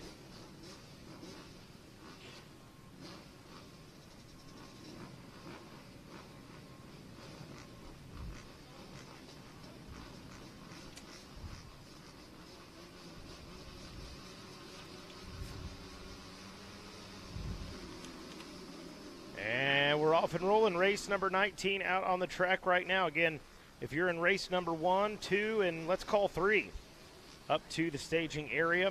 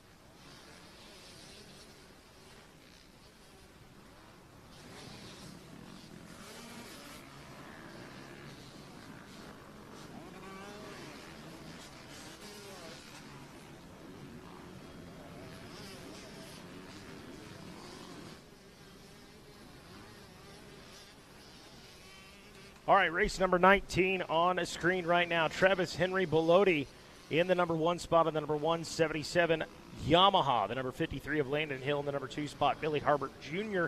rounding out your top 3. Ian Sorter in 4th place on the Kawasaki. And Chad Turbett rounding out the top 5 on the Honda. Just outside of that, Grayson Crum in the number 6 spot with Jonathan Kiza in the number 7 position. Jared Neathawk in 8th place. And Matthew Gregg rounds out your top 9 riders as we are now 3 laps into it for your leader. Travis Henry Bellotti brings out the white flag. So 1 lap to go for the 177 Yamaha ride. And he's moving, scooting, turning a 59-second lap time. Next closest one's going to be a 101 out of Landon Hill on that number 53 KTM, but some pretty good separation back there. Billy Harbert Jr. in that number 3 spot, turning a 104, and Ian Sorter on the move on that number 61 Kawasaki, turning a 103, about a second and a half back, but don't know if he's going to quite be able to move up into that number 3 position before it's said and done here. Travis Henry making his way around one more time here. I love you, Mega.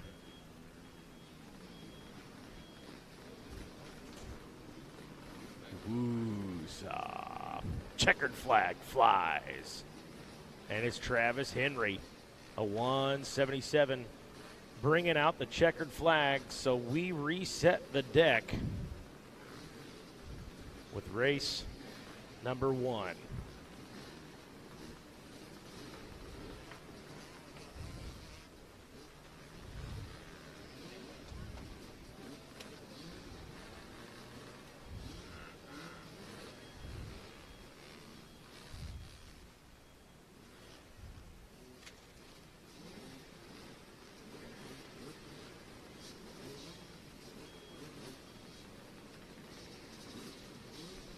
All right, like you said, Mikey, back to the top of the order here. Race number 1 coming up.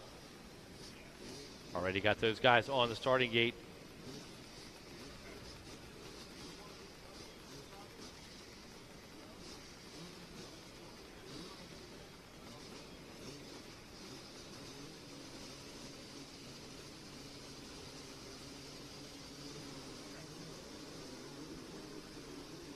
All right, back at it. Here we go. Race number 1 underway. Going to start our second set of motos.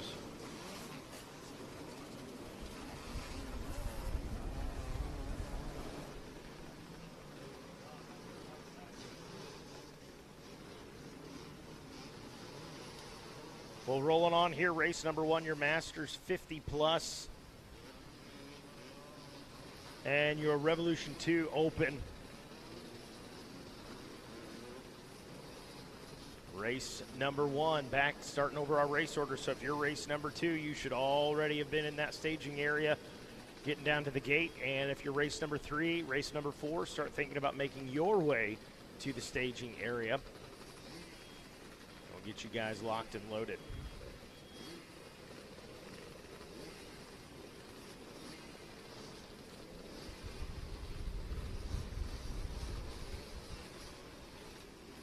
Getting lap 1 completed. Todd Gilbert leading the way for the Masters 50 plus class out there, and leading the way for the open class is the number 35 Honda of Kenneth Kaplan. Alex Wagers in the number 2 spot with Matthew Orr in 3rd, and Nicholas Michael, that number 01 Yamaha, sitting there in the number 4 spot is James B. Nagy Jr. checking in the number 2 spot in that Revolution 1 Masters 50 plus. Mark Green in 3rd, Robert Green in 4th, and David Sorter rounds out your top 5. Mikey, look at the pace now. Look at the difference in our course. Look at our now. traction, man. Holy cow. Things picking right up. Hey, going to have some fun here in a little bit. Pete Noneman and the killer, Don Kadowski, going to make their way over to the trailer. We're going to have a moment to talk to them, and got some special stuff going on here in just a few moments. So looking forward to that. In the meantime, race number 2 is on the line right now. Look at the battle up race front. number 3 and 4. 3, 4, and 5. Race 3, 4, and 5. You should be in staging right now. Alex Wagers, new leader. The 920 Suzuki moves out in front. A good, clean pass over Kenneth Kaplan. That number 35 Honda drops to the number 2 spot. Yeah, Kaplan put up a good battle right there. I mean, he had some good good lines and stuff, but just got overpowered. Wages just able to get it out, get some traction, accelerate out around him, make that pass stick. Nicholas Michael actually picked up a spot there as well, moving ahead of Matthew Orr for the number 3 position. Meanwhile, over in the Masters 50+, Todd Gilbert leading the way, Mark Green second, James Nagy third, Robert Green fourth, and David Sorter sitting right there in the number 5 spot. Yeah, Sorter not out of this thing yet. He's sitting right there in a good position. Robert Green in that 3rd spot, as you just mentioned. He's got a good pace going, might be able to pick up some spots. Checking out that Revolution 2 open. Alex Wagers comes through, still leading that one. Kaplan still in the number 2 ride on that 35 machine. Those guys getting the white flag, so less than a lap to go for Revolution 2.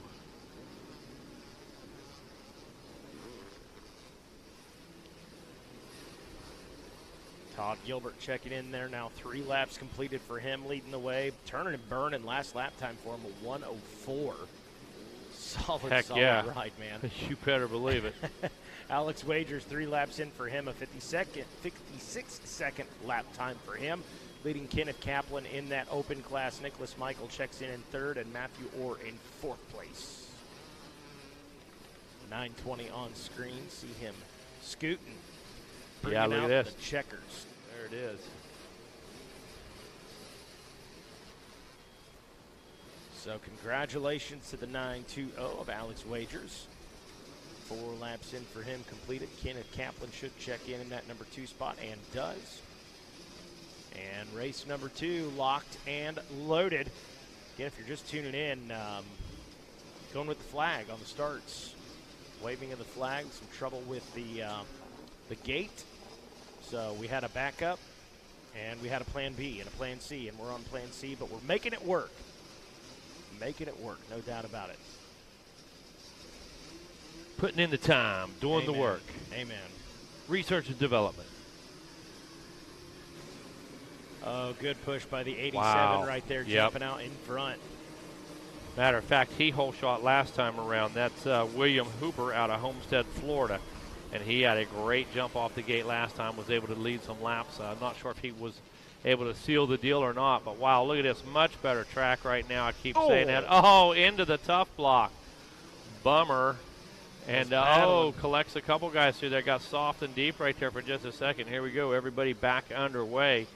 Right now, though, it's all about Hooper out front on that number 87.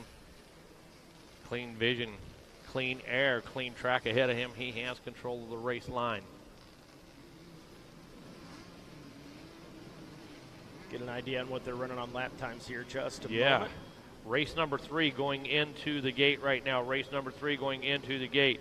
Race 4, 5, and 6. Race 4, 5, and 6. You guys need to be in staging.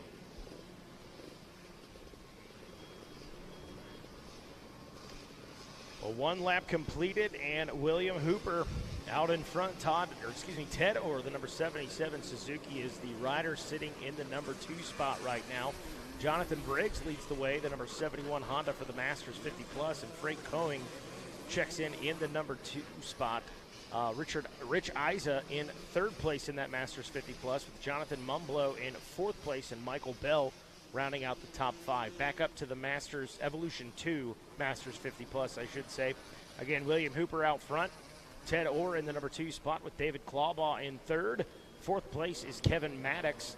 Andrew Trail in 5th place.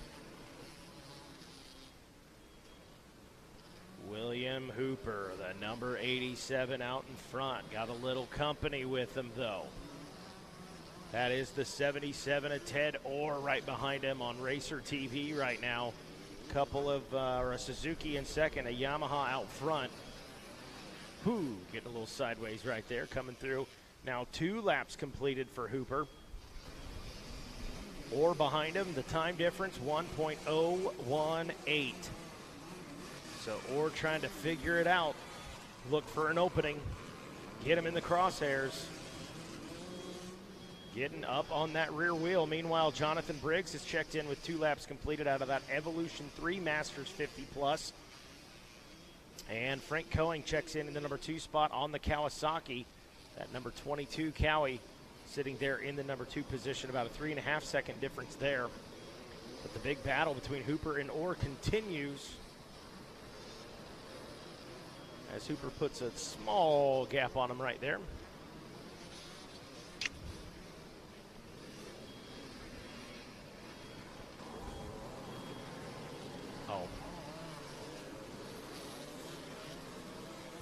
Well, Mike, you got to say, man, absolutely impressed. The track we're looking at now versus what we had 6:30 this morning. Absolutely incredible. These guys putting it on the line out there. Hey, listen, nobody turned around in staging when that rain came down. No. Nobody went and pushed them back to the trailer that I saw. Right. And, you know, hats off to these guys. They traveled. I don't care if they're local here. You know, we saw Homestead, Florida. We saw DeLand, Florida. Yep. Guys competing from where we ate dinner last night.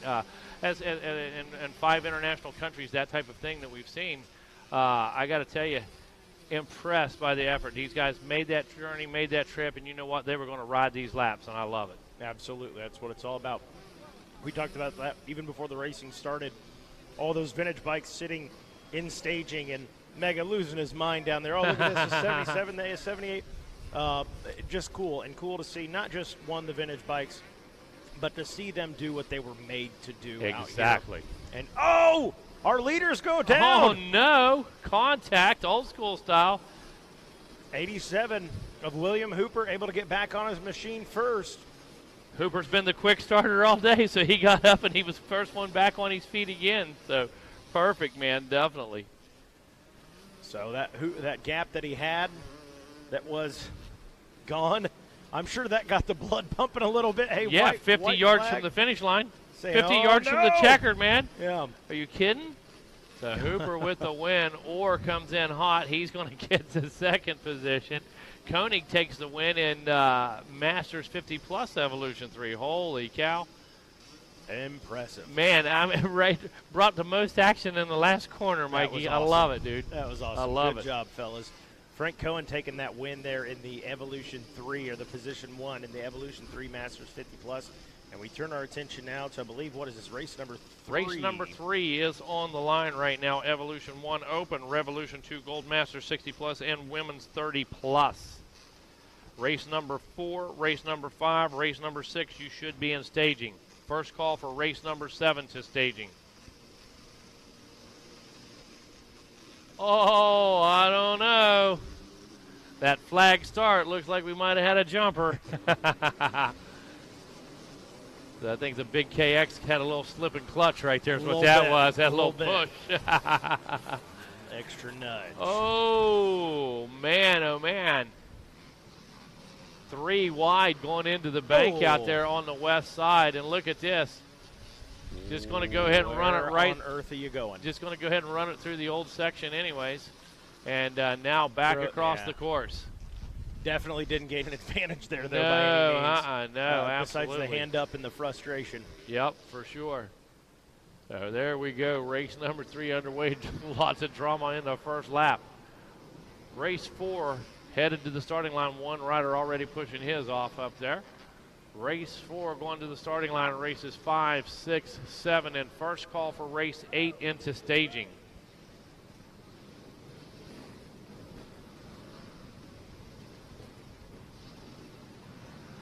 Well, Mikey, starting to see all kinds of lines out there. Got our Evolution 1 open. That looks like Chad Kimbrell coming through on the number 22. Coleman Gerritzer in that number 2 position. Jacob Radulowitz rides in third, and William Prasadnia in that number 4 ride. That's Evolution 1 open.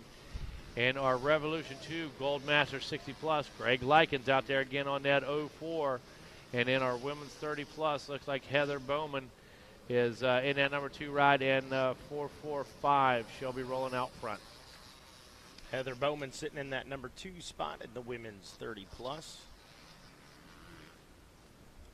Chad Kimbrell leading the way again out of that Evolution 1 Open, and Revolution 2 Gold Master 60-plus, the number 04 Cowie, the lone Cowie out there, Gregory Likens. On screen right there, riding well, doing well. Got a little company behind him. That helps. That picks up the pace right there. That gives you the motivation. Push. Absolutely. Riders trying to find the driest possible spots here, working inside, outside. looks like, about 2 places that the water crosses the course, and that's it. And that's just 2 little ditches. So that standing water pretty much gone, rerouted the track, did a great job. And after 2 is still Gerenser, followed by Kimbrell and Radlowitz. Yeah, hats off to Gerenser making the pass there on Chad Kimbrell that last lap around. So now in control is the number 21 machine. And good shot of Gregory Likens again right there. Again, hey, company ain't leaving. He got the pressure on him. I think that's Coleman Gerenser right there with them, challenging each other. I like it. Yeah, Likens and Gerenser are in 2 different classes, but they're just out there having a blast. Just out there having a good time. Don't have to worry about somebody running somebody over and that type of thing. Absolutely. We'll check up from the neck up right there. He said, "You coming? Let's go." Yeah, Likens said, "Follow me." Here it comes. So the big KX finding traction. Starting to open up a bit of a gap there as the white flag comes out. 1 to go in this one.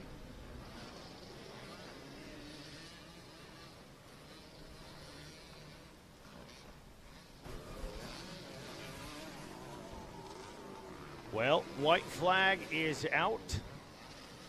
Seen some good little highlights here of Gregory Likens and Coleman Gerenser duking it out again. 2 separate classes out there. One is out of the Evolution 1 Open, one's out of the Revolution 2 Gold Masters 60 plus. But fun to watch them nonetheless. 4:45, a Shelby Rowland is rolling out in front. 3 laps in for her, leading the way for the women's 30 plus class, and the number 31 Honda sits in that number 2 position. There is the 21 right there, working around what I believe is some lap traffic, but Coleman Gerenser, what a ride. Having a blast. Gonna bring it in. There it is. Bang! Checkered flag flies here at Daytona Motor Speedway. And that is Coleman Gerenser. Congratulations to you, sir. Solid ride. 4 laps in and a checkered flag. There's Gregory Likens holding it down for the Revolution 2 Gold Masters 60 plus. And already off and rolling, getting wild down on the start is race number 4. I believe this is our Modern Masters 50 plus class.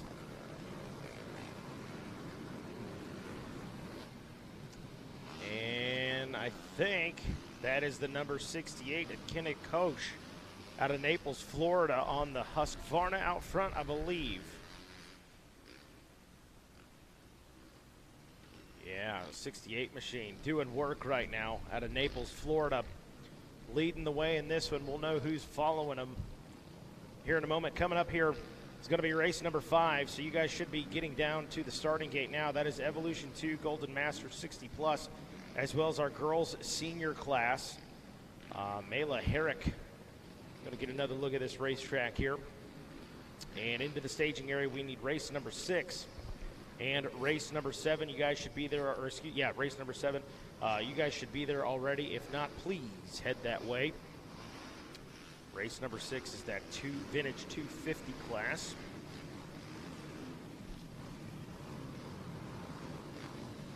And we need to get race number 7 down there as well.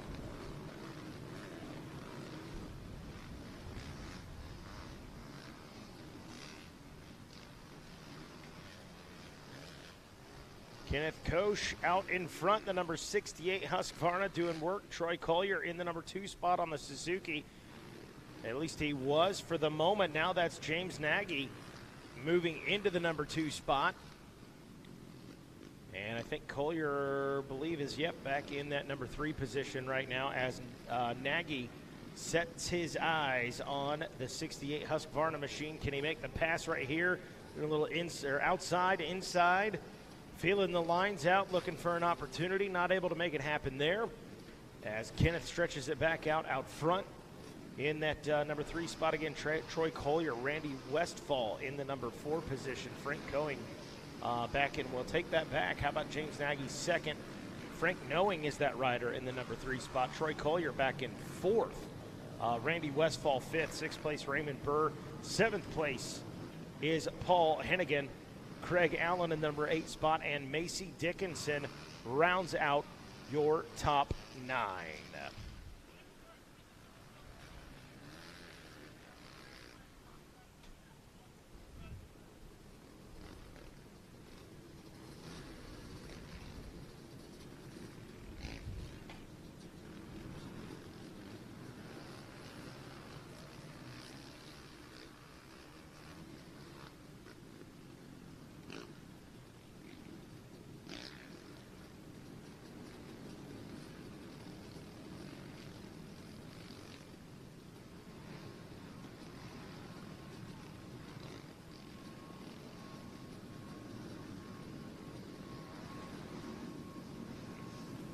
All right, still running along in our Modern Masters 50 plus. Frank Koenig, lap number 3 out front. Troy Collier in that number 2 position.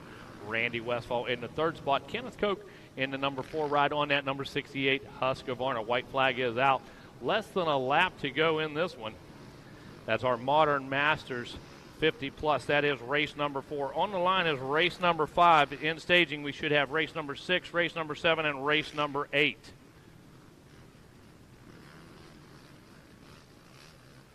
Check, check. All right, Megawatt's got a pretty awesome interview coming up here in just a second. Mega, when you're ready, you just chime in, man. Meanwhile, on screen, I got the All right, the Mikey, thumbs we're up. going to There we take it right now. Folks, we have got a super special presentation we'd like to make right now. My friend Pete Noneman and his group from Legend of Heroes and his entire community out there. You've heard us talk all weekend long about the killer, Don Kadowski. You've heard us talk about what an inspiration, what a technician, and what an innovator this guy was. He said, you know, I've been out of this stuff for 40 years, Mega. I said, let me tell you something, killer.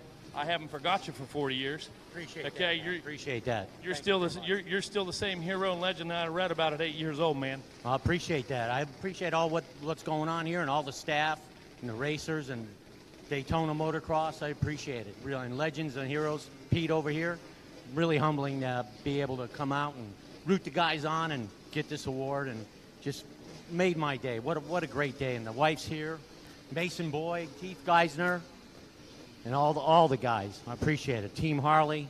Bill Davidson is here. Got him to sign my book. Excellent. It's a wonderful day. And you know what? Motocross is a wonderful sport. It's a family sport. Everybody helps each other. And, you know, I just want to thank God for everybody and hope everybody stays safe today, and I appreciate all you guys.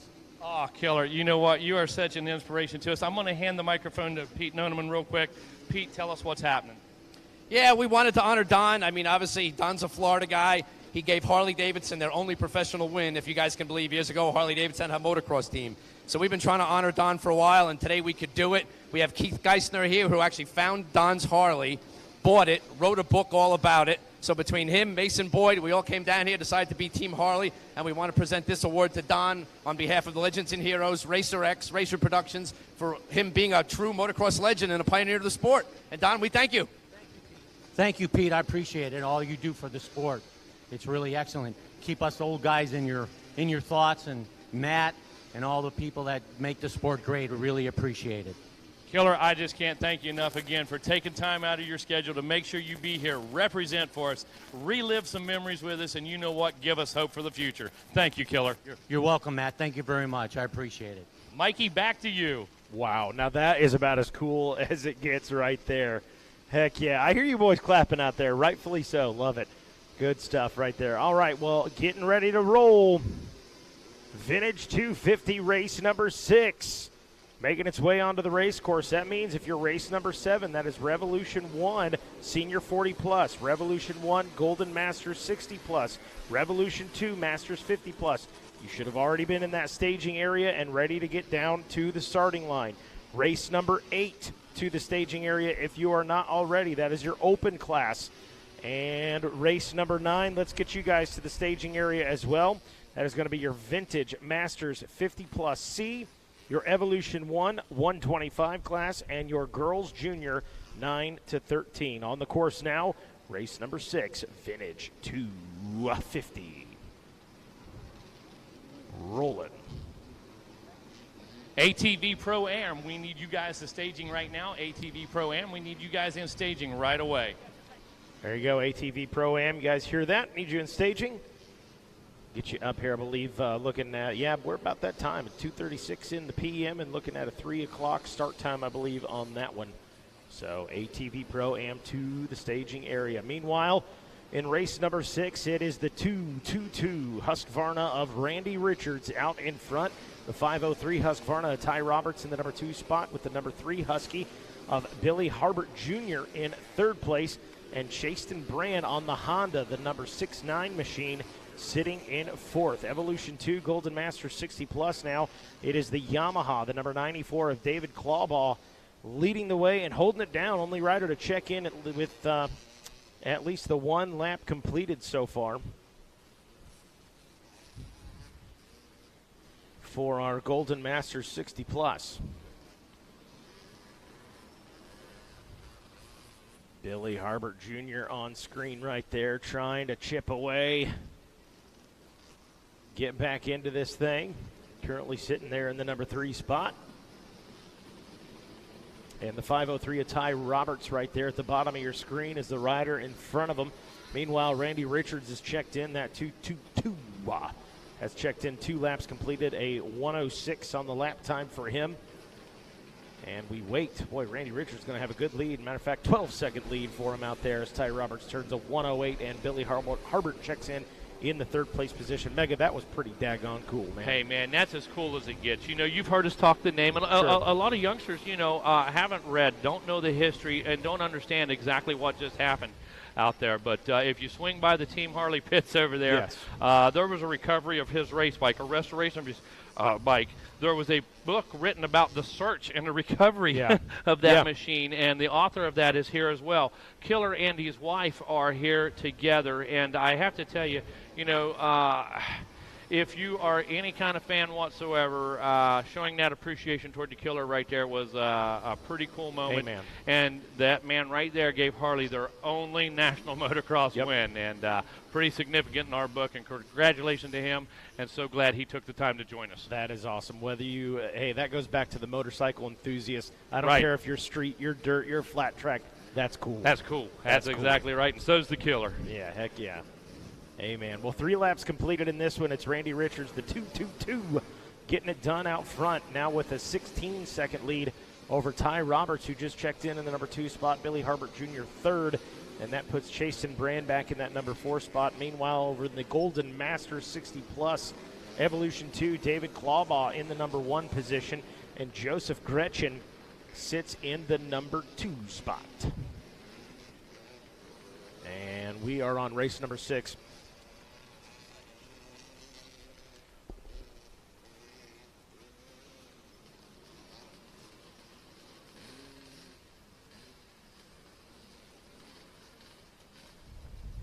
All right, Mikey, moving right through. Moving right through. Here we go. Coming up next,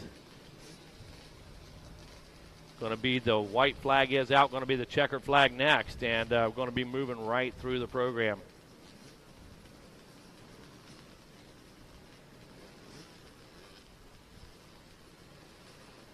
Checkered flag is out. Randy Richards doing it. 4 laps completed for him, turning a 109.9 on the last lap. He slowed down a little bit, but that's okay. Fastest time for him was a 1:04.73. I know he's curious out there. He said, "What do you mean I slowed down?" Ty Roberts turning a 110, finishing in the number 2 spot, and Billy Harbert Jr. finishing 3rd. David Clawbaugh finishing P1 there in the Evolution 2 Golden Masters, and Joseph Gretchen holding it down in the number 2 spot. Moving on, race number 7. Race number 7 on the line in staging. We've got race number 8, 9, and 10 in staging. Races number 8, 9, and 10.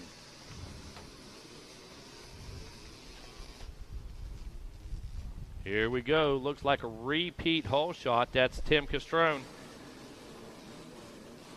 coming out of Alabama on that number 1 Suzuki, the Jeremy McGrath lookalike. 1-800-COLLECT, Suzuki of Troy. That's beautiful. How about it, The son? Sobe backed machine. Yeah, the Sobe back There's machine, a the throwback. Lizard. Yeah. You bet, man. Well, Mikey, you heard me give Team Killer an invitation. I don't know if you did or not, but I gave Team Killer an invitation to the Big Dave Homecoming. Oh, at High absolutely. Point. And we got Gary Jones lined up for this year, and he's going to be there with his old buddy Chuck Son will probably be in the house. And, what a thrill that would be to have the Killer, and would love to have those guys, Team Harley, Team Killer, as my guest there at the DC Homecoming. Be fantastic. That will be cool. I got to get to that myself. I want to go. Even Yes, if I just as a watch matter it, of I fact, don't- you do, yeah. I don't care if I'm on the mic or not. I would love to be. Well, you're even going to for be a because minute. I'm going to be playing. Okay, yeah, perfect. So, yeah. But yeah, I want to get to that. I've got the T-shirt. I've got the mug from That's it. right, yeah. But I've not been yet. So hey, that's another bucket list one for And, me. talk about fun, man. Low Absolutely. pressure, 2 days. Man, we do a little motocross country deal, some grass tracking, classes for everybody. Bring the grandkids. you know, that type of thing, but no pressure situation. And what it is, you know, we talk about the Big Dave homecoming and stuff. It's a opportunity to remember all those that aren't with us anymore. It's really what it is. And it's a celebration of life for all the friends that we've lost. And, man, we get people from New York, Florida, Alabama, anybody that's ever raced at High Point almost that has a connection to the track, you know, or used to live in the area. Man, they really make it an effort to get out there. You called it a bucket list for you. Well, I don't know if it's a bucket list for everybody, but I can tell you it is a fantastic event centered toward one thing, fun and family. And remembering all those that made everything possible for us. Amen. Well, making things happen out on the track right now, Tim Castrone on that numero uno, that Suzuki ride out in front. Joseph Allen in the number 2 spot of that Revolution 1 Senior 40-plus class.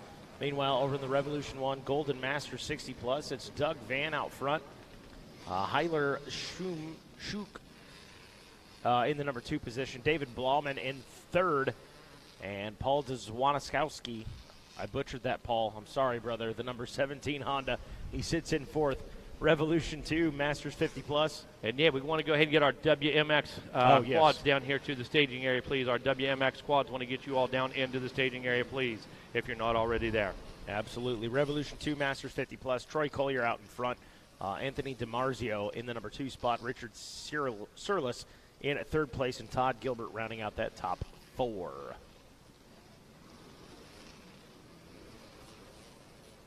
Number 1, Suzuki out in front. Coming through. The 5th Dragon, Suzuki of Troy. Bringing out the white flag. I got to tell you, just amazing aerial views. You know, we have one of the best drone pilots in the world. I don't care. For sure. You know, I've seen the Drone Racing League. That's a different thing altogether. When it comes to capturing images, following a moving subject, and that type of thing, man, one of the best in the business. We've all watched the golf, the NASCAR. Yeah. We've all seen the drone footage, but nothing like our man does. Yeah, solid job. That has been a game changer for us at Racer TV across the board. Mini-O's, GNCCs, Loretta's, man, it's just brings a different element. Take a look at the footage from High Point, you know, the drone and that kind of thing. You mentioned Mini-O's. It's really a game changer in the way you can deliver the information and the story of what we're doing, you know. Oh, look at this. For the pass. Oh, no. The clean bike now becomes dirty, gets roosted right now. Holy cow. Little misstep there by Tim. But nonetheless. And the checkered flag has flown, Mikey Waynes. He ends up in that number 1 spot for the Revolution 1 Senior 40-plus there. I believe that battle was with Troy Collier, maybe?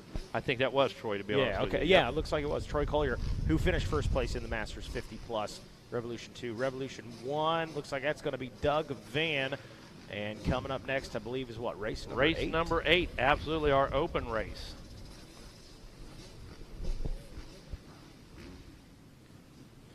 The open class, race number 8, which means if you were in race, well, we got ATVs coming up here next. Well, shortly, yeah. So I'm going to guess probably one more of these, and then we're going to have ATV racing back ready. They look like they're getting locked and loaded down there, so the Pro Sport guys need to be down there in the staging area, as well as our WMX riders as well. Yeah, it looks like we've got it on lock right now, Mikey. The Pro Sport guys are down there. WMX to be arriving next into the staging area.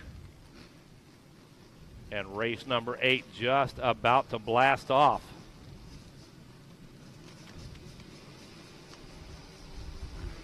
There we go, race number 8 rolling. And who is it? It's the number 934. Is that what we're seeing? 913 maybe? James Elkins. 934, Rodney Fleischman. There he is. Yep, 934. Rodney Fleischman. Out front, taking that Honda to the early lead, 27 years young.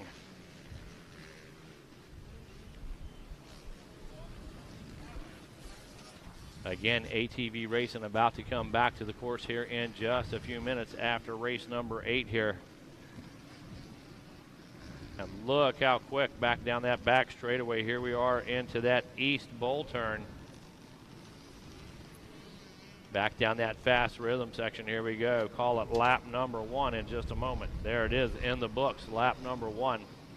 Rodney Fleischman, as we called it on that 9th. Whoa, big swap by Fleischman. Nice save. Good save, good save. Better believe that. 775 on that Suzuki. That's Elliott Cook behind him in that 2 spot. I believe Frenchie, the 444 Cowie, sitting there in the number 3 position. Brandon Hughes in 4th, and Anthony Mills rounding out the top 5. Yeah, Frenchie not going to push the situation, going to let the race come to him, but if he sees an opening, man, he is definitely going to go for it. No doubt about it. So 1 in the books, headed for 2 right now. Fleischman on a good pace. Got a good line through that section right there. Matter of fact, everybody following Fleischman through there. Yep, they said, oh, looks good. Please. Thank you. Yes, more. Again, ATV Pro Sport getting lined up on the gate right now. WMX ladies going to be in staging here in just a moment as we watch Fleischman continue to lead after 2. Cook, I believe, is still in that 2nd position. Yep, Cook followed by Paymart, Hughes, and Mills. Wow, this is pretty much a carbon copy of this first moto. Yeah, These guys ran that order pretty much most of the first moto, I believe. That's it. Hey, turning some good lap times, too. You got a 54.9 out of Rodney Fleischman. Elliott Cook turning a 55.867, and Frenchie turning a 55.842. So Frenchie just a little bit faster. Not a lot bit, but a little bit. And you know, the thing is that can happen, but if you still had more real estate to go around, you know, you had the quicker time, but you just couldn't close the gap, you know.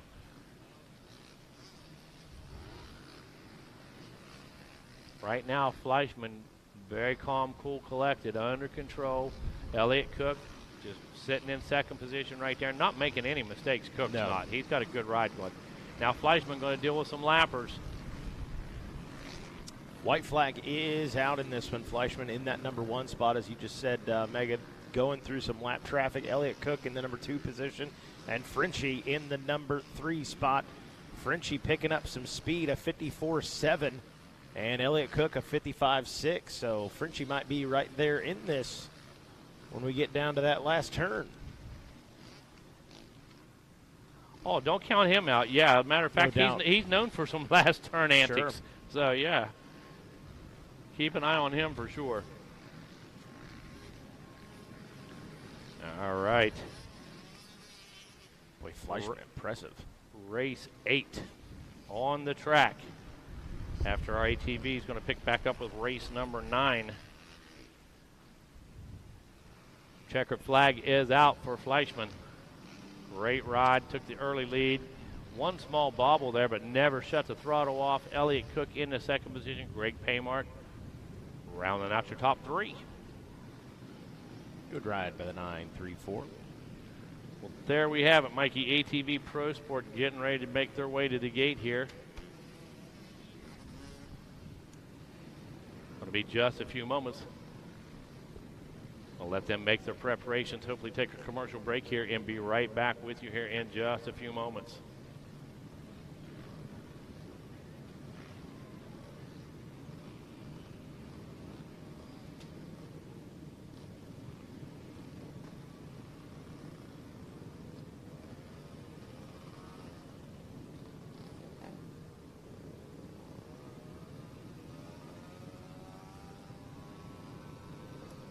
All right, folks, as we make our final preparations down there on the starting line for all you guys watching at home as well, you can see getting the quads in position. We're going to take a quick moment, going to take a commercial break, and be right back with you with all the ATV Pro Sport action.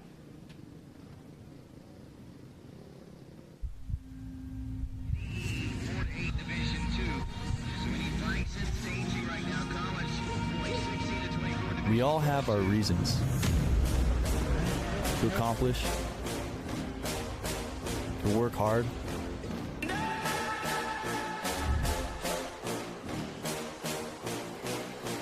We share a common goal, to be the best. Keep fighting, put in the work, never take the easy way. Your drive and determination fuels our passion.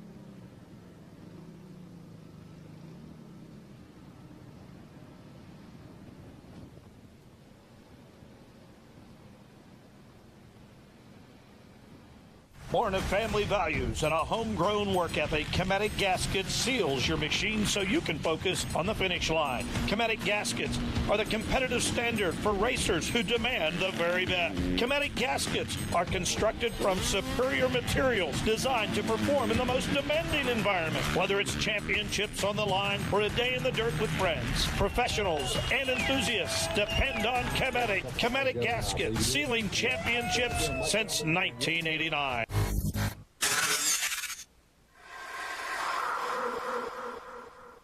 Last season was my best season ever by far. I won a lot of races. I won a championship, and it was also my first year using ARMA. And one of the things I noticed was just my ability to string good days together.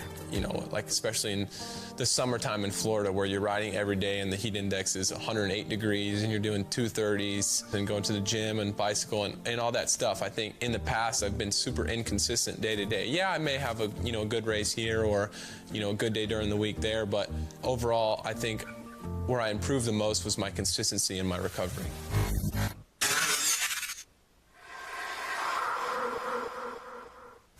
How would you like to go to a school where we take into consideration how students learn best? Well, we do that because we find if we can build the curriculum around the things you are interested in, you're going to do a better job. The mission at On Track School is that educational success is possible while chasing your dreams. Not only will our staff help students to achieve success, they will cheer you on to the finish line. We encourage you to check out On Track School at ontrackschool.com, where we can help you chase your dreams and still get a quality education. OnTrackSchool.com. Check it out.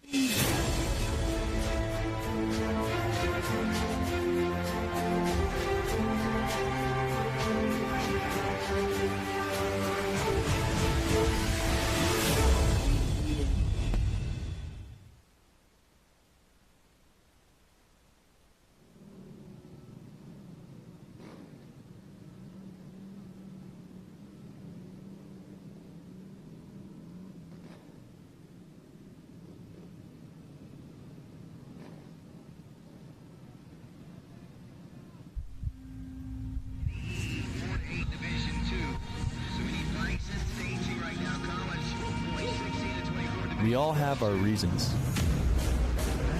to accomplish, to work hard.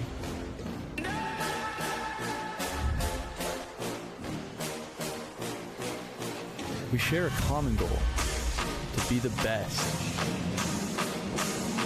Keep fighting, put in the work, never take the easy way. Your drive and determination fuels our passion.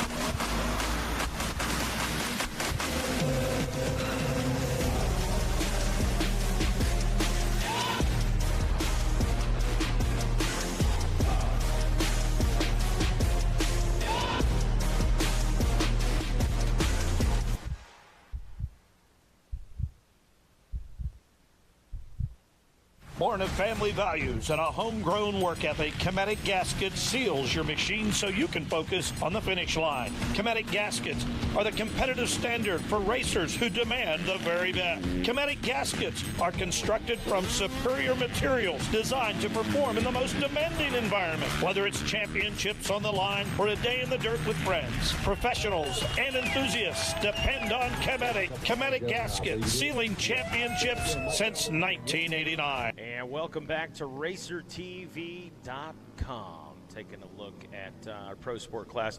Hey, just a reminder, need to make sure you've got those transponders on your machine.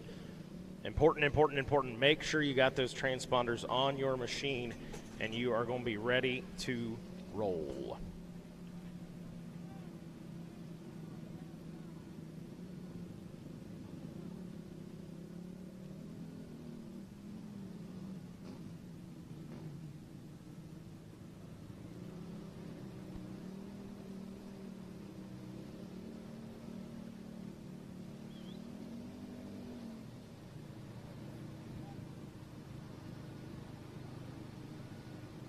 Well, all righty, folks, as we turn our attention down to the starting line, we welcome you once again back to RacerTV.com and our live stream of this 8th annual running of the Daytona ATV Supercross here at Daytona International Speedway. Rodney Tomlin along with Mikey Waynes, Megawatt Matt Watson joining us, and we've narrowed this field of 33 different riders down to, I think the top 20 riders here today as they get set to take to this race course here at Daytona International Speedway. We've got the relative who's who as far as these riders are concerned in this ATV Pro Sport class. Coming up here at 3 o'clock, the number 02, Braden Shimon. He's out of Lenexa, Virginia on a Samaniento Motorsports and Walsh Racecraft back Yamaha. The number 03 of Jaden Launderville out of Wausau, Wisconsin. He's on a Phoenix Racing Launderville still CST back Yamaha. The number 5, Mason Jackson out of Battle Creek, Michigan, riding on a KTM. He actually had a strong ride in his division race, coming up to a third-place position finish. Lane Baird riding the number 25 out of Sturgis, Kentucky. Then the number 29, Chase Seeley from Burlington, Michigan. He's on the Seeley and Son Tree Service and Central Motorsports backed ride. The number 38, Slash of Charlotte, Iowa. 38 Motorsports Yamaha ride of Keaton Stark. Number 38 Honda ride out of La Crosse, Wisconsin, backed by Hedgehog ATV. It'll be Max Mansky. The number 41 out of Davis Junction, Illinois. We saw him take a division race win earlier on the JH Racing Honda. Will be Zach Kasmarek. Number 71 from Pennsylvania on the Altas Construction Rated MX backed ride will be Ian Juka. The number 82 Yamaha ride out of Maryland, New York on a CDS Construction Media All-Stars TDR and Decker Training Facility backed ride of Wyndham Spooner. The number 84 from Conway, Arkansas. He's backed by 88 Live to Ride and JB ATV Racing as well as Ford Brothers Racing. It is Donovan Cox. The number 88 out of St. Petersburg, Florida. It's All Good Lawn and Care Tree Service is brought to you, bringing you Richard Pinella. The number 99 out of Marlboro, Connecticut on the Shadow Brothers Racing backed Honda will be Andrew Shadow. He comes in seated second from his heat race. The 100 of Tino Abatiello, another fast rider out there winning his division race out of Huntington, New York on a Highline Racing Pine Bush Training Facility. Score Processing backed Honda. The 209 of Brett Music out of Herndonville, West Virginia on a Music Racing, Music Lawn Care JH Racing backed ride. And the 218 as well out of Tarentum, Pennsylvania. Kilbucks and also Lojacks Racing backed Honda ride of Mike Graff. We also have the 294 from Harris, Minnesota, Blaine Construction and Launderville Steel backed ride of David Gay. The number 311 out of DeWitt, Michigan is Yamaha rider backed by KMS Designs as well as Yamaha and All 4 Racing. Talking about Blair Miller. The 488, he ended up 8th in his qualifier, but if he gets a good start, look out for him on a Walsh Racecraft.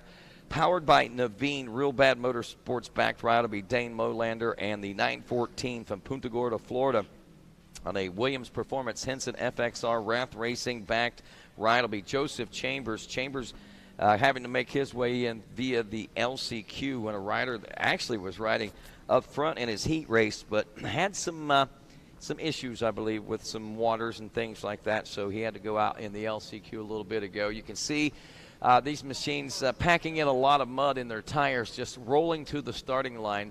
So it's already they're already picking up weight on the front end of that machine, and you have to think that that front end is going to be a little different going down that stretch as well, that start stretch. But you know, the course is that's what we're dealing with here today is these types of conditions. So this is what we've got to look forward to. A little different twist to what we've seen in recent years as far as the ATV Supercross is concerned.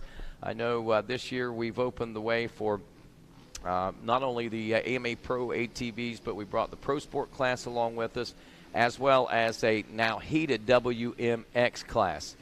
And our riders off and rolling. This is for the sight lap, if you will, so they'll get a chance to knock some of that mud off and pick up a little more, quite possibly, as they traverse their way around this sandy soiled racetrack at Daytona International Speedway. Mikey Waynes, I tell you, these riders have certainly climbed a mountain, so to speak. Some of them, especially if they were out there during some of that really heavy rain that was going on out there earlier. So, you know, there's a lot of variations. They started out with a perfect track this morning, then they qualified in some of the nastiest conditions that you could see on an ATV or any machine, as a matter of fact. And here we are with I wouldn't call it perfect race conditions, but when you look at what's been going on as far as the track today, this is about as perfect as we're going to be able to get, all things considered. Yeah, no doubt. Hats off to the track crew out there. They've made adjustment after adjustment today. And you know, they're tired. And again, it sounds so cliche, but you have no idea what kind of work has gone into this track today and thought to just get it to this point. So, want to make the best possible racetrack for our guys and our women out there, and that's exactly what they've done with the conditions we've got. So, should be a good one. Getting ready, getting her dialed.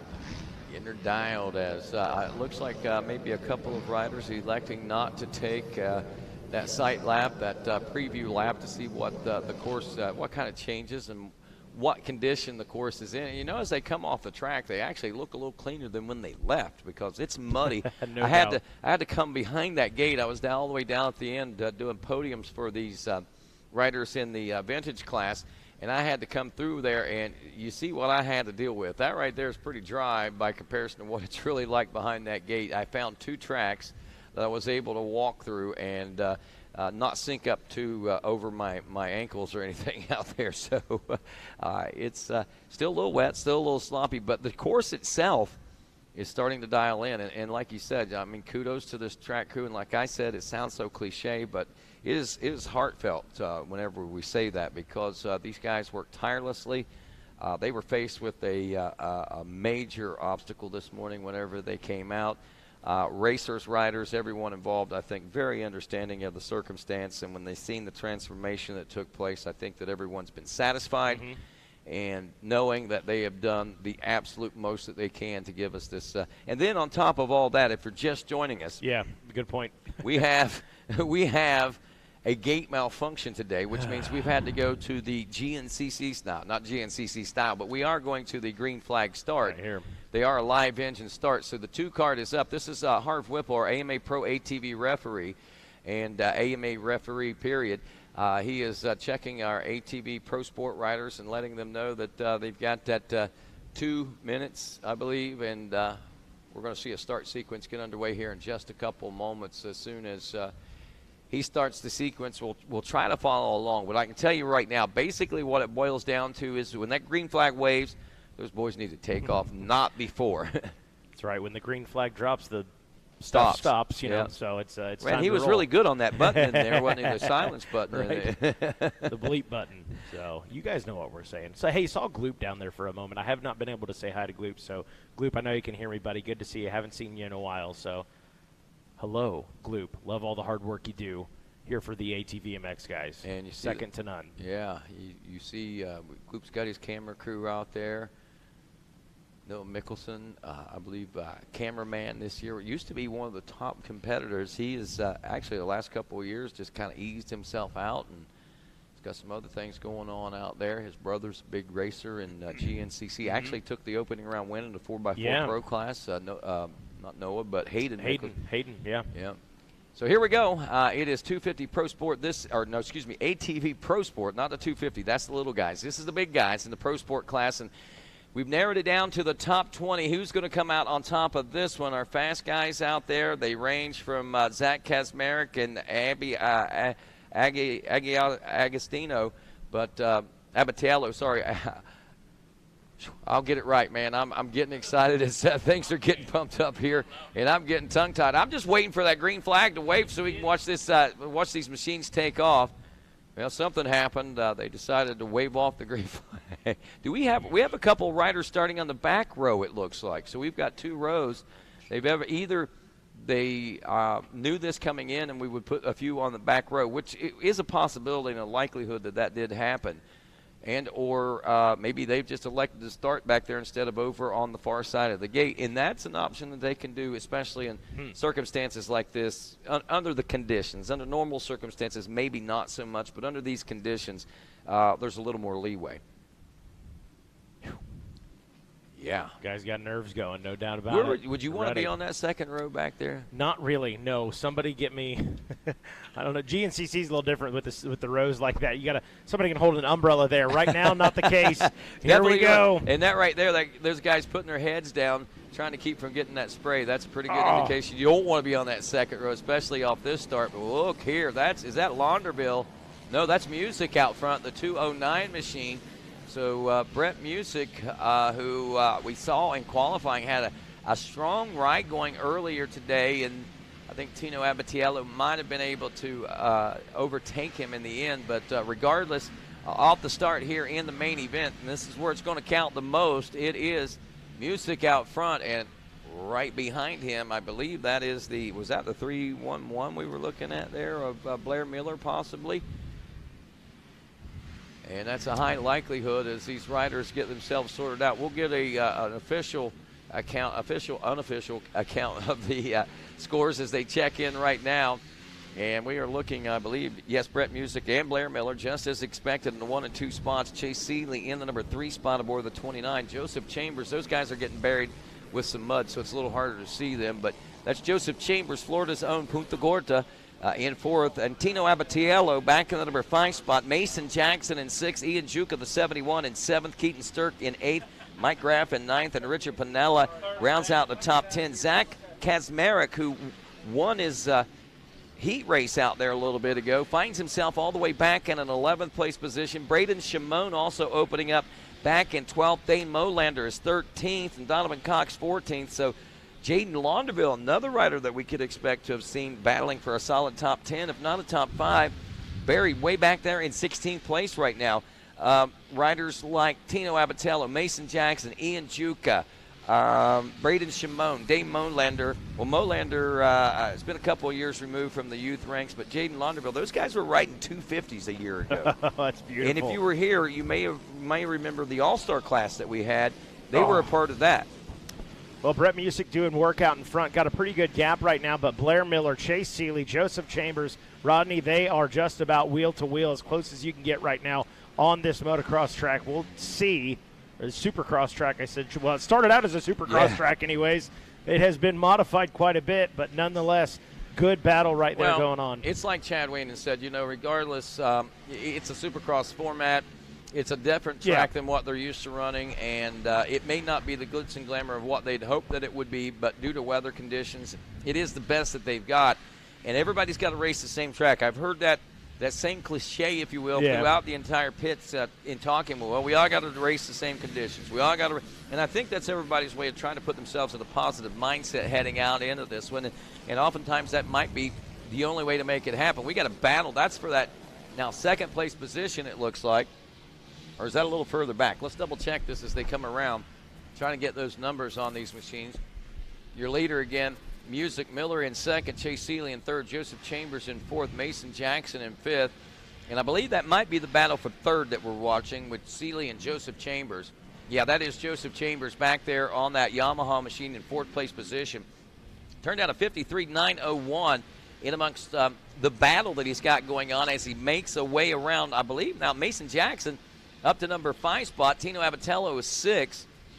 But Joseph Chambers is closing in and trying to make that pass now on Chase Seeley. Seeley feeling the pressure just past the finish line now. So it looks like Chambers has also got Jackson and Abatiello not far behind in that rear view mirror. So things are really starting to stack up here, especially as we roll into some lap traffic. That might be a little bit of an obstacle for these guys, Mikey. Yeah, no doubt about it. It's things are starting to heat up here with 4 laps into it now. Music, meanwhile, out front doing well.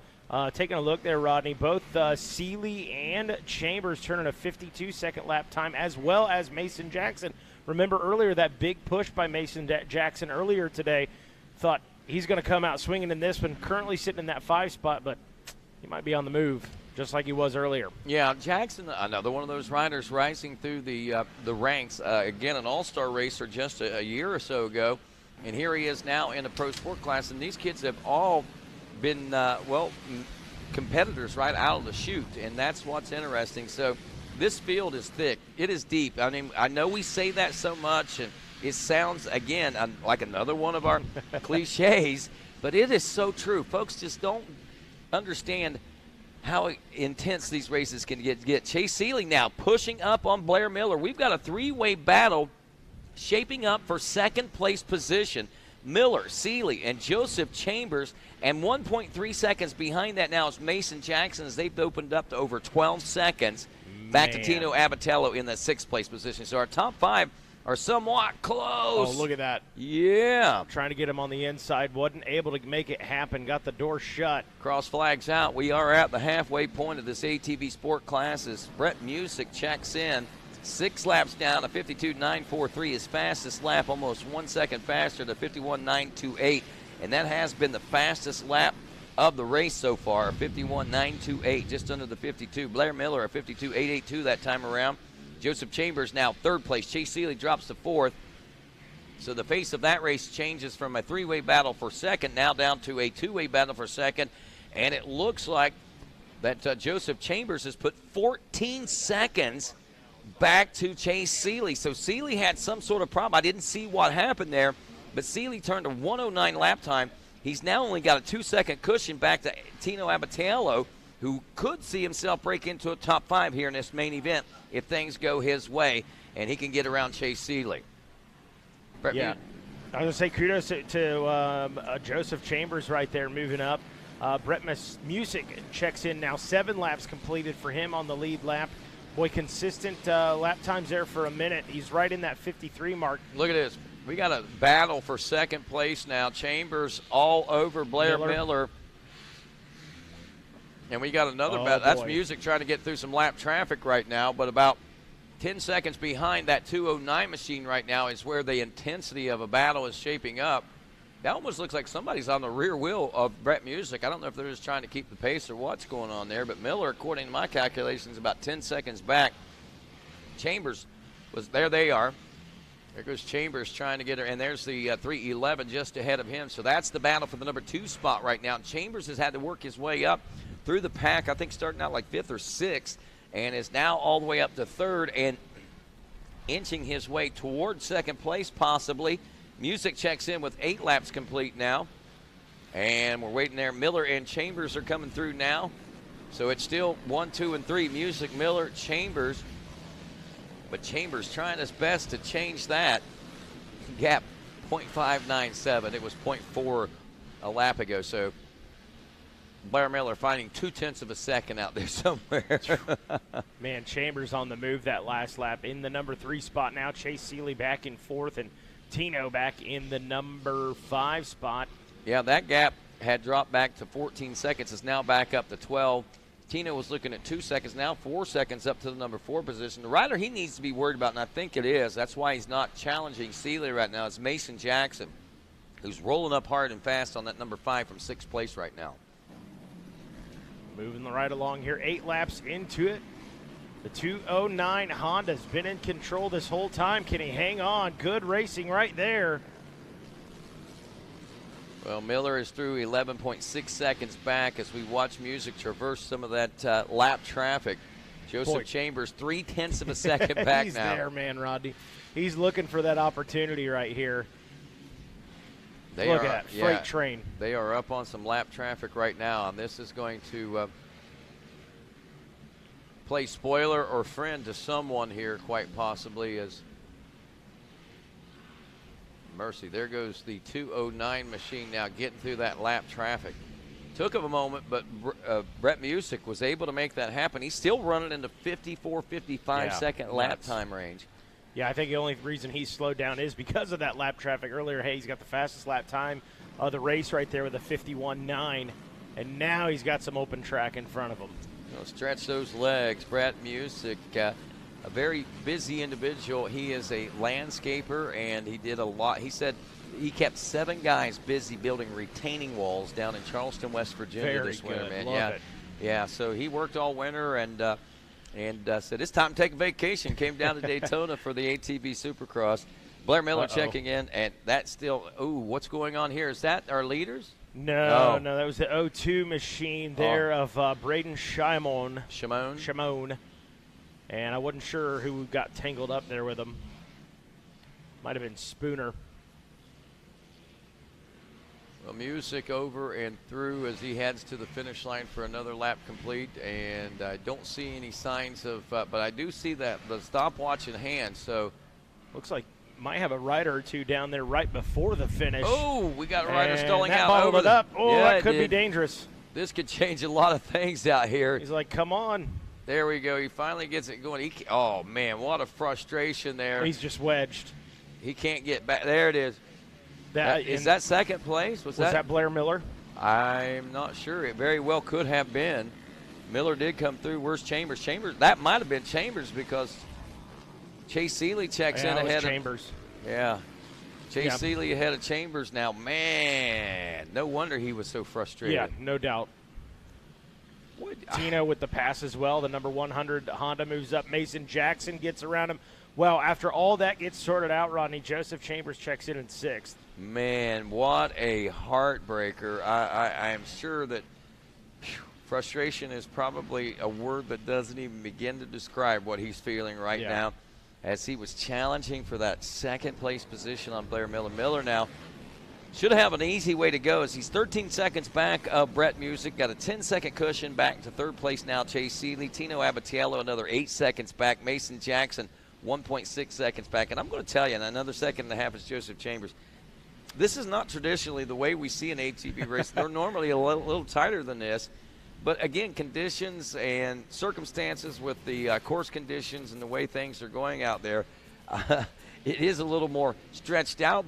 But believe me, it hasn't been without its excitement. That's for sure. There's been a lot of stories to tell after this one is done. I'm sure the bench racing will go on for months to follow this. We'll be at round 7, and they'll still be bench racing about the Daytona ATV Supercross. Been wild one. White flag is out, and there goes the checkered flag as Brett Music going to take the P1 here today. Rodney Tomlin going to make his way down to the podium and chat with the 209 of Brett Music about a wild, wild race here. So 13 laps completed in total. The 209, there is Blair Miller just checked in there in that number 2 position, the 311 Yamaha ride getting it done. And we believe, let's see who's going to jump into the number 3 position. That should be Chase Seeley. Little confusion on who got wedged back there. It is. Chase Seeley checks in the number 3 spot. So there is your top 3 out of the Pro Sport class. Coming up next, going to be the WMX.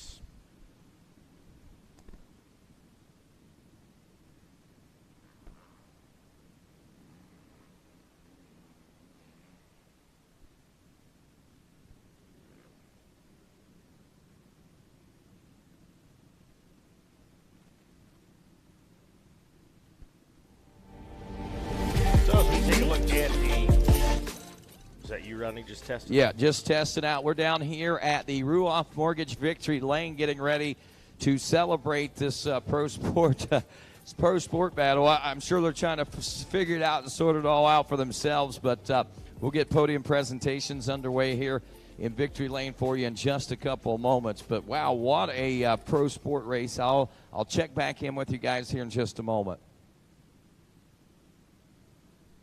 Yeah, when you're ready, Rodney, chime on in there. We'll get you in. Coming up next at WMX, excuse me. Women's pro class, Andrea Berger, Brooke Schneider, Chelsea McKinney, Michaela Vanium, Ellie Roush, Olivia Joyner, Naima Shaw, Shelby Cobrando, McKenna Sykes. We got Madison Trower out there, Jasmine Poole, Michaela Newell, Kenzie Osborne, Amber Burnett, Holly Carroll, Megan Gibulin, and Michelle Grant. And, of course, eyes on Madison Trower, a strong 1 for her earlier today. And Kenzie Osborne taking the 2, and Andrea Berger, your defending champ there, taking a 3. Count out Neem Shaw. Neem with that 4th place there. So I tell you what, start going to be more critical than ever this afternoon, Mikey. Oh, no doubt. It's going to be huge right here as these WMX ladies prepare to take to the course. And I can tell you the advantage goes to the top 3 out of that first turn. I'll tell you that. Yeah, big time. We saw that take place right there in the Pro Sport class. So you got to think, going to see some of the similar here for the WMX. Love it. Rodney going to catch up to us from the podium down there in just a few moments from our Pro Sport guys, and I'm sure we're going to hear some stories. Oh, yeah, that one was good. No doubt about that. So just a few moments down here on the starting line, making final preparations.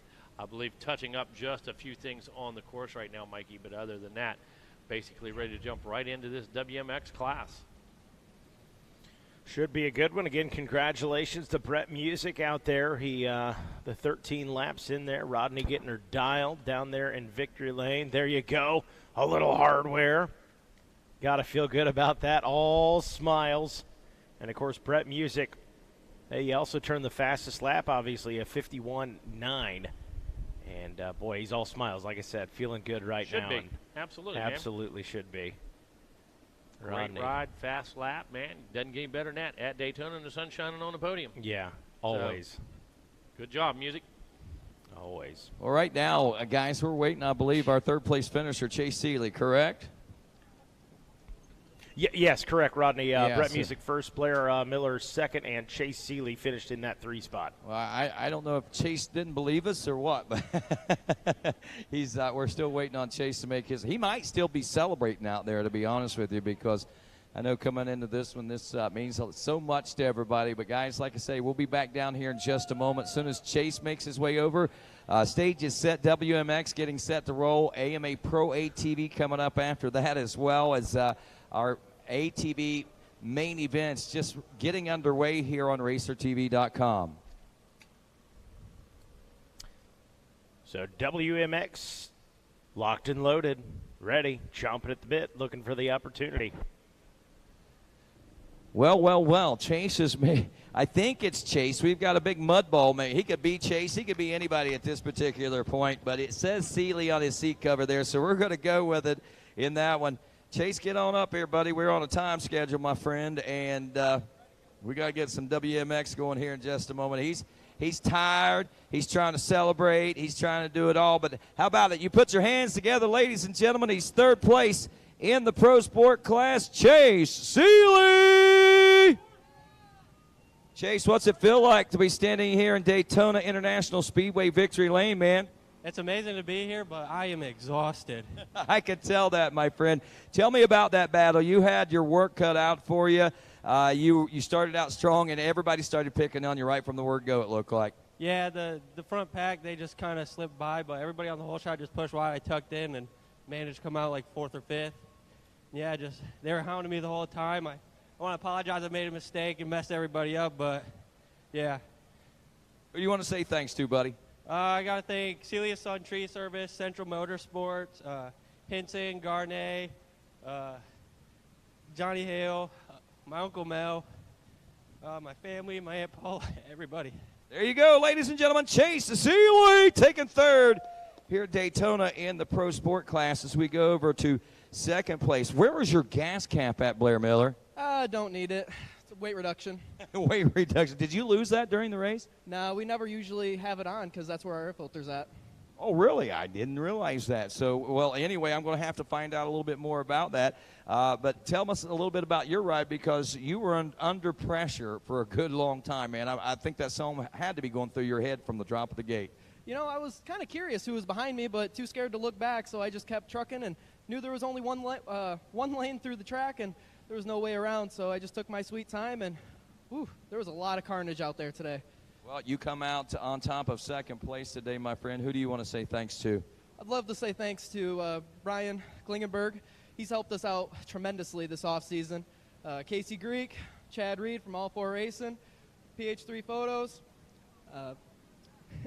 All Balls, Arrowhead Performance, 100% Goggles, all those guys. FTR, my dad, my mom, who's sitting there watching, probably listening to me right now crying or something. That's awesome. She's got tears of joy. Blair Miller, ladies and gentlemen, taking second here at Daytona as we move over to the center of this one. And the first place position going to Brett Music.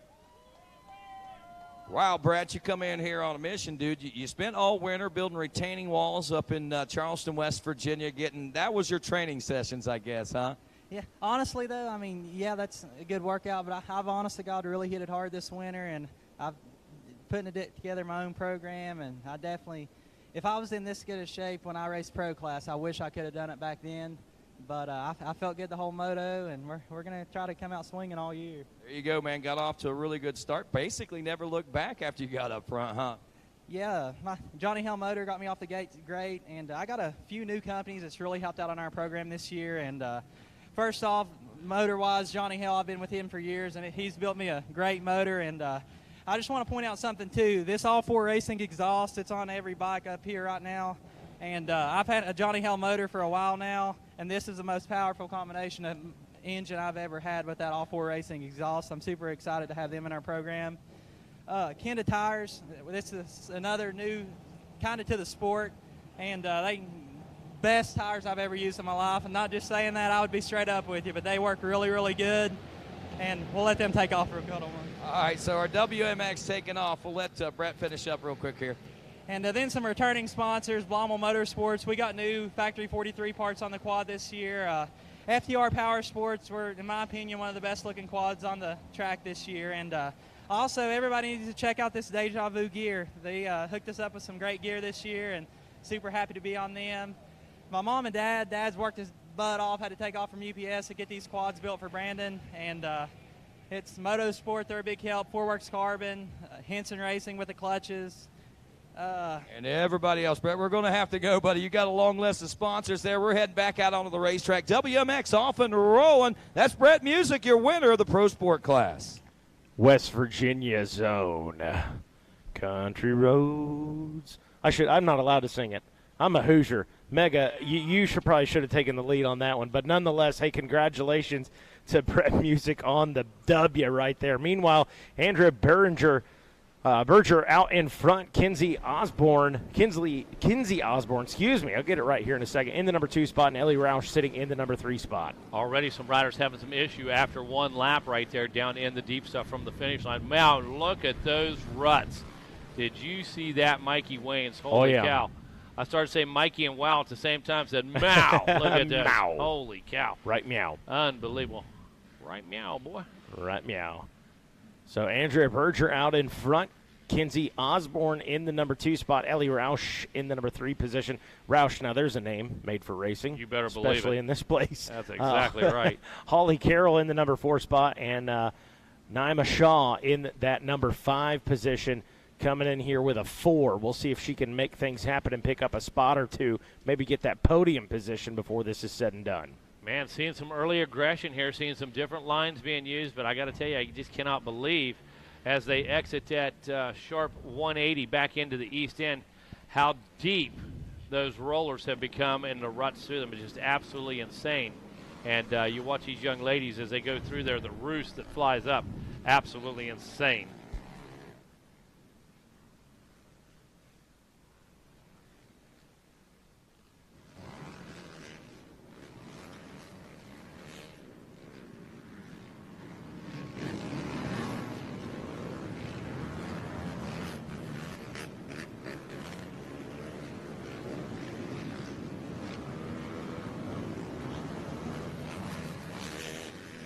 Well, Andrea Berger, your defending WMX champion 3 times over, has the early lead in this one. And one of our newcomers into the WMX class, Kenzie Osborne, who is showing to be quite the force to reckon with in that number 2 position, and a former champion of this class herself and an understudy of Jeremiah Jones, is running in the number 3 spot. Neve Shaw on the 53. Holly Carroll, the 595, opens up in a 4th place position as we look back to the number 5 ride, the number 9 of Ellie Roush. Madison Trower, who we saw perform so well in her qualifier in the heat. We kind of thought that maybe she might be a contender for the win here, especially if she could have got a jump off the gate, but she's buried back there in the 5th place position. Actually, she gets around Holly Carroll now into the number 5 spot. Carroll drops to 6. Shelby Cabrando now into the 7th place position. Olivia Joyner, whom we haven't seen since the girls class and absent an entire year out of Canada, brings that Honda across the border and takes that number 17 to the 8th place position here in the early part of the race. 9th place is Amber Burnett. And Megan Gabellin just moved into the number 10 spot, getting around Jasmine Poole, who's having some problems with Shell Grant, and Chelsea McKinney running 11 and 12 right now. But here we go.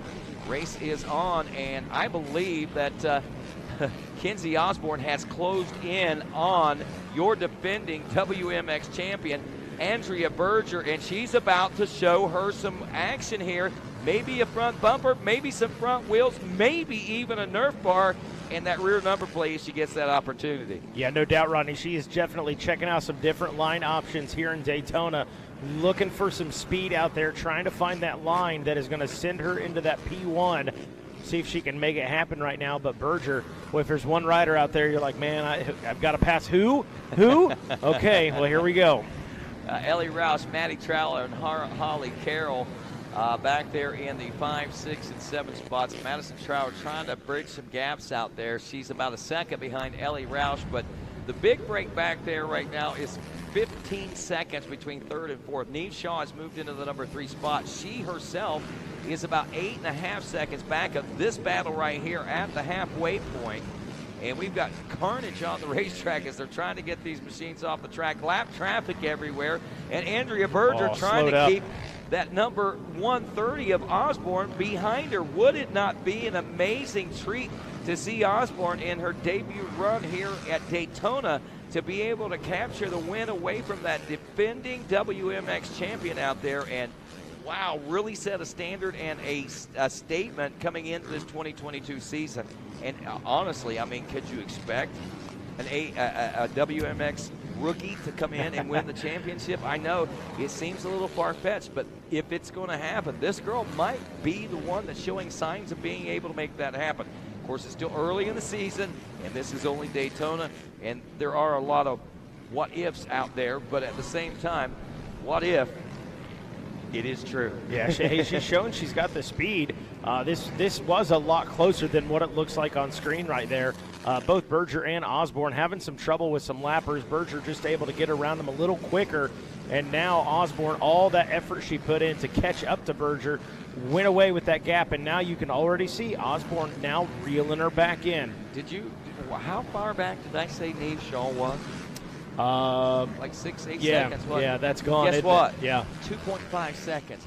Neve Shaw took advantage of. Now, what happened was she obviously had down charge in a 1:02 lap time, but Berger and Osborne both getting caught up with some of that lap traffic, which afforded her a chance to close that gap up. And they knew she was coming because the blue flags were waving, so they were able to yield away. So, wow, that right there has opened a new window of opportunity for a 3-way battle that could shape up here in the latter half of this race now, Mikey Waynes, as we wait with that bated breath we talk about so much. Are we going to be on the edge of our seats when we come across this finish line when the checkers finally do fly? Still no sign of a 2-lap board, no sign of a white flag. We still got more racing, and we still got more lap traffic to contend with out here as Berger makes her way by 1. Here comes Osborne, and right behind her, Shaw. I got to think, Rodney, right now that veteran experience of Berger is paying off right now, getting around the lappers. Just a little more experience with it than Osborne has, but Osborne really figuring it out. Loses a little bit of speed when they get into lap traffic, but as you see on Racer TV, she's right there with her again, actually a little closer with her right now than last time they had to course through some lap traffic. Quite the calculated charger, Kenzie Osborne, as she has kept Andrea Berger basically on her toes for the bigger part of this race, and looks like she will likely do that right down to the checkers. Now, Berger has stretched it out to just barely over a second over Kenzie Osborne, and we may be looking closer to a 1.5 seconds, but that is going to be the largest lead we've seen. Let's see what the true tale of the tape is. A 59.387 last time around, a 101.5 that time around for Andrea Berger. 1.1 seconds is the only difference between Kenzie Osborne and Andrea Berger now. So it's just a fraction over a second. She was 2/10 slower, so she was just under a second behind her at the end of the last lap. Neve Shaw has now dropped back to another 8.5 seconds back. So how quickly things can change. So she must have either made a mistake, got locked up with a lap rider or something, but she drops to a 1:08 lap time, and that 8.5 seconds we were looking at, say 4 laps ago, is right back here again. Right back. Hey, Andrea Berger with a little checkup from the neck up right there. Wanted to see where Kenzie Osborne is. And Kenzie, boy, has been close. Has really, little misstep right there by Osborne, but Every time she seems to catch up with her, Berger answers the pressure and pulls right back away from her. Into some lap traffic again right here. Berger able to get around, no issues. No issues for Osborne.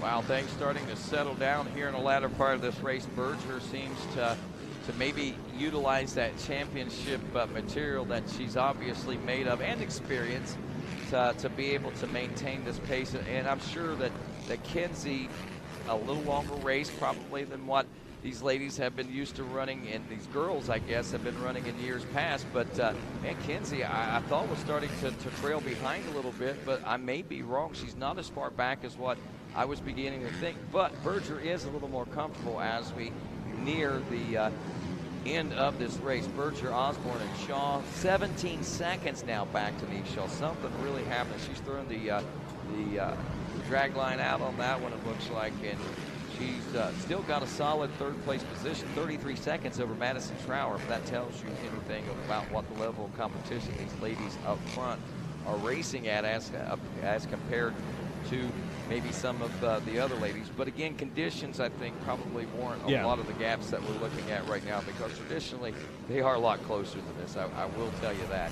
But it boils down to, like I said, it's the conditions today. Lap 10 in the history books. White flag is out. Andrea Berger on her way home to history here as she is about to write her name in the Book of Champions at Daytona International Speedway as a WMX overall winner here in Daytona ATV Supercross as she rounds the final turns, headed for home and headed for checkers and headed for glory here at Daytona. Well, hats off to Andrea Berger on that as a checkered flag flies. Rodney, man, that was an impressive ride. Veteran riding by her, no doubt. No doubt about that. A very great run by Kenzie Osborne there, and of course Neve Shaw will be finishing up about 30 seconds behind, but an outstanding push by her as well. Well, again, big congratulations to Andrea Berger on the win there, the 130 at Kenzie Osborne. Going to check in that number 2 position, and Neve Shaw should wrap up that third place position. Kenzie Osborne, boy, good fight there for the good majority of that race with Andrea Berger shaking it off right now. Congratulations to the top 3 ladies there. Well, coming up next is Rodney Tomlin makes his way down into the Ruhoff Home Mortgage Victory Lane to talk to our top 3. We have got Pro Games coming up next. That's what everybody's waiting for, Mikey. That's what it's all about here today, the ATV Pro Class here at the Daytona Supercross ATV edition. And I got to tell you, Mikey, saw some different lines there this morning, saw some different lap times there this morning, and looking forward to see how the different track plays out this afternoon. And again, as we always say, so critical to start. Well, Weinen able to capitalize in Moto 1, Lindquist in that number 2 ride.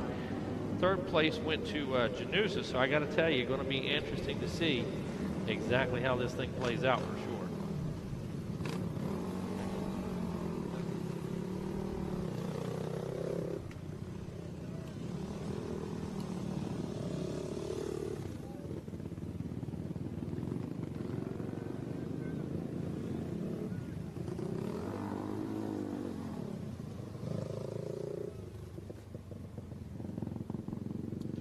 Couple different divisions now, all the top riders on the line together, Mikey. Yeah, going to be interesting to see old Chad Weinen out there, who comes in with a 1, Joel Hetrick coming in with a 1. Hogue with a 2, Lindquist with a 2, Rastrelli a 3. Take a look at Janusa with a 3. So it's going to be interesting, man. All the players will be in this. All the usual suspects will be up front, and you can guarantee it's all going to be decided at the drop of that gate. It'll be a good one. Rodney getting the podium set right there for our top 3. Andrea Berger, Kenzie Osborne, and Neve Shaw in that number 3 spot. Hardware is in place. All the ladies are there. Looks like we are just moments away from a podium celebration. Everybody's shaking each other's hands. Awesome. Good stuff right there. You know it. You know it. Fist bumps all over. Well, down here right now, big, deep breaths as these ladies certainly put it to the limits out here for us. Andrea Berger, center of the box, and this young lady right here, Neve Shaw, taking this third place position away, aka Pork Chop is what she's known around the racetrack and around the house as well. And of course, we're going to begin our celebration. So if you would, Victory Lane, put your hands together for our top 3 overall WMX here at Daytona International Speedway. Our third place finisher, Neve, congratulations to you. Man, it looks like you had a good day today, but I'm going to say it's probably not the day that you were looking for, huh?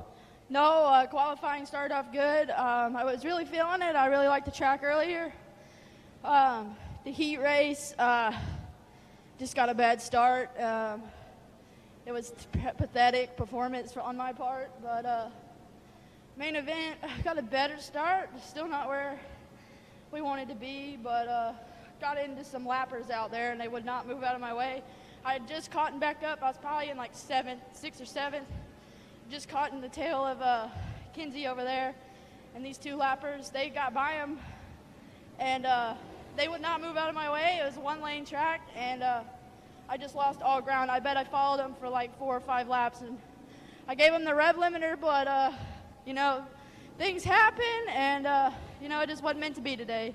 Well, I thought top 3, that's a pretty good place to still start the season out with, Neve. Who would you like to say thanks to for all the help? I can't thank my dad enough. He flew in here at 12 o'clock last night, got up at 5 o'clock, and finished getting the bike ready for today. Jeremiah Jones, he got, we had to do a last minute, some repairs on the bike yesterday.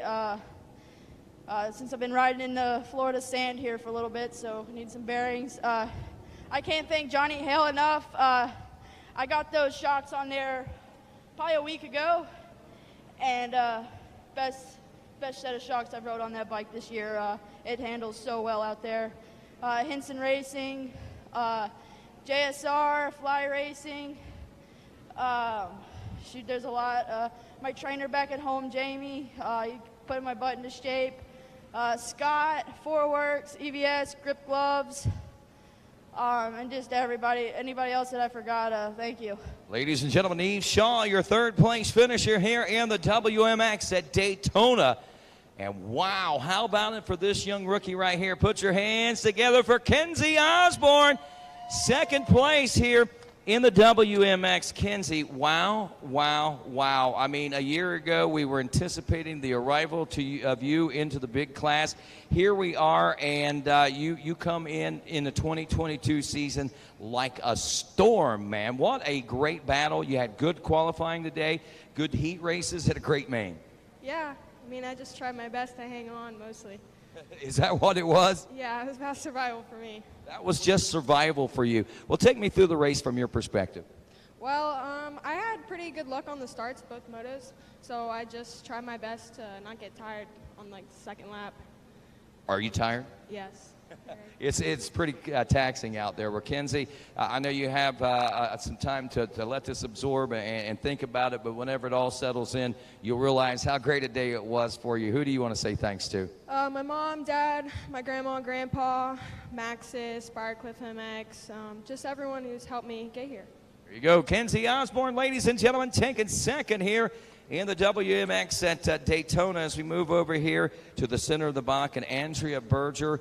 Wow. Put your hands together for the WMX champion, ladies and gentlemen, here. 3-time champ. Now you're a Supercross champ here to kick off the 2022 season.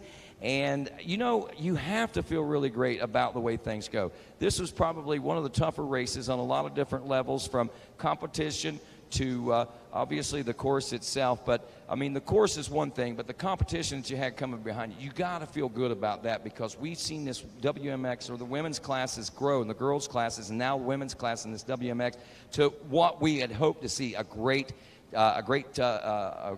group of ladies and a lot of competition. For sure. even before coming here at Deckers, I mean, I got to practice or at least see these two practice. I know they're right there. So I know they're coming with speed and just their training during the off season, they're killing it. So, but I'm happy to be up here and yeah. How did you make this happen today? I mean, the conditions were wretched out there. Well, I got the whole shot on the last moto. I just ran with it. I haven't been practicing a whole lot on the bike, but I was fortunate enough to get some practice in this past week. So I did get a lot of arm pump and pretty tired. But I guess after that, just hung on and waited for the checkered flags. Well, there it is, and here you are in the center of the box, Andrea. Who do you want to say thanks to? I need to give a big shout out to the guy up above looking over me. I need to thank him. I want to thank my dad, Bill Berger. He went out of his way to come all the way down here from Wisconsin, just on a whim. So I'm really excited for my whole family, my brother and my mom, for coming here. They're a huge support. I got to give my boyfriend, Keaton Sturk, our 38 Motorsports and 38 Motorsports crew for all the support and be down here. He actually picked me up at the airport. So.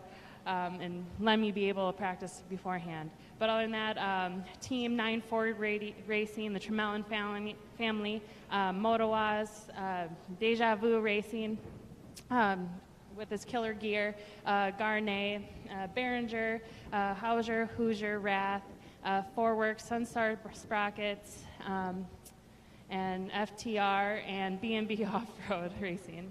There you go, ladies and gentlemen. Andrea Berger, your WMX Daytona Supercross champ. All right, so Kenzie, you say you're a little nervous up here. We have one more thing to say, right? Yeah, I just want to say thanks to my best sponsor out there, Dave Hoover. All righty, there you go, getting it on there. And that's our WMX guys as we've got the stage set for one more, it looks like. It looks like we got a little time. We're not hearing any machines fire up just yet. What's that need?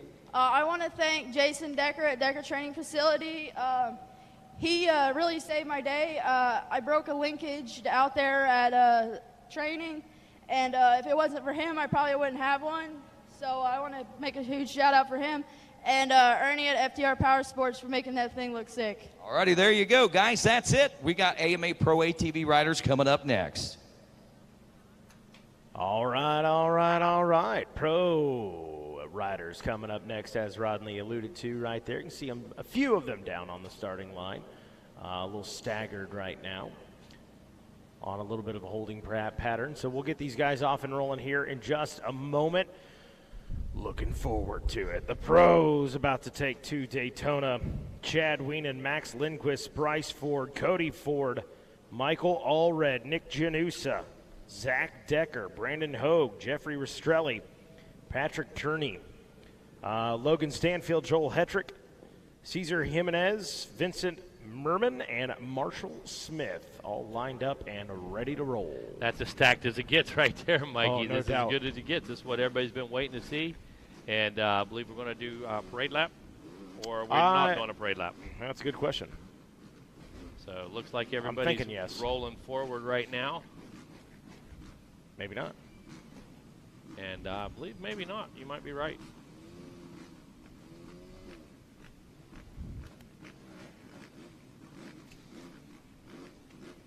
All right, everybody rolling into position right now. Again, we get back into vintage motocross here following our ATV pros. Going to get back at it with race number 9. Yeah, good point. So if you are race 9, race 10, and race 11, need you to the staging area if you're not there already. That's your Vintage Masters 50 Plus C. Okay, they are going to get parade lap. Okay, Yep. very good. So race number 9, again, Vintage Masters 50 Plus C, Evolution 1, the 125. Let's see here. The girls junior 9 to 13. That is race 9. You should be in the staging area. And then our warrior class is race number 10. You should be in the staging area. And race number 11, definitely start thinking about making your way down there if you have not already. That is Evolution 3 Senior 40 Plus, Evolution 3 Golden Masters 60, and Women's C class.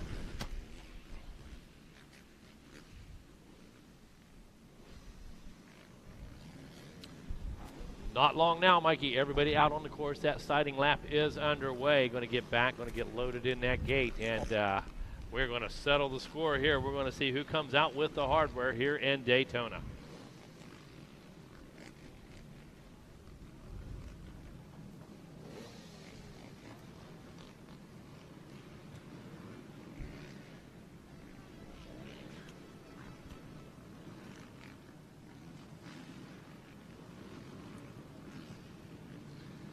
So riders making their way back to the starting gate now, Mikey. The first of our riders completed that sighting lap. Here we go.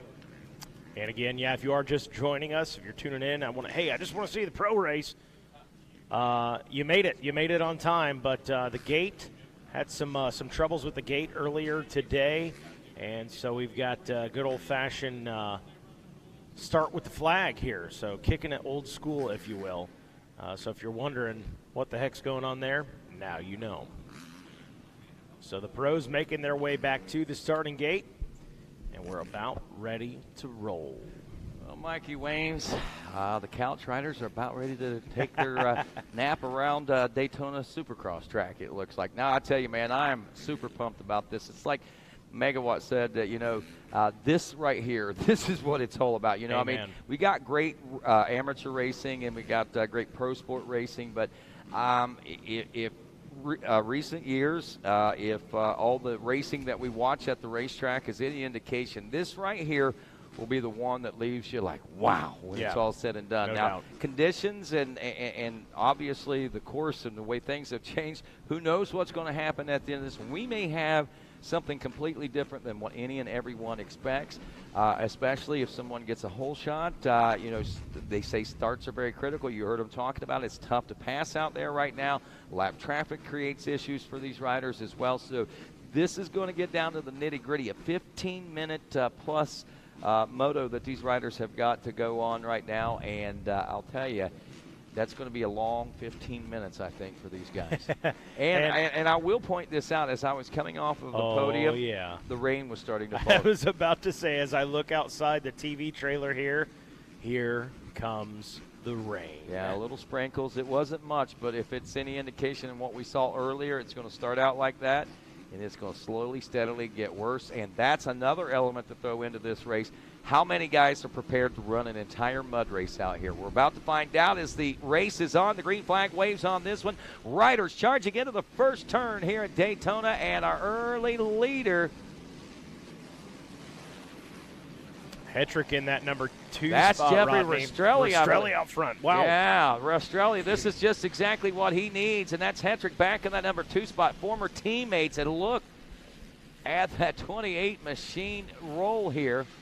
I thought that Rastrelli was running a different-looking bike, so maybe I'm mistaken, but that looked like the 28 machine to me. That is Hetrick back there in the number 2 spot. We've got a Yamaha-mounted rider, and as tall as he looks, I would almost venture to say that could be that could be Max Lindquist if we're looking back to Chad Weinen. We're going to see right here. We're getting reports that Weinen might have had some issues coming off the start.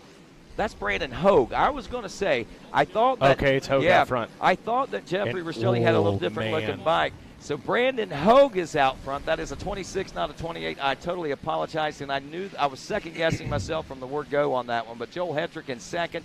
Bryce Ford in the number 3 spot. Max Lindquist is 4th. Jeffrey Rastrelli is 5th. And where is Chad Weinen? 14th, Rodney Tomlin. 14th out of a field of 15 riders. Oh, man, and not being able to pass. This might be the this might be the first time since 2012, the second time since 2012 that we won't see an overall podium position finish. But don't count him out yet. Do not count him out yet. I'm going to do the math for you right now. There's 2, 3, 4, 5. He was only about 6 seconds out of first place. So I'm sure he's be able to make some passes. Just saw him on screen there, Rodney. He has at least, last time we saw him, picked up one more position. So it looks like he is up into that, I believe, number 13 spot, maybe 12th by now. All righty, checking in. It is Brandon Hogue. Hogue is one of those riders that, again, he's, we talk about, and he may have gotten left by the wayside in some of the hype, but Brandon Hogue is one of those riders. He's gotten podiums, he's raced, and he's led races against Chad Weinen and Joel Hetrick. That's Bryce Ford now up to the number 3 spot with Max Lindquist 4th and Jeffrey Rastrelli 5th. Actually, that's where Ford started out, I believe. I'm getting a little excited there. There's Chad Weinen trying to work his way through traffic right now. Where is he at as in the grand scheme of things? He has worked his way up into 12th place. Checked in. And yeah, now I think he's 11th now. Megawatt just came in, said 8th place. 8th place, so he's made some quick The passes. axe is out. So there's Rastrelli in top 5 is in. Decker's in 6th. Nick Janusa in 7th. And now to the 8th place position, Michael Allred, Vincent Merman, Patrick Torini. It is the 11th place position for Chad Weinen, so he was only able to grab 1 position out there. And regardless of where Joel Hetrick finishes at this point, I know if Chad's buried back in the pack, this is going to be a winning day as far as points are concerned for him and a lot of riders, because they're going to be able to gain some points on him here in the early part of the season. But it's also signaling good things for Brandon Hogue to come on board that number 26 machine. Not only a strong starter, but he is able to fend off the hard-charging advancements of the 88 of Joel Hetrick so far. Hey, guys, real quick, just got the radio call. We need races number 9, 10, and 11 for our vintage bikes to the staging area immediately. Again, races 9, 10, and 11 to the staging area immediately. Thank you. All righty, so Chad Weinen trying to remount that challenge and that charge from back of the pack again. As Joel Hetrick now is closed in on the back bumper of the 26 machine. And Brandon Hogue on board the Honda. That is one of only 3 Hondas that is out there with us. We have 3 Hondas, a Suzuki, and 11 Yamahas on this starting line out here or on this racetrack today. Brandon Hogue, hats off to him, man. Absolutely moving out there, and Joel Hetrick refusing to let him out of his sights. But right there, Hogue putting on a little bit of a gap on these guys, at least for the moment. But, hey, here comes Hetrick. Yeah. Says, I am getting in the same camera shot as you, buddy. Bryce Ford right there with him as well. Well, here's one thing to point out. Now, we've seen Brandon Hogue race up front in some recent races and things of that nature. But the one thing is, especially in a Supercross one moto format, we've never seen him in the lead.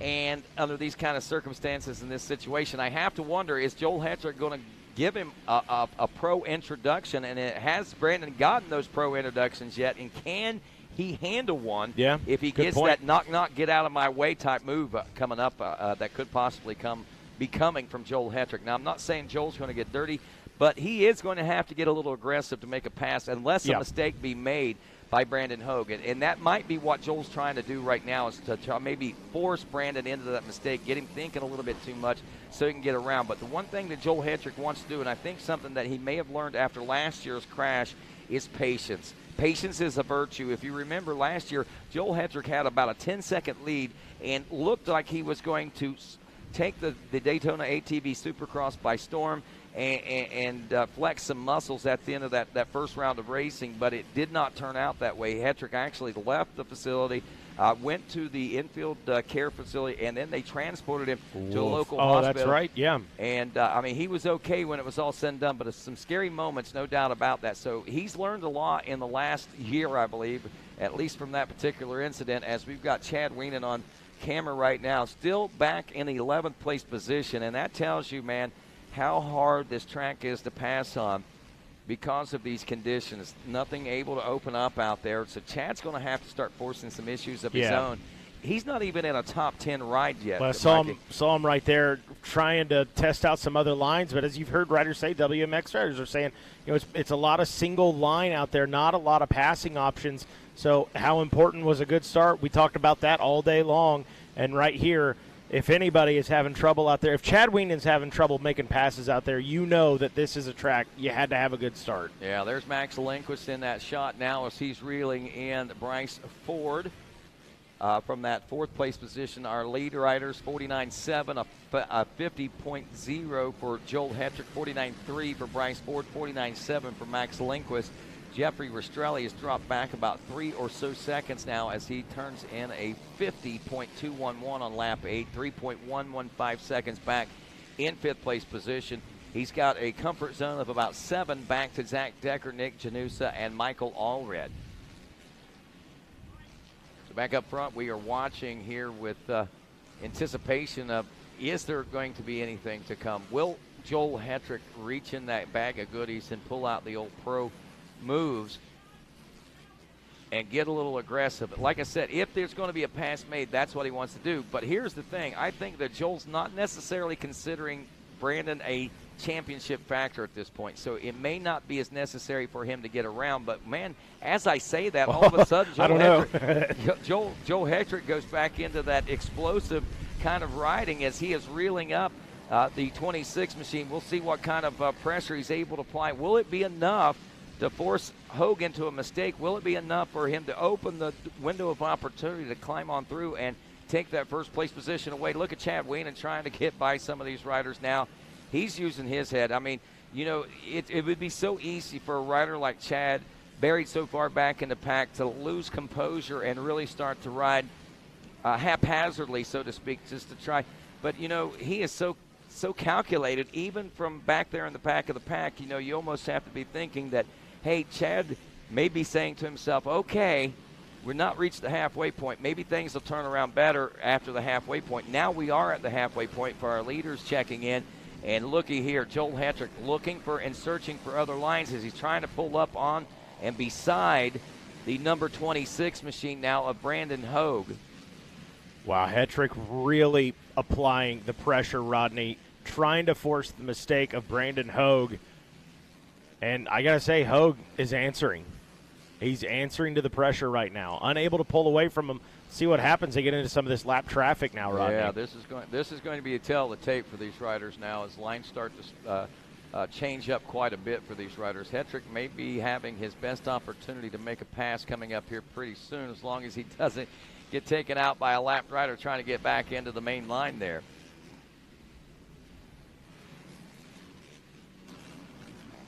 See this turn right here. A little bit of a gap there now, but I was going to say that seemed to be the spot where maybe, Hetrick was wanting to make a move, but right now that gap too big. I have to think that if he can get up beside Brandon Hogue coming off of that finish, and that seems to be the place that it's going to happen if it's going to happen, he's going to have to get up underneath him, and he's going to have to literally just force Brandon out of his line and up high in that turn by taking the extreme inside. And that may be the only way he's going to be able to make this pass happen. We'll see if there's another place on the track for it to happen, but the way things are breaking down, that's about the only place that I'm seeing right now, Mikey. And yeah, and I'm sure there may be another place or two out there, but that's where Joel seems to be getting his best drive right now. Yeah, and Hetrick, I was going to say Hetrick does, coming out of that finish line, seems to have the drive. I think our camera's checking on Chad Weinen out there. Last time we saw he was back in the number 9 position, so finally up into the top 10 here. And and look at that, Weinen kills it right there, gets it back up and going, and it's just one thing after another for Chad Weinen right now. Man, you know, Weinen is one of those guys. I'm going to tell you right now, look out.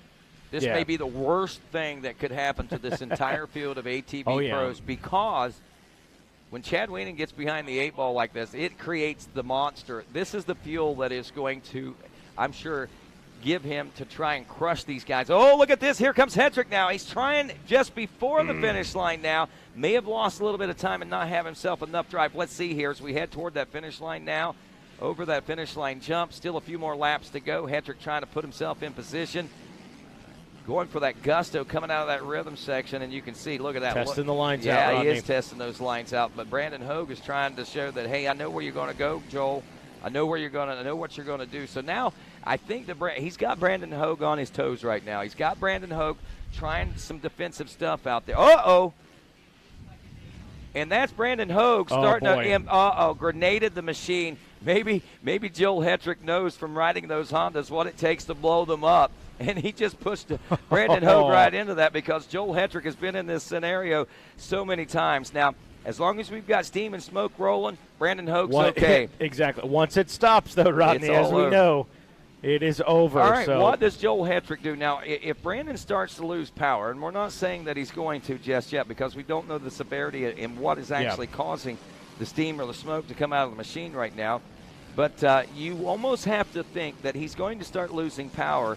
And you almost have to think right now that Joel Hetrick's just kind of waiting for that to happen at this point. He's probably not going to force the issue. It definitely looks like Hetrick is kind of checked up a little bit. He says, hey, I'm going to keep my eyes on you now, and once that thing stops smoking, then I'm going to try and make my move. Almost like he's doing right there, Rodney, now looking for opportunity. Well, you know that Hogue has got a lot going on in his mind right now as he's being beat on that rear bumper, and he's got that steam or smoke coming out of that machine, so he's got a lot to be thinking about. And I'll tell you, the rider that might be in a pretty good position right now to steal the thunder away, exactly, that third-place ride of Bryce Ford, he is in a really good position, especially if Hogue tries to defend that position a little too strong. If Joel does try to make the pass on him, they get tangled up. Boom, it don't take but a split second, and Bryce Ford is out front and headed for checkers.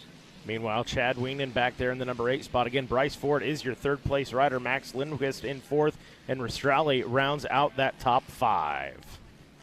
Well, 5-time ATV Supercross champion Chad Weinen is not going to make it number 6 here today, I'm afraid. At least not right now. A number of things can happen, but and it does. It dies, and Joel was just waiting for it. He quickly moves to the left and right on around. Brandon Hogue, I know, is certainly brokenhearted, but this might be the time that he's telling himself, I should have built the Yamaha.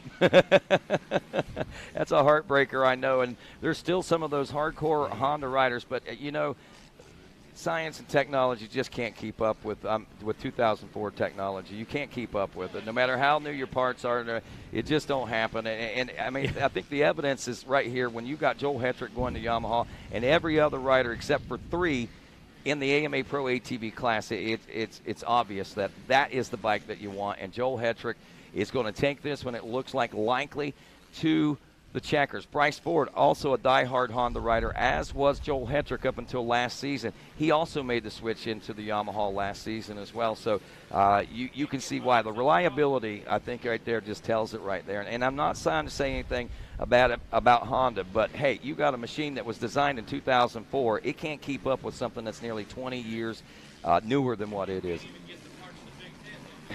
Yeah.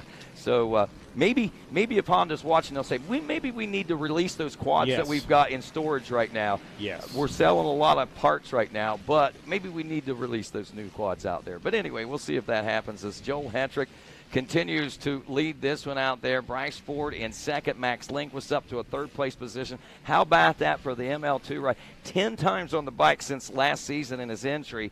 And he's looking at the likelihood of a third-place position finish. But, I got to say right now, I don't know that Bryce Ford is so he's back to that was some lap traffic. He's about 6 seconds back now. Lindquist another 3 seconds behind him. Rastrelli up to 4th. Now, Rastrelli might be starting to make some gains on Lindquist for that second-place position. Meanwhile, Chad Weinen up to 7th place. He is doing a great job of being able to recover and salvage. This is a salvage day for him, and he's doing a great job of salvaging that bad start and this one-line track that's so tough to pass on out here. Again, due to conditions, this track was great for racing. Had it not rained and all this stuff happened and all those changes, it would have been a totally different race. But that, just like they say, we all got to race the same conditions. We all got to race the same racetrack, and it just seems to be boding well and better today now for Joel Hetrick, who rode in second for so long behind Brandon Hogue out there. Bryce Ford, Max Lindquist, Jeffrey Rastrelli, Weinen now up to 5th place position. Now he's 30 seconds out, but you know what? White flag. White flag coming out. Checker's about to come out. You know actually. what? Bang. Chad Weinen may not be on the podium, but that is a championship winning ride right there today. Look at him. Right. He's absolutely stoked. That was an incredible ride by Joel Hetrick, and he knows it. Like you were saying early, patience. That paid off for That him. was the checkers right there? That was the checkers. Well, I didn't even see the white flag come out. All right, so there you go. We got a winner. Joel Hetrick takes the win, his second here at Daytona ATV Supercross. And Max Lindquist second. Yeah, Jeffrey big Rastrelli pass. third. What happened to Bryce Ford? He has not checked. Was that him that I saw pulling off the side of the track? I think that was Bryce. I think that was correct. Bryce Ford that may have had a failure of some sorts. That may put Chad Weinen into 4th place. And, wow, what a salvage that would be for Chad Weinen as far as championship points. No, Bryce Ford does. Ford does come through in 4th, but Weinen does salvage out that 5th. What a remarkable ride. We're going to head over to the podium right now, guys. Wow. Joel Hetrick, we see you, man. You earned that one, no doubt about it. The patience prevails. He should feel good. Congratulations to the number 88 machine of Joel Hetrick making his way to Ruhoff Home Mortgage Victory Lane here at Daytona Speedway. Wow. Buckle up, Buttercup. It's going to be a good season. Joel Hedrick taking P1 right there, and Max Lindquist hanging in there as well. A fantastic ride, capitalizing, moving into that number 2 spot. And Jeffrey Rastrelli rounding out the box in P3. Tough break for Bryce Ford, falling to 4th just outside of the podium. But honestly, way to hang on and keep 4th as that man, the number 1, Chad Weinen, was charging hard. And what a ride by Chad Weinen as well. Basically last off the start, terrible start, able to work his way up into a number 5 spot. A salvage day, if you will. So Joel Hedrick, hey man, you said you're going to have new plastics every race. I don't know, brother. You may want to just stick with those. They worked well. He's stoked, man. Well, big congratulations. Congrats there from Casey Greek. All smiles. Rodney Tomlin making his way to victory lane.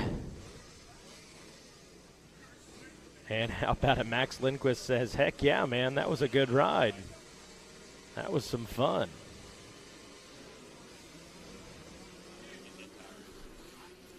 And Jeffrey Rastrelli checking in right now.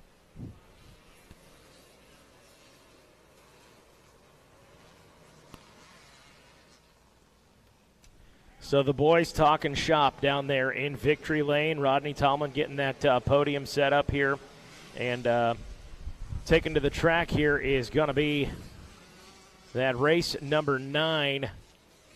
And as we take a look at it here, your results, your top 10 from today. Joel Hedrick taking the first win of the season here at Daytona Speedway. Max Lindquist taking the number 2 spot. Jeffrey Rastrelli 3rd. Bryce Ford 4th. And Chad Weinen a hard-fought 5th place. No doubt about that. Congratulations to him. Zach Becker 6th place. Janusa 7th. Michael Allred finishing in the number 8 spot with Logan Stanfield in 9th. And Patrick Torini rounding out your top 10 for round number 1. On to round number 2, but as we get the stage set down there in victory lane, we get the gate set for race number 9. These boys still feeling good. Still feeling good. Rightfully so. He says, give me some water. Need a cold drink. Getting his composure down there. So race number 9 on deck for our vintage. We've got the Warrior class coming up after that. That is race number 10. And sounds like our race number 9 underway now. Race number 11.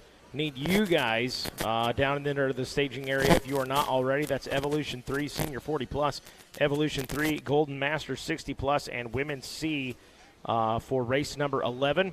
Race number 12, that's your Evolution 2 125 class, and Evolution 1 Golden Masters 60 Plus. So race number 9 out on the track right now, waiting on these guys to get set up down there in victory lane, and we'll get the word in from them and then jump back into our coverage here. Hey, meanwhile, out on the track, Robert Green out in front.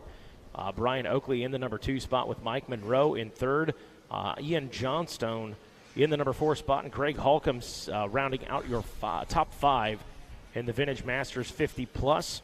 And then your Evolution 1 125 class, 2 laps in for Randy Richards, the 222 Husqvarna machine doing his thing, and Alan Alford sitting in the number 2 spot. As our top 3 starting to make their way now. The iconic victory lane here at Daytona Motor Speedway. Feeling good. Looking good, fellas. Doesn't get much better than that. Good sight. So again, Joel Hedrick talking about, hey, we're going to have a different look on the bike every round this year. I'd say that bike looks pretty good, but you got a game plan, stick to it. But I don't know, that one got the job done today.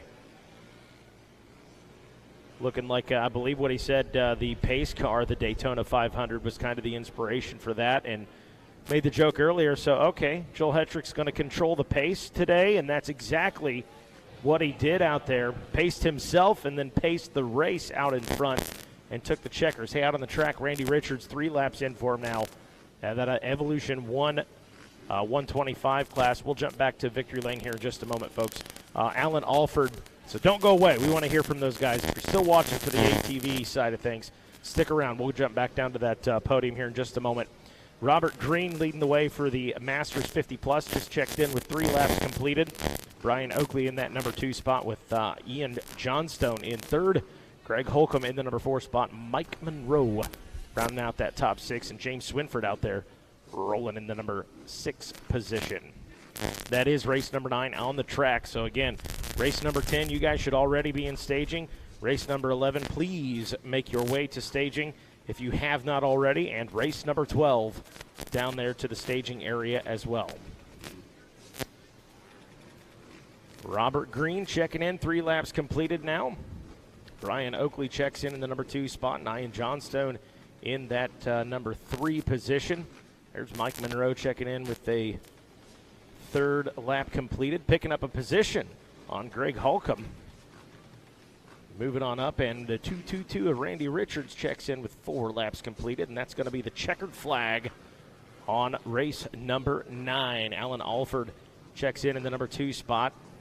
And we wait on Robert Green to check in there for race number 9 for the checkered flag. So coming up next down on the starting gate is going to be race number 10. The Warrior class going to be taken to the track here in just a second. Again, stick around if you're waiting on that podium and getting them set up down there. And we'll get a word in with our top 3 out of the ATV Pro class. So Warrior class on the gate. Going to be taking off here in just a moment. So if you are race number 11, Evolution 3, Senior 40+, Evolution 3, Golden Masters 60+, and Women's C class, you should already be in the staging area. Race number 12 to the staging area. That's Evolution 2, 125, and the Golden Masters 60+. And race number 13 to the staging area, Revolution 1, open to staging. Sounds like Rodney Tomlin might be ready down there. Yes, we are. Put your hands together, Daytona! What a race that we had here today, no doubt about that. As I think I blew it up. I lost some sound over here, but regardless, there it is. Now, we didn't have a chance to do this a little bit earlier because we were waiting on the check, but we got a $100 hole shot award for our WMX star here, Andrea Berger, who grabbed the hole shot. It's in the memory of Michelle Jenkins, who passed away a little over a year ago, just before the start of the ATV Motocross Championship season. They're going to be donating $100 every race in her memory, and Andrea Berger takes the hole shot today in her honor. Andrea, an honor to win this one, the race itself, but I'm sure an honor to win this first hole shot award in Michelle's memory as well. It really is a blessing. I know she would love to be down here. She absolutely loved coming here and just the atmosphere. So I'm very happy to be presented with this, and God bless and Godspeed with Michelle. Ladies and gentlemen, Andrea Berger, your WMX overall winner and hole shot award winner. And now, if you would, join with me as we begin our celebrations and welcome to the podium our top 3 overall ATV Supercross stars. In 3rd place, the number 28, Florida's own Jeffrey Rastrelli. 2nd place, ML2 Motorsports rider Max Lindquist. And your overall winner, Joel Hetrick.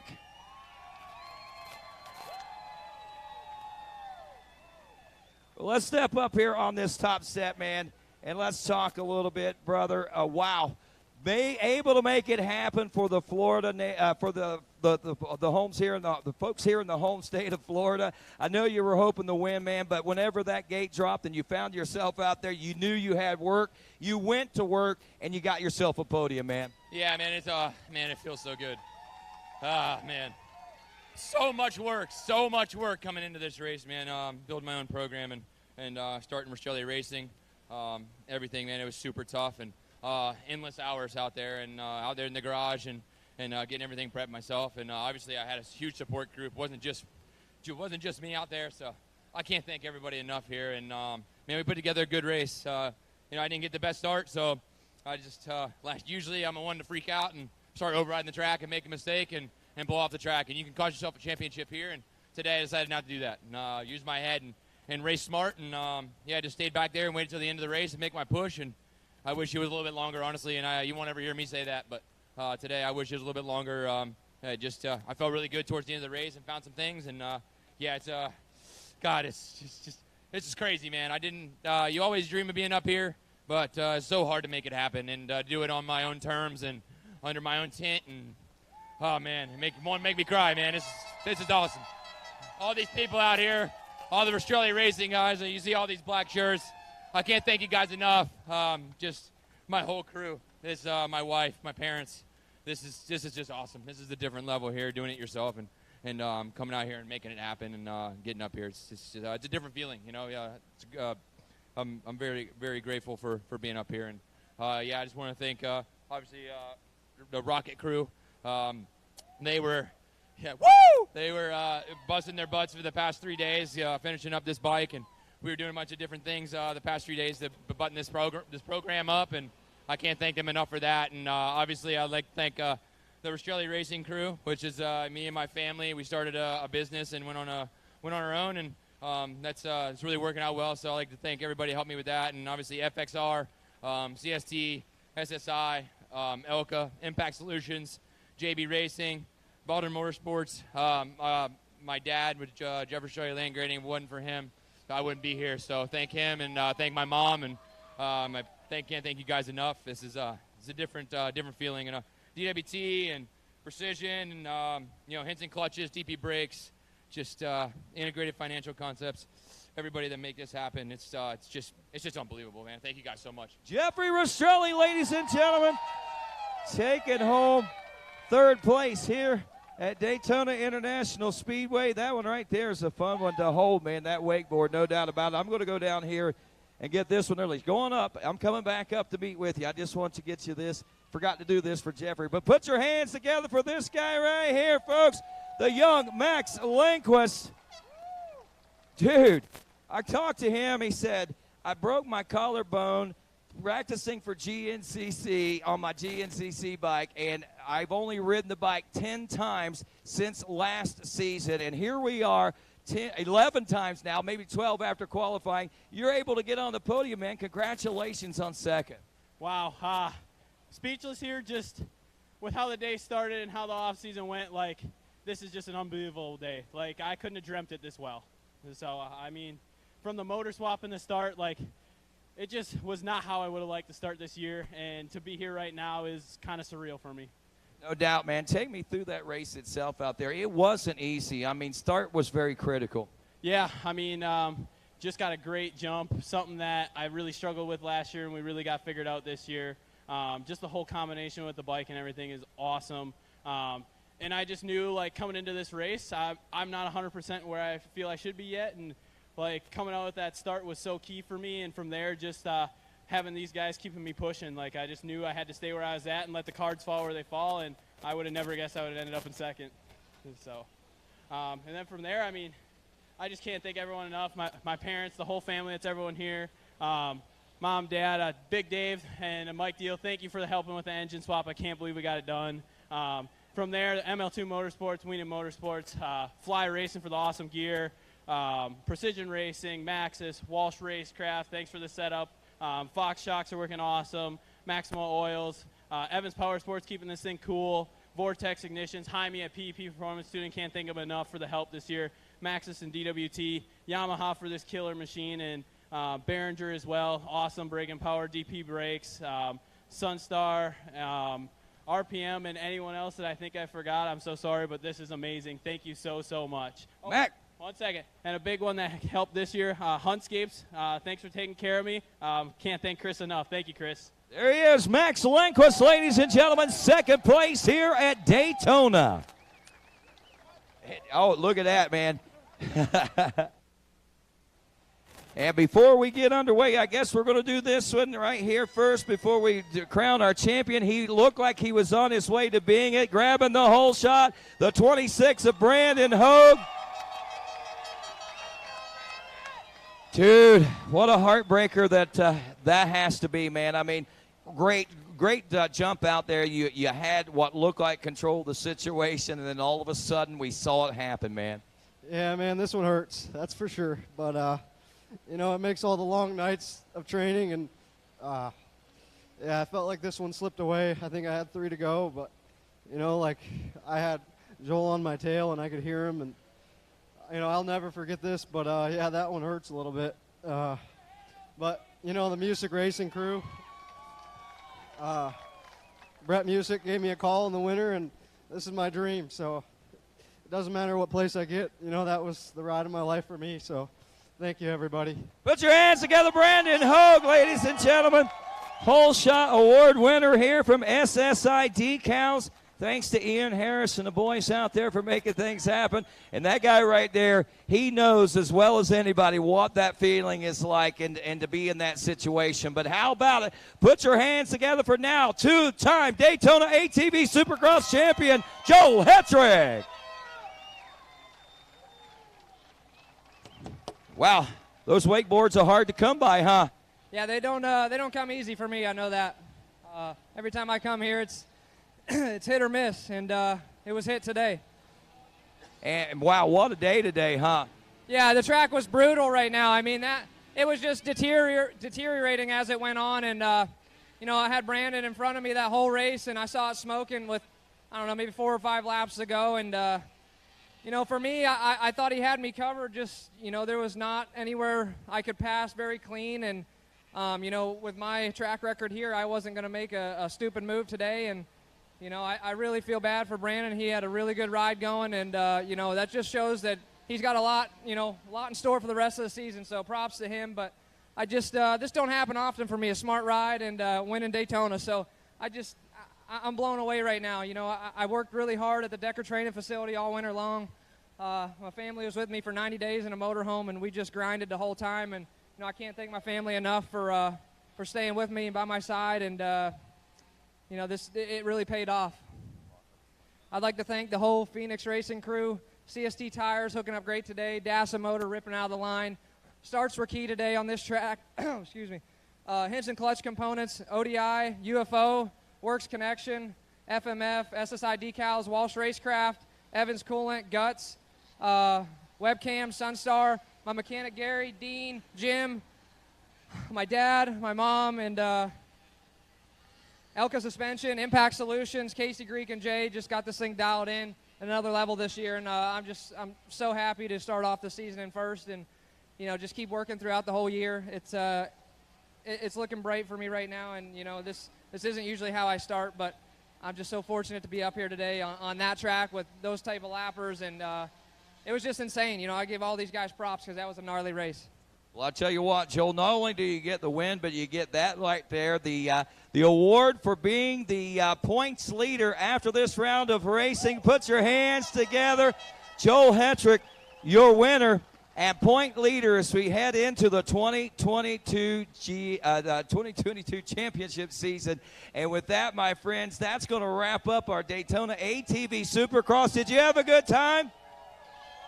Put your hands together. We got celebrations here with champagne to go as well, and Jeffrey Rastrelli has a few more things to say. Yeah, I just want to give a big shout out to JB Racing as well. I know I thanked them, and I just want to really give a shout out to Jody and Debbie. They make an awesome product, and I can't thank them enough for being behind me again, and obviously all the fans and supporters here today. I can't thank you guys enough, and you guys are what makes this so awesome. So thank you guys for supporting me, and thank you for coming to Daytona ATV Supercross. Let's go. Let's go. Let's celebrate, folks. Daytona style here in Victory Lane as we get the photos first, obviously. Our top 3 overall again, Jeffrey Rastrelli, Max Lindquist, and Joel Hetrick. And here's where the fun begins. And where it all starts to sink in, I think, is when they grab those big bottles of bubbly they've got there and get ready for our champagne celebrations. Joel, yours is down here, I guess. All right, they grab the bottles. And as we always like to say here in our ATV racing world, to the victor goes the spoils.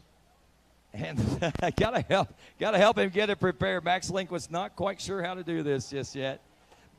The spoils of ATV motocross, the sweet, sweet spray of champagne. Your Daytona ATV Supercross overall top 3. Guys, let's head on back out to the track as I know we got more racing. Wow, well, big congratulations to the top 3 there. Nothing like the champagne showers especially at a historic place like Daytona Motor Speedway. Well, hey, out on the track right now is race number 12, the Evolution 2 125 class, as well as the Evolution 1 Golden Masters 60 plus. Before I jump in there and give you some details on who is running where, I want to make sure we've got, should be at the starting gate by now, race number 13, that's Revolution 1 Open. And at the staging area should have race 14, that is your Vintage Masters 50 plus, your Vintage Gold Masters 60 plus. And down to the staging area, please, race number 15, Revolution 2, the 125 class, as well as your Modern Senior 40 plus, race number 15. Out on the track again, Evolution 2, the 125 class. It is the number 32 KTM of DJ Judd Poindexter doing his thing out there. Meanwhile, as a checkered flag flies for Evolution 1 Golden Master 60 plus, Johnny Borders taking the checkered flag. Barry Ray finishing then that number 2 spot, and Scott Clamforth rounding out your top 3. So congratulations to him, Judd, taking P1 right there. He's stoked on it. He's beyond stoked. How about it? All right, race number 13, Revolution 1 Open, about to take to the racetrack. Coming up next, race number 14, Vintage Masters 50 plus, as well as Vintage Golden Masters 60 plus. And race number 15, you guys should be in the staging area. That is Revolution 2, the 125 class, as well as Modern Senior 40 plus. Race number 15. If you're race 16, start thinking about making your way down there. That is your Revolution 2 Senior 40 plus, as well as your Modern Golden Masters 60 plus. Can hear them revving, ready to roll. Again, Johnny Borders coming off P1 there. Barry Ray, second place. Scott Clamforth finishing in that number 3 spot. Fourth place was Joseph Gretchen. Patrick O'Connor finishing in the number 7 or 6 or 5 spot. My goodness, been a long few days. And Paul Dezwizowanski finishing out the top 6.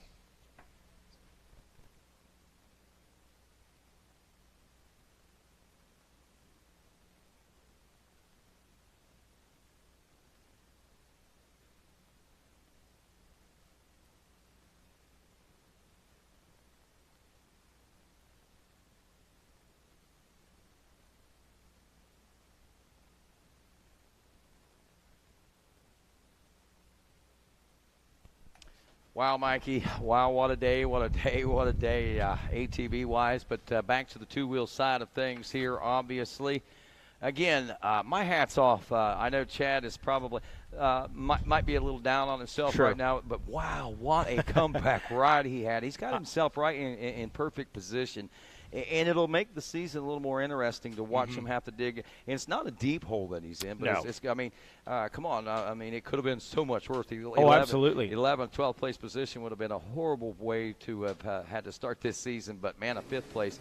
But, wow, what a day. Brandon Hogue, he's coming gunning this year. He's going to be a force to be reckoned with as we got the gate down on this next battle. Yeah, that is race number 13 out there, the Revolution 1 Open class.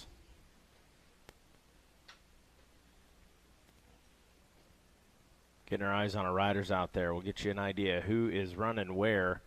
Saw Tyler Carmen on screen there, the 33 out of Westville, New York, on the Kawasaki machine. As they're coming around again, coming up next going to be race number 14. That is your Vintage Masters 50 plus, as well as your Vintage Golden Masters 60 plus. Need you guys should be down on the starting gate, getting ready to roll here, as well as race number 15, Revolution 2, the 125 class. As well as the Modern Senior 40 plus. That is race number 15 out there right now. Again, Revolution 1 Open. It is the 920 of Alex Wagers out in front. Kenneth Kaplan in the number 2 spot aboard the Honda.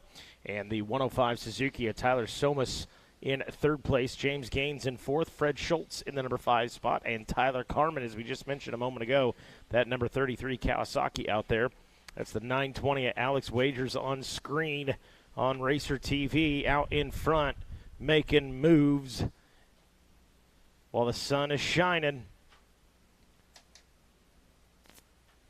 Looking good is the 920 of Alex Wagers.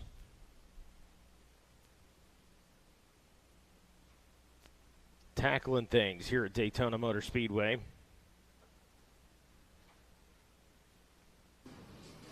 Comes in 2 laps complete now. Looking at a lap time there. How about a 53.292?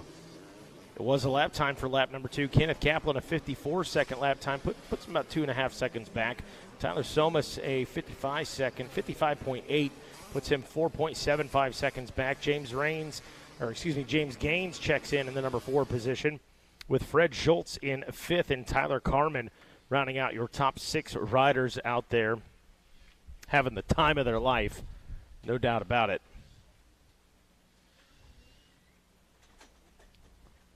105 of Tyler Somas on that Suzuki.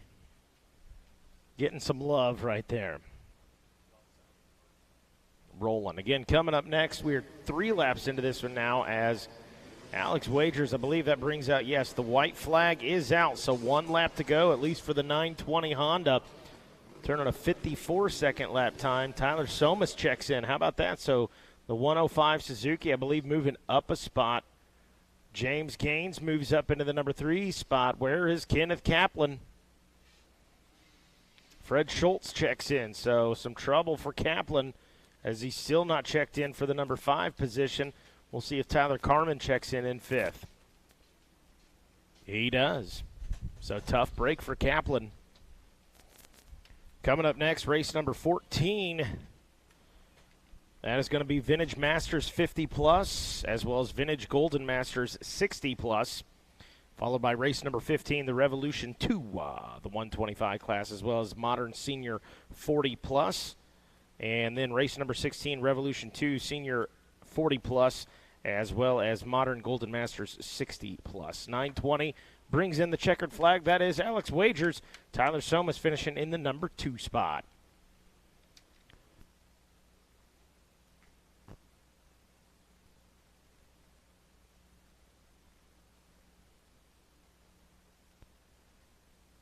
Well, we're off and rolling as Mikey Waynes complains for the first time ever that his voice is going. And I told him, what's the first day you've ever actually worked a whole day, Mikey? Yeah, right? Forget about those days at GNCC, the Minios. You know, right. But, hey, Rodney, this is our 4th day in a row. Yeah, 14 hours. I actually started losing my voice on Saturday. Oh. Yeah, that was because of the dust up at Palatka. Oh, no doubt about that. But on Thursday and Friday, just setting up. But here we are, man. I love these old bikes. This vintage bike myself personally. These are, I believe that we're looking at dual shocks on a lot of these machines that are coming through, and about 2.5 to 4 inches of travel if they're lucky. And it's almost like riding a mini bike, an old school mini bike out there, with some advantages, I guess you could say. But nonetheless, it certainly. I love these vintage races that we have, and you know, I heard Megawatt talking about it earlier, the DC Homecoming. You know, you see a lot of these machines up there. You see a lot of vet classes and stuff riding up there. They actually have that bike show up there, if I'm not mistaken, at the DC Vet Homecoming, and we get to see a lot of these in their most pristine shape, and bikes that were literally historic motorcycles that don't get ridden these days, but you know, are showpieces, so to speak. Yeah, that's one of the beautiful things about this vintage race is you got guys out there with these amazing machines, and they're racing them. Yeah. And they dress the part, as you see right there, the 222 of Randy Richards, man. Love it. You know, you look at it and you say, man, I really want to get out there and I want to go and I just want to rip this thing to shreds and have a good time and take myself back to when I was a kid. Yeah. And then you look at it on the flip side that it's going to take so long and so much money to put it back into the shape that it's in, and put it back into new shape. So it's kind of a double-edged sword as far as these bikes. You put all that time, that effort, and that money into them, and then you think, do I really want to race this thing? But if you put it together for the intentions of racing, you're going to go out and spend some laps on it. Going to love it. Not to mention, I mean, yes, it's cool. It's nostalgic. Feels good. Also, sure makes you appreciate that 2022 bike sitting in the garage at home and the modern technologies that we have now. That is true. Very true. As we roll through this one, we got Randy Richardson, Rob Robertson, David Whited in that Vintage Masters 50-plus class, and then the Vintage Golden Masters 60-plus, I think what we've been watching a lot of. The 83 there, Joseph Gretchen, Matt Glender in second, Dan Harding in the number 3 spot, and Ian Johnstone rounds out 4th place. And Johnstone's been a name we've said a couple of times today. He's been out there a few times, I guess. Either that or we've got more Johnstones than Yeah, it's also possible. But how about that fella right there? 60-plus, Joseph Gretchen. On the 66, I believe, actually. 66 so, years old. Wow. One of our oldest riders out there. We got Josh Del Grosso out there, 67 years old, and Ian Johnstone, 68 years old. 68 years old. I mean, that is just as cool as it gets. I know. I mean, I'm 53, and I can't – I mean, I'm thinking 15 years down the road, will I even – be able to lift my leg up high enough to put on a motorcycle, let alone ride a motorcycle. And this is impressive. But, you know, that's one thing to say about the motorcycle athletes. You know, even ones that you see that you say, well, they don't look like they're in the best of shape in the world. You know, maybe a little bit of a belly, you know, the dad bods. You say, hey, that's in. Easy now. And anyway, I mean, it's remarkable how well they still ride and how well they hold up. And it goes to show you, man, I mean, being out doing things like this as a young man, as a young person, and if you keep riding all your life, I mean, when you get into your 60s, your 70s, shoot, we've even seen an 82-year-old man win in the ATV senior class 60. 3 years ago, there was a gentleman, 82 years old, won the 60-plus ATV class out there. Wow. Yeah, I mean, so it goes to show you, I mean, if you've got a young heart and you're young at heart and you're young at mind at the same time, you can make it all work, even if your body don't want to. You can still make it work. Some of these guys can anyway. I love it. Right there on screen on Racer TV, the 222, Randy Richardson. Looking good, looking smooth, throwing it back. Feeling Randy as he there you go. He feels catches, I'm going to say somewhere in the neighborhood of about 20 seconds. He was running about 5 seconds faster, had a 17-second lead at the end of 3, so he's 20 or more seconds ahead of these riders after this one's all said and done. But what a impressive ride. So cool. Now, how old is Randy? Just curious. Randy Richards, he is the ripe young age of 55. 55, one of the youngsters out there. One of the youngsters. All right, it looks like we got some more modern machines that are on here. Modern Senior and Revolution 2 125, so we got a mix of bikes out there, it looks like. Yeah, Revolution 2, the 125s, and the Modern Senior 40 Plus, race 15 on the track right now, so that means down at the starting gate should be race number 16. That is Revolution 2 Senior 40 Plus, as well as our Modern Golden Masters 60 Plus, and in the staging area we should have our Vintage 125, which is race 17, as well as our Vintage Open. And down to staging, we need, race 18 and race 19. Basically, if you're still yet to race, you should be heading down to staging if you're not already. Yeah, and if it's going to take a few minutes, you got some time to bench race. A little time. Yeah. That's right, yeah. That's what it's all about anyway. I mean, the racing is a big part of it, but when you put it in the grand scheme of things, by comparison to how much time you spend, it's about the racing, don't get me wrong. Absolutely. But I think it's more about everything else that goes on along with the racing, the camaraderie, the friendship, the travel, the experiences that you get out of it, the good times, and self-worth. I'm sure that a lot of these people, whenever they are able to accomplish things they may have never dreamed themselves able to accomplish. Well, the 444, I think that's Frenchie, right? I believe so. Yeah, Frenchie out front, leading the way. Paymart, Jonathan Kayaza in the number 2 spot, the 71. Chad Turbet, the 705 and third in that modern senior 40-plus class. Then Paul Hennigan in the number 4 spot. It is Glenn Britton in 5th. Anthony Floriano is 6th. Richard Searles in 7th. In 8th, and is Scott Campbell, as Revolution 2 125 riders have checked in as well. James Robert leading Chase DeCandia.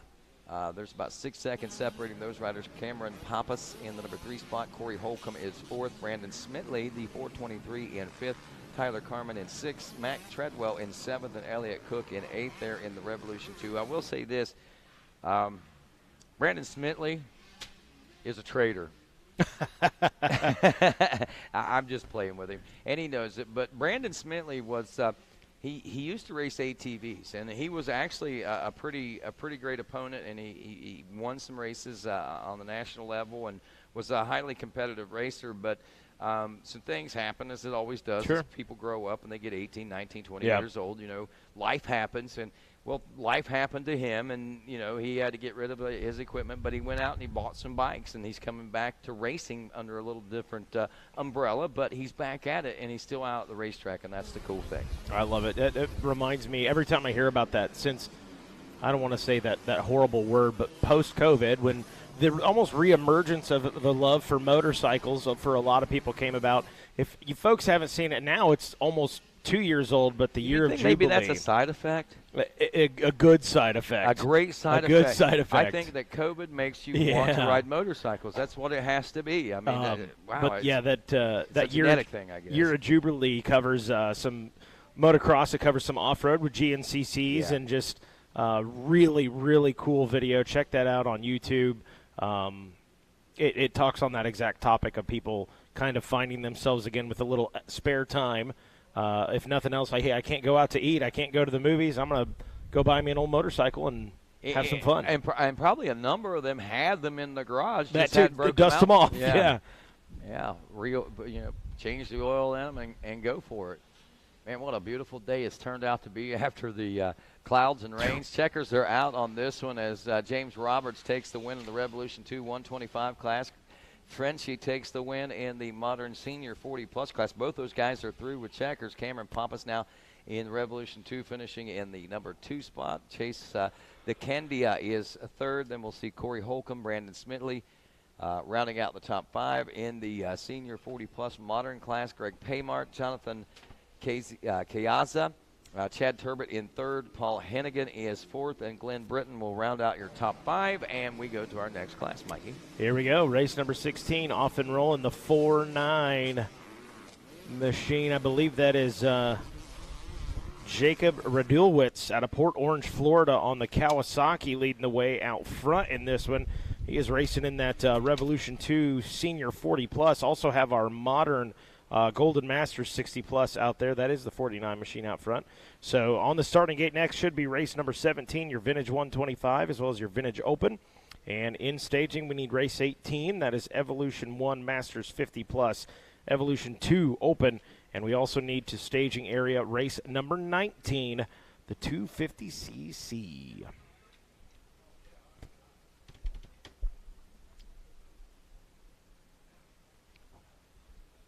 I tell you, a very pleasant 2022 bike week, that's for sure. I know last year we were a little cooler, but this year, even with the rain, the warmer temperatures, it seemed to be, for me anyway, personally, I'm like, now if I was on the track, it might be a little different story. Clean up after the race might be a little different story, but overall the weather has just been immaculate since I got down here last Wednesday, and I'm just blown away that it's been able to hold for as much and as long as it has, and it's turned back around here this afternoon, heading into the evening hours. As looks like Billy Harbert. Hey, is that Billy Harbert from? Where's he from? Is he from Waverly, Ohio, by any chance?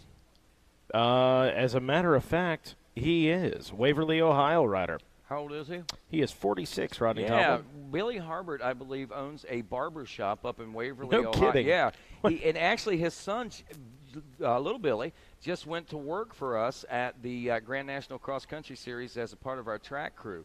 And really? Okay. Yeah, and I didn't know that. I knew about Billy's barber shop, and I'd seen Billy racing before and didn't think a whole lot about it until I met little Billy out on the at the GNCC.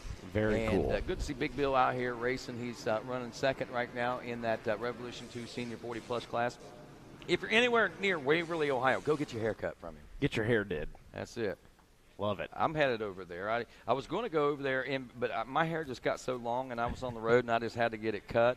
Actually, I went home long enough, and this is the real reason I went home, to let my girlfriend cut my hair. There you go. There you go. Trim me up real nice. Hey, we've been on the road for a minute, Rodney. Started off with GNCC, like a real hippie. and we got Big Buck a month or so ago now. Yeah. Coming off of Palatka, come down here for Ricky Michael Supercross and Ricky ATV. Ricky Or Michael. who might I say? It's been a long weekend. I said my own name. How about Ricky Carmichael? I should have just said Goat. Make it simple. Goat Supercross out here. And some ATV Supercross here today. It's been a good one. We get sort of a couple of days off, but then we'll be right back at it next weekend. We're going to be heading to the GNCC up in Georgia. Radulowicz in the number 1 spot of Harbert now. Corey Kimball in the number 3 spot of Revolution 2 with Anthony DiMarzio in the number 4 spot. As far as the modern Golden Master 60-plus class, it's David Bowman out front of Kirk Williams. Rick Rusk in the number 3 spot. Danny Burkhalter is 4th. And Michael Pelham rounds out your top 5 there in the Golden Master 60-plus class. We were 3 laps down on this one, and I believe this is our final lap. Yep. As Radulowicz, am I saying that right? I think he did great. And there he is. Bang, checkers. Well, we're going with Radulowicz as Jacob takes the win. And Billy Harbert should take that number 2 position now. Corey Kimball in 3rd, and Anthony DiMarzio in that number 4 position. Good ride for him. What's up, Ian? Ooh. The Barber taking the second place spot there. Here we go. Barber Bill. Race number 17. About to take off. Still got a few riders. I know I got more names on my sheet than there are lined up. So a few folks said, all right, I'm good, I'm content. But that's okay as long as you had fun. But nonetheless, that's your Vintage 125 and your Vintage Open class out there. Race number 17. Coming up next going to be Evolution 1 50+, as well as Evolution 2, the Open. That is race number 18. And then, of course, we've got race number 19, our last race here of a Tuesday. Is going to be the 250cc. Getting to it.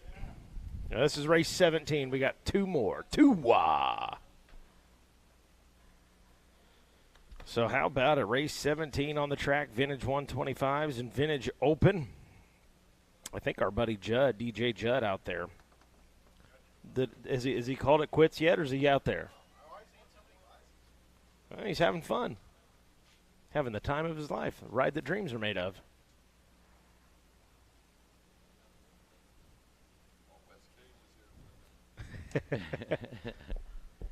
All right, I'm back.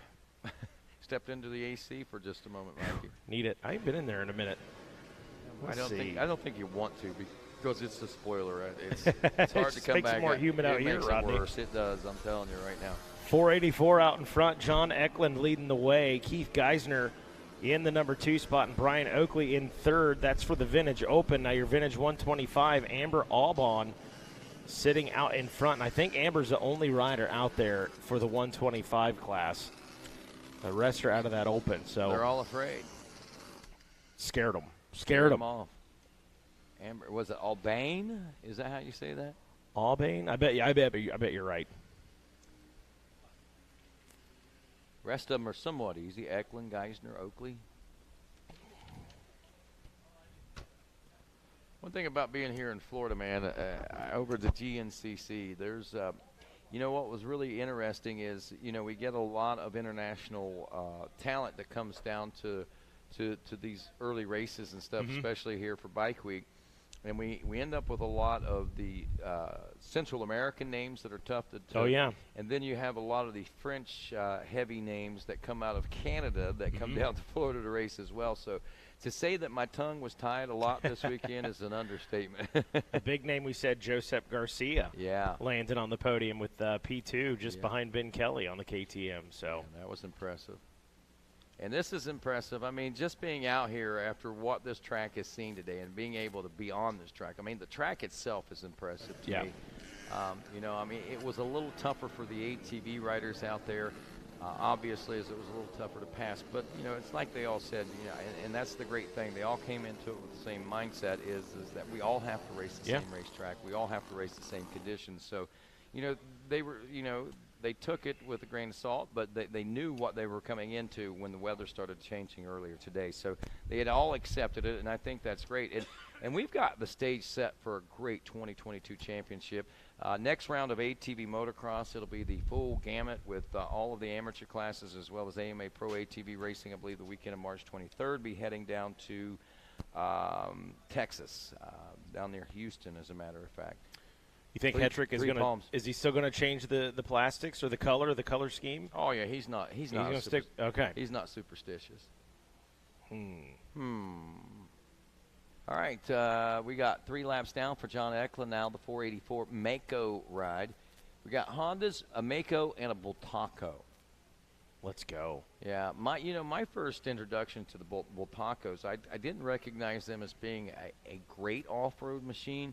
I saw them more as a TT or a flat track type machine, with my early experiences down here. But, as time has gone on and over the course of history, and I've learned so much more and been a lot more places, just knowing, what Bultaco, being a part of all forms of motocross racing, or motorcycle racing, I should say, was a great brand. And, it's neat to still see some of those old machines around as checkers fly this time around for the Mako of John Eklund, which is another great bike that we don't see. So cool. Yeah, it is. And, you wonder what happened to those machines. Obviously, evolutions and revolutions left them maybe kind of behind times with the big push that the Japanese brands pushed with Kawasaki, Yamaha, and Suzuki there for the early part of motocross, I guess you could say. It was during this era, and then the Japanese brands started coming in, and then they just took a foothold, and they couldn't be topped. It all became all about the Japanese models, the Hondas, the Suzukis, the Kawasaki's, the Yamahas, and nowadays those are still some of the top brands, but you got the Austrians that are playing around now with the KTM and the Gas and the Husqvarnas, and it's pretty neat. I think we got 7, 8 different brand manufacturers now. We got Beta. Strong, yeah. Yeah, you got a Sherco. Sherco.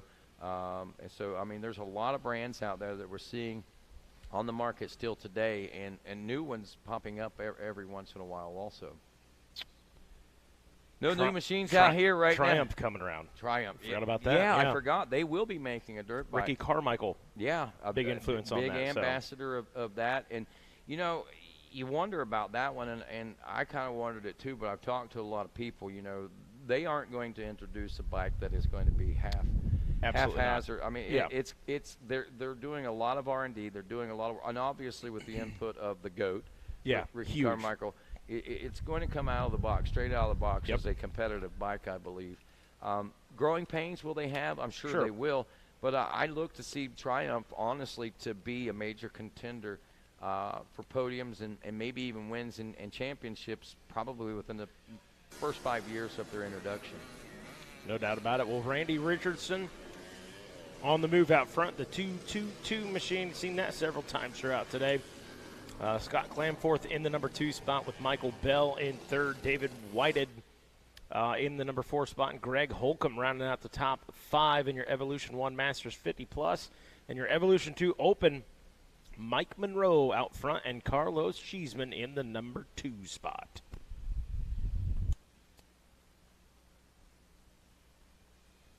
Mercy. Yeah, we see smoke coming out of his butt. Oh, wait a minute. Wait a minute. That's a two-stroke. That's okay. Yeah, that's okay for a two-stroke. It means he's running a little rich, but that's spraying all right. for mosquitoes.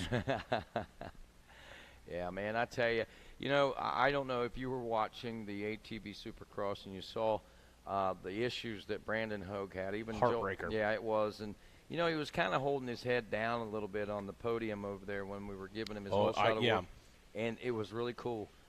We heard people from the audience. We heard it on Racer TV. Hold your head up, Brandon. Yep, and did you see the look on his face? I mean, it really was a great inspiration for him. I think it dawned on him at that point just how great of an accomplishment he had made and some major steps in the right direction where he was. Ooh, we got some good battling going on right here, right now. Who is that? Is that a lap rider he's contending with? Well, I think that's I thought that was David Whited. That's David Whited, and who's he battling with there? 39. Mike Bell. So he did. Okay. So he got the pass on Mike Bell. Yeah, he did make the pass. I was wondering there for just a split second. I was afraid that might have been a lap rider, but no, it wasn't. He made the pass up and moved up. So Whited now third, Bell in the number 4 spot. That still leaves Halcomb in the number 5th position. Kenneth Hempen Sr. in 6th. Jay Bales in the number 7 spot. Again, being led by Randy Richardson and Scott Clamforth. Randy Richards, man, committed. He's got the bike dialed. He's got the gear dialed, the helmet, everything. That is beautiful. It looks like a 19, what year is that, you think? Probably about a 1970, we'll say, could be the cover of a 1976 Cycle News. Yeah, there you go. I'll say that, dialing down the year from this angle, that is Megawatts That's Department, Megawatts 100%. Department. He'd be like, you fools, here's what it is. And I know it's a 70-something, but Megawatt can tell, you know, because oh, he'll know the serial number. Right, but, you know, he knows, I mean, the small little changes they make from the shape of the number plate to, you know, the curve of the fender or, you know, I mean, it's just interesting how maybe even the placement of the number plates on the side of the back. I mean, he picks up on little things like that. And of course, he lived it. And he breathed absolutely. It. He's been a motorcycle enthusiast since he can remember. Randy Richardson taking the checker and the win here. He'll have about 20 seconds back to Scott Clamforth. Steve McQueen.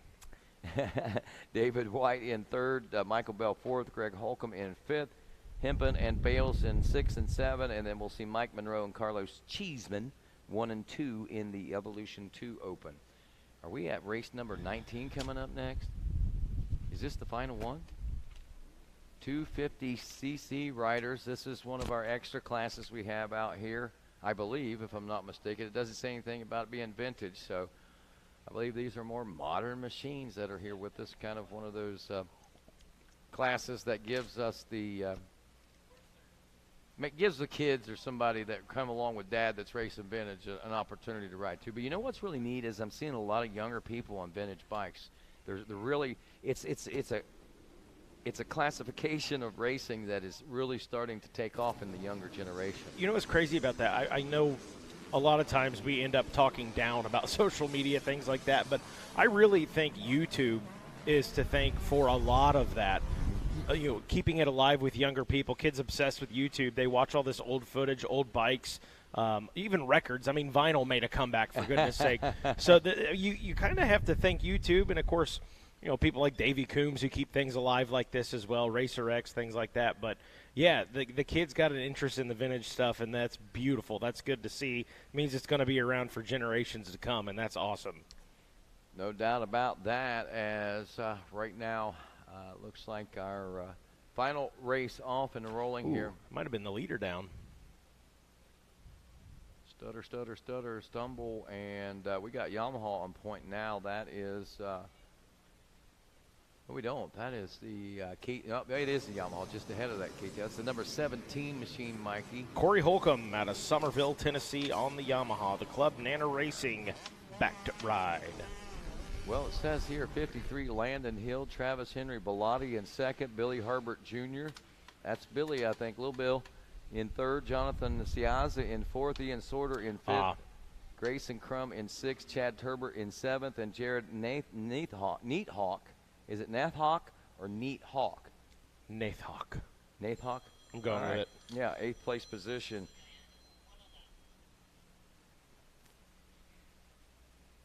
So out here at Daytona, our final race here in this 250cc class. What did we miss there, Mikey?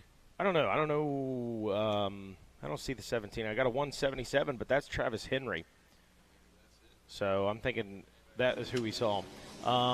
Yeah, he is on the Yamaha too, so we're going with it. Landon Hill out in front, 2 laps in for him. Travis Henry in that number 2 spot, or at least may have overtaken that lead. Billy Harbert Jr. in the number 3 spot, with Jonathan Kaiser in 4th place, and Ian Sorter on the Kawasaki, the lone Cowie ride out there, rounding out that top 5.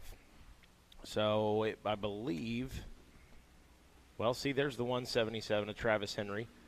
And then we got the 7 of Billy Harbert, and we got the 71 of Garza. Let's see when they roll through here. Into the shade they go from the sun. That's tough. There's the 177 now making the pass and taking the white flag. So Travis Henry Bellotti is now your leader. as he overtakes what we have listed as the number 53. I can't tell what that number is on that bike. Landon Hill says Yamaha in second as well, but that doesn't mean that it could have gotten changed. Yeah. So, but transponders, I think, is what they're picking up on. Yep. So that's what we're reading by, and that's why it's telling us Landon Hill, he's running in at number 2 spot now. We know this. Travis Henry's out front rolling. We know this. We know this much. Because why? Because the 177 says 177 on his bike. About to bring it home, Rodney. Checkers will be out this time around for him, and he'll be our final winner. There it is. Of 2022 here at Daytona International Speedway. Congratulations to Travis Henry Bellotti taking the win here in the 250cc. Corey Holcomb in second. Landon Hill in the number 3 spot.